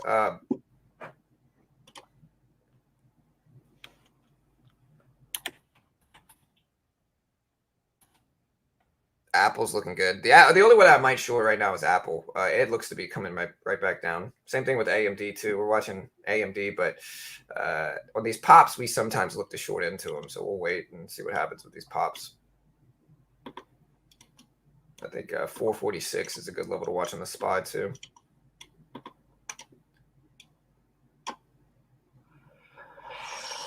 Yeah, SPY's reversing back down. So maybe we get some shorts here. Gonna wait for it though.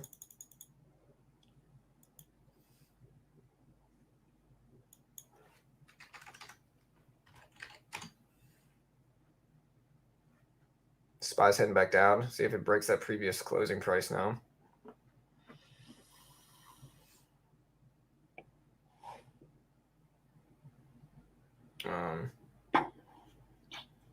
Might try to trade some futures if the SPY keeps staying volatile, Yeah. But I got to get word back from Top Step. SPY's bouncing back too, so.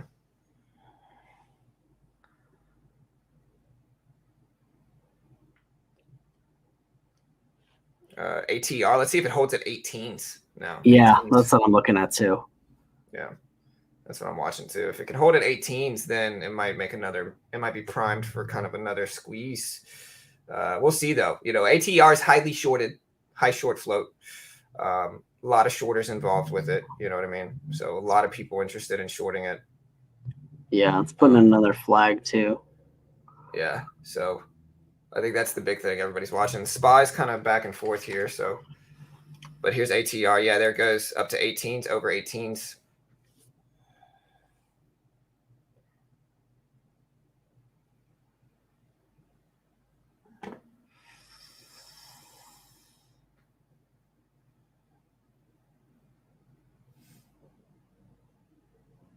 Yeah, bounced off that $18 level. Now it's at Yeah. 1870s. Yeah, that's the big one I'm watching. You know, watching the SPY too. If the SPY breaks under that previous closing price, that can a lot of the time be a big kind of signal of sentiment change. If the SPY breaks under the previous close, it's currently right above it now. It's kind of making another test back down towards it. And so I think a lot of people are watching the SPY for that to see what happens there. If the SPY keeps dropping, a lot of stuff's going to drop with it, I think. ATR testing highs again. Yeah. New high now. Broke up to 1890s here, team. So craziness. How did Tony put it? Double top. Yeah. Yeah. Yeah, Tony's cool. He's a character, you know, but he's cool. He goes hard into those options, bro. He goes hard into those options, bro. Dude, I don't understand options myself. I wish I did. I kind of do. You know what I mean? Like, I'm kind of interested in this FTX exchange, crypto exchange. Yeah. I don't know much about it, so I got to do some research on it. But the advertisement that I saw was no fees, no commissions. What on which one? Crypto?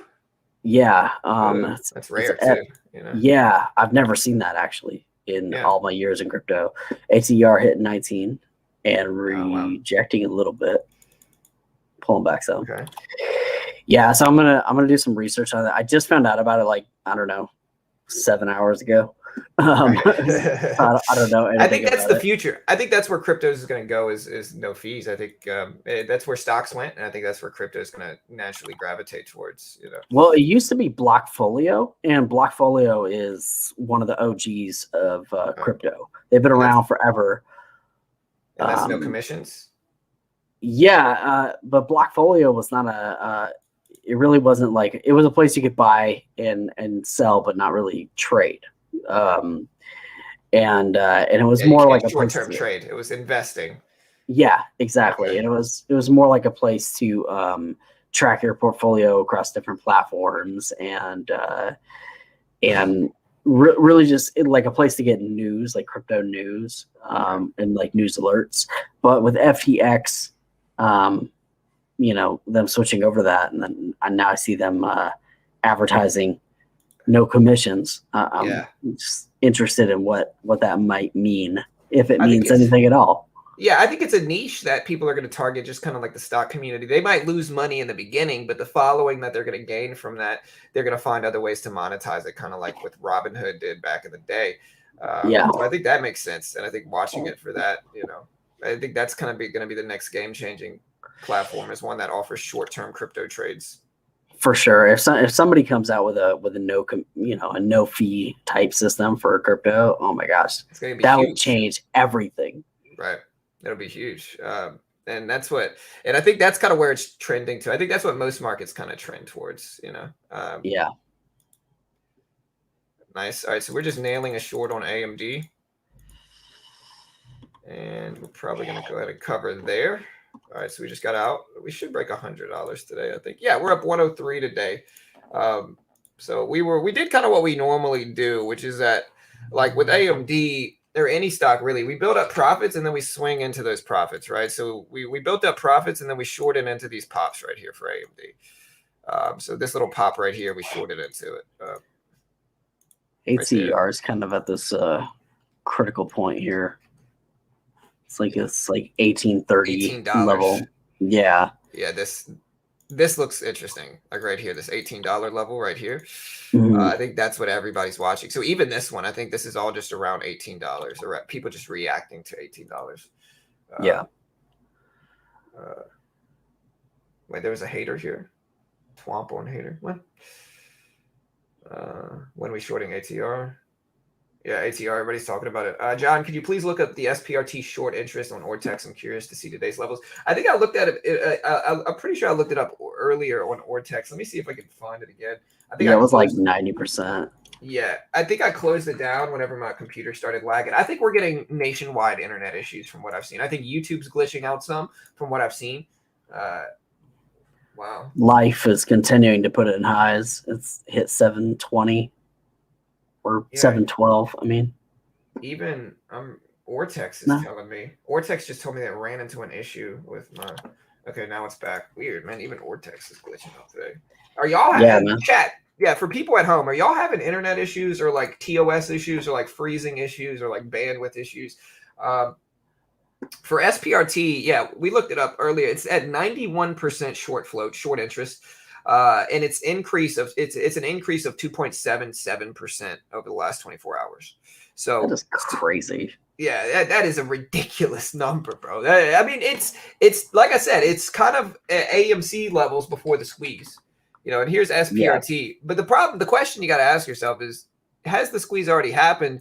And, with AMC, it was different. AMC had this huge following with everybody interested and everybody, or it's kind of like GameStop. GameStop had this huge following, right? With SPRT, it doesn't really have that. It doesn't really have that kind of big following. And a lot of people are going to speculate on whether the squeeze has already happened.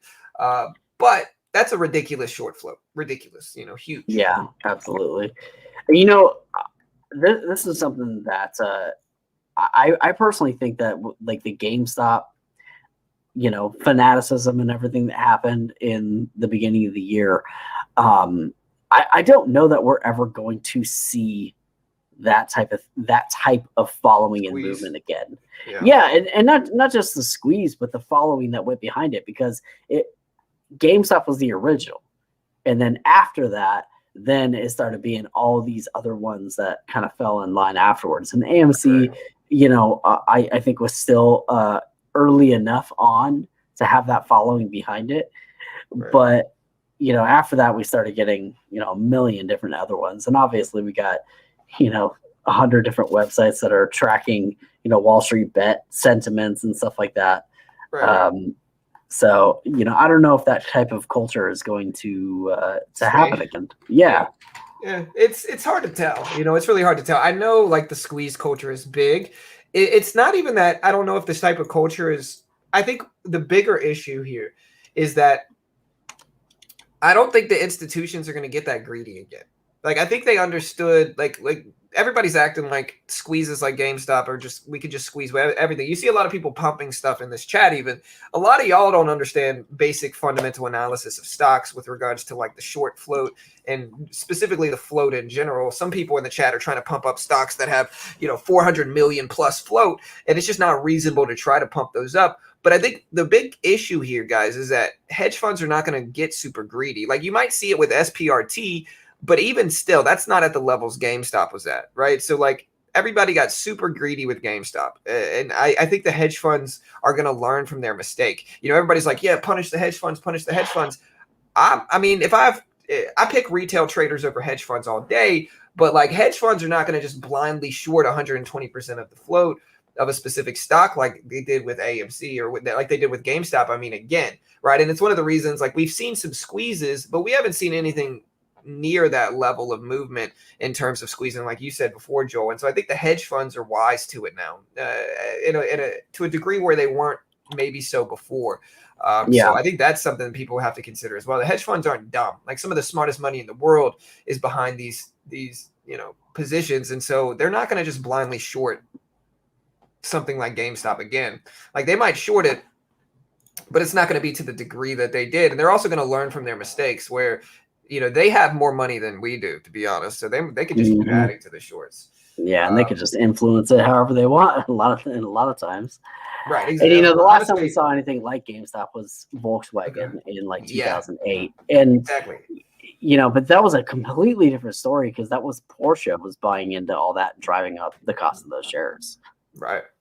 exactly. And even like Momento said, he said, yeah, people who control billions of dollars won't learn from one of the biggest mistakes made in recent time. Absolutely. It's huge. It was a huge mistake. But I think we get a lot of new traders that saw that happen and they think it's just a regular thing that always happens. That GameStop thing was an anomaly. I was literally calling GameStop short at $12, at $4, really, because I thought, because I was basing it off of fundamentals like most people are. Like GameStop was a terrible company, terrible corporate culture. I don't know if you've ever had anybody, if you've ever known anybody. Yeah, it's terrible corporate culture. They give you unrealistic unrealistic numbers that are virtually impossible to hit. And then when you don't hit it, they trip out on you. It's one of the worst cultures in corporate America prior to this craziness. Now, they said they fixed it, but yeah, I was short GameStop. I worked there when I was 18, and then you know, to this day, I'm like, I don't know, man. Yeah. But it's like people get so weird about it, GameStop now, just because it's changed the the culture.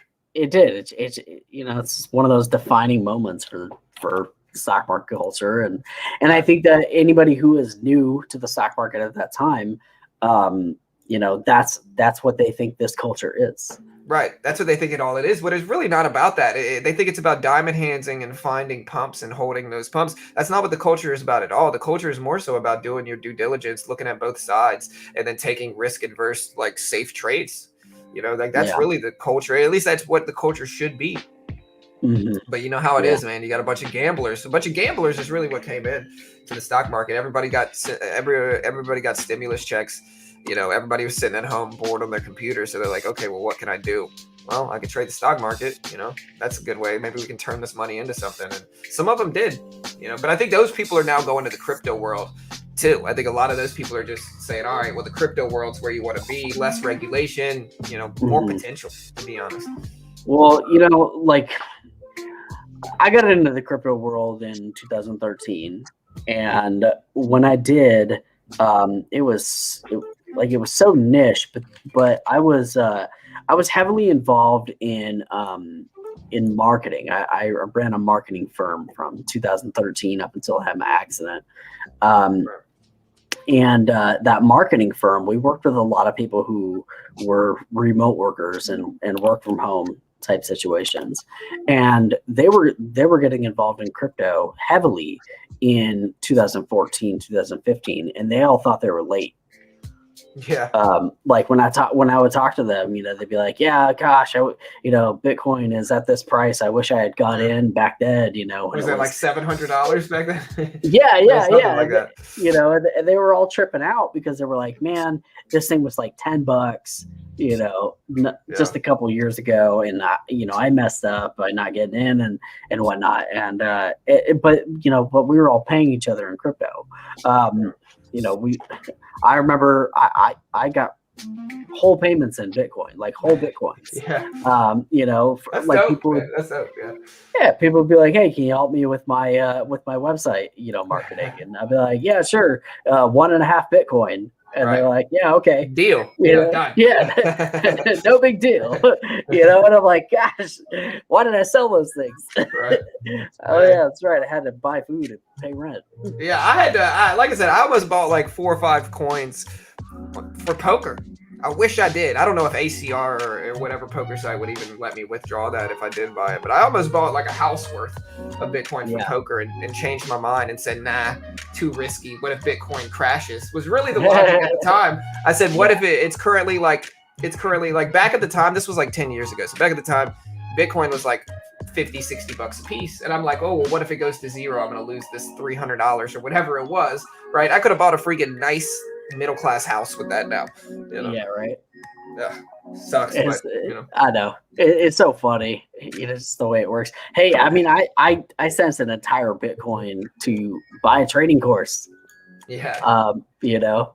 Yeah, there was a guy like this guy said here, the guy that bought 2 pizzas for 40 or 50 Bitcoin. Dude. That'd have been millions. Dude. Yeah. 40 or 50. There was one dude who bought one singular pizza for 10,000 Bitcoin. Oh my gosh, dude. Well, didn't the guy that did Dogecoin, didn't he always like regret it because he he gave all of it away for like a car or something like that, right? Like I can't remember what it was. Like the guy that invented Dogecoin, he created it originally as a joke, I think he said. And the time he gave it all, he gave away most of the coins he bought that were his for like a car or something. He traded it for like a few $1,000.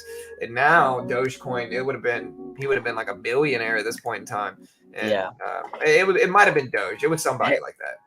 Honestly, dude, you know how much Doge I've owned over the years, dude? Yeah.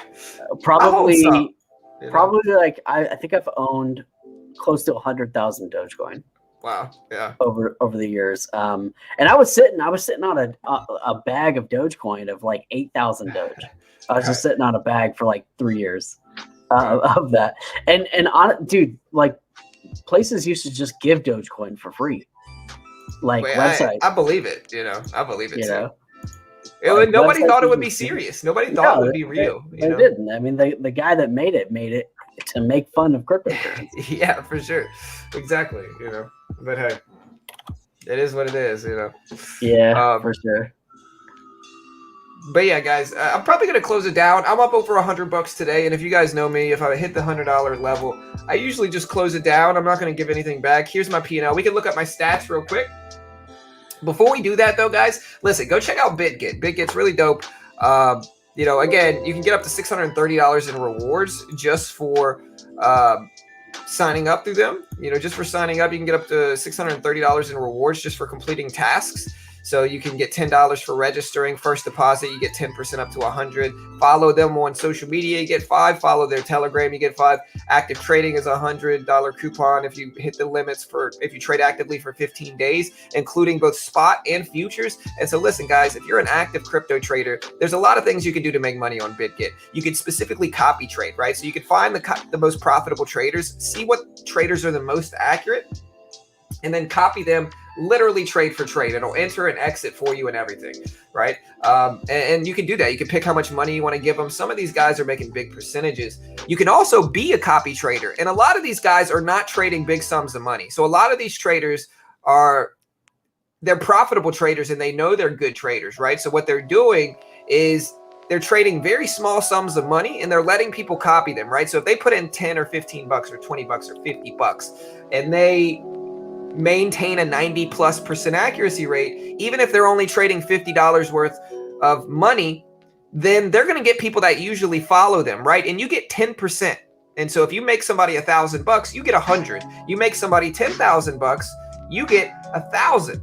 All right. And so you can make money if you're good at crypto trading, guys. You should check out BitGet. You can be a copy trader. If you're not good at crypto trading, you can kind of invest into some of these profitable crypto traders. And it's really easy. Like the way you deposit money is you could just go to buy crypto at the top, right? You go to buy crypto, you can say, hey, I want to buy $500 worth of Bitcoin, pay with a Visa, and then you use Mercurio and you just purchase that. You'll get it within 2 to 10 minutes. You'll get your $500 or however much you want. Or if you want an easier way to do it, or if you want another way to do it, you can buy it on Coinbase. Like you can fund your Coinbase account from $200. And the way you transfer money into this is pretty simple.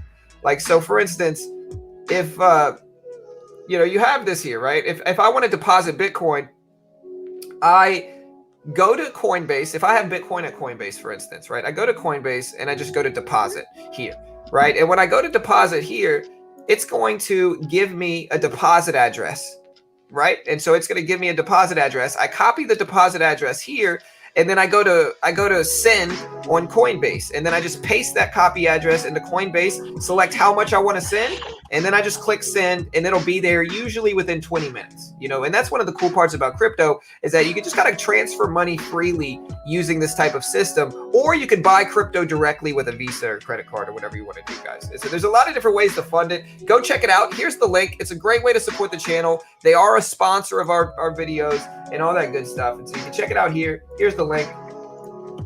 Sign up, get some free stuff on BitGet. Certainly appreciate it if you do. You can also go check out TopStep, and TopStep is fun. TopStep funds traders in the futures market as well. And the futures market has no PDT rule. And so what TopStep does is they give you a demo account. And if you can hit their profit target on that demo while following their rules and conditions, and again, the futures market has no PDT rule. And when I trade futures, I'm just trading the SPY. You remember, I made like $200 today in futures, just trading this movement. I short this. You can short and go long on Top Step. You know, I just short into these little pops. Very easy momentum trading. And again, you don't have to have a ton of money. On Top Step, the package, the base one is like $150 if you use my link for the first month. And you can check it out here if you want to help support me through both of those methods. Also, go check out joelstraight.com. You know, Joel, great guest on the show, super knowledgeable about crypto. Go check out his site. Here's the link. You can check it out. And, yeah, guys, and there's a lot of content that is in the works that'll be added to the site throughout this month and throughout the next couple of months. So definitely go to the website, sign up for updates, and yeah, dope site, man, dope site, guys, and yeah, for sure. Before we go, I'll go ahead and upload today's stats just to see how we did today. What is this? Let me make sure this is the right one. Yeah. All right, so yeah, we'll go to Trader View and we'll look at today's stats. And again, guys, we'll go ahead and import today's trades. I'm up $103 today, basically $103. So we'll go ahead and export this just for today. There we go. We'll export. We'll go to import trades here, and we'll see how we did today, guys. We did pretty good. You know, we made $103. All right, there we go. All right, yeah, you can see we made $103. Looks like we made 5 cents today on interest.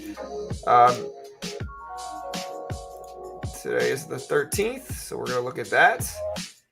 Ooh, yeah, we did really good today, guys. Really good. I could have done a little bit better with my average win or loss, but you know, today we only had 2 losses total out of 14 trades. We had 87, about 88% accuracy. If you want to zoom in here, you can see we're about 87.5% accurate. We had 2 losses, 14 wins.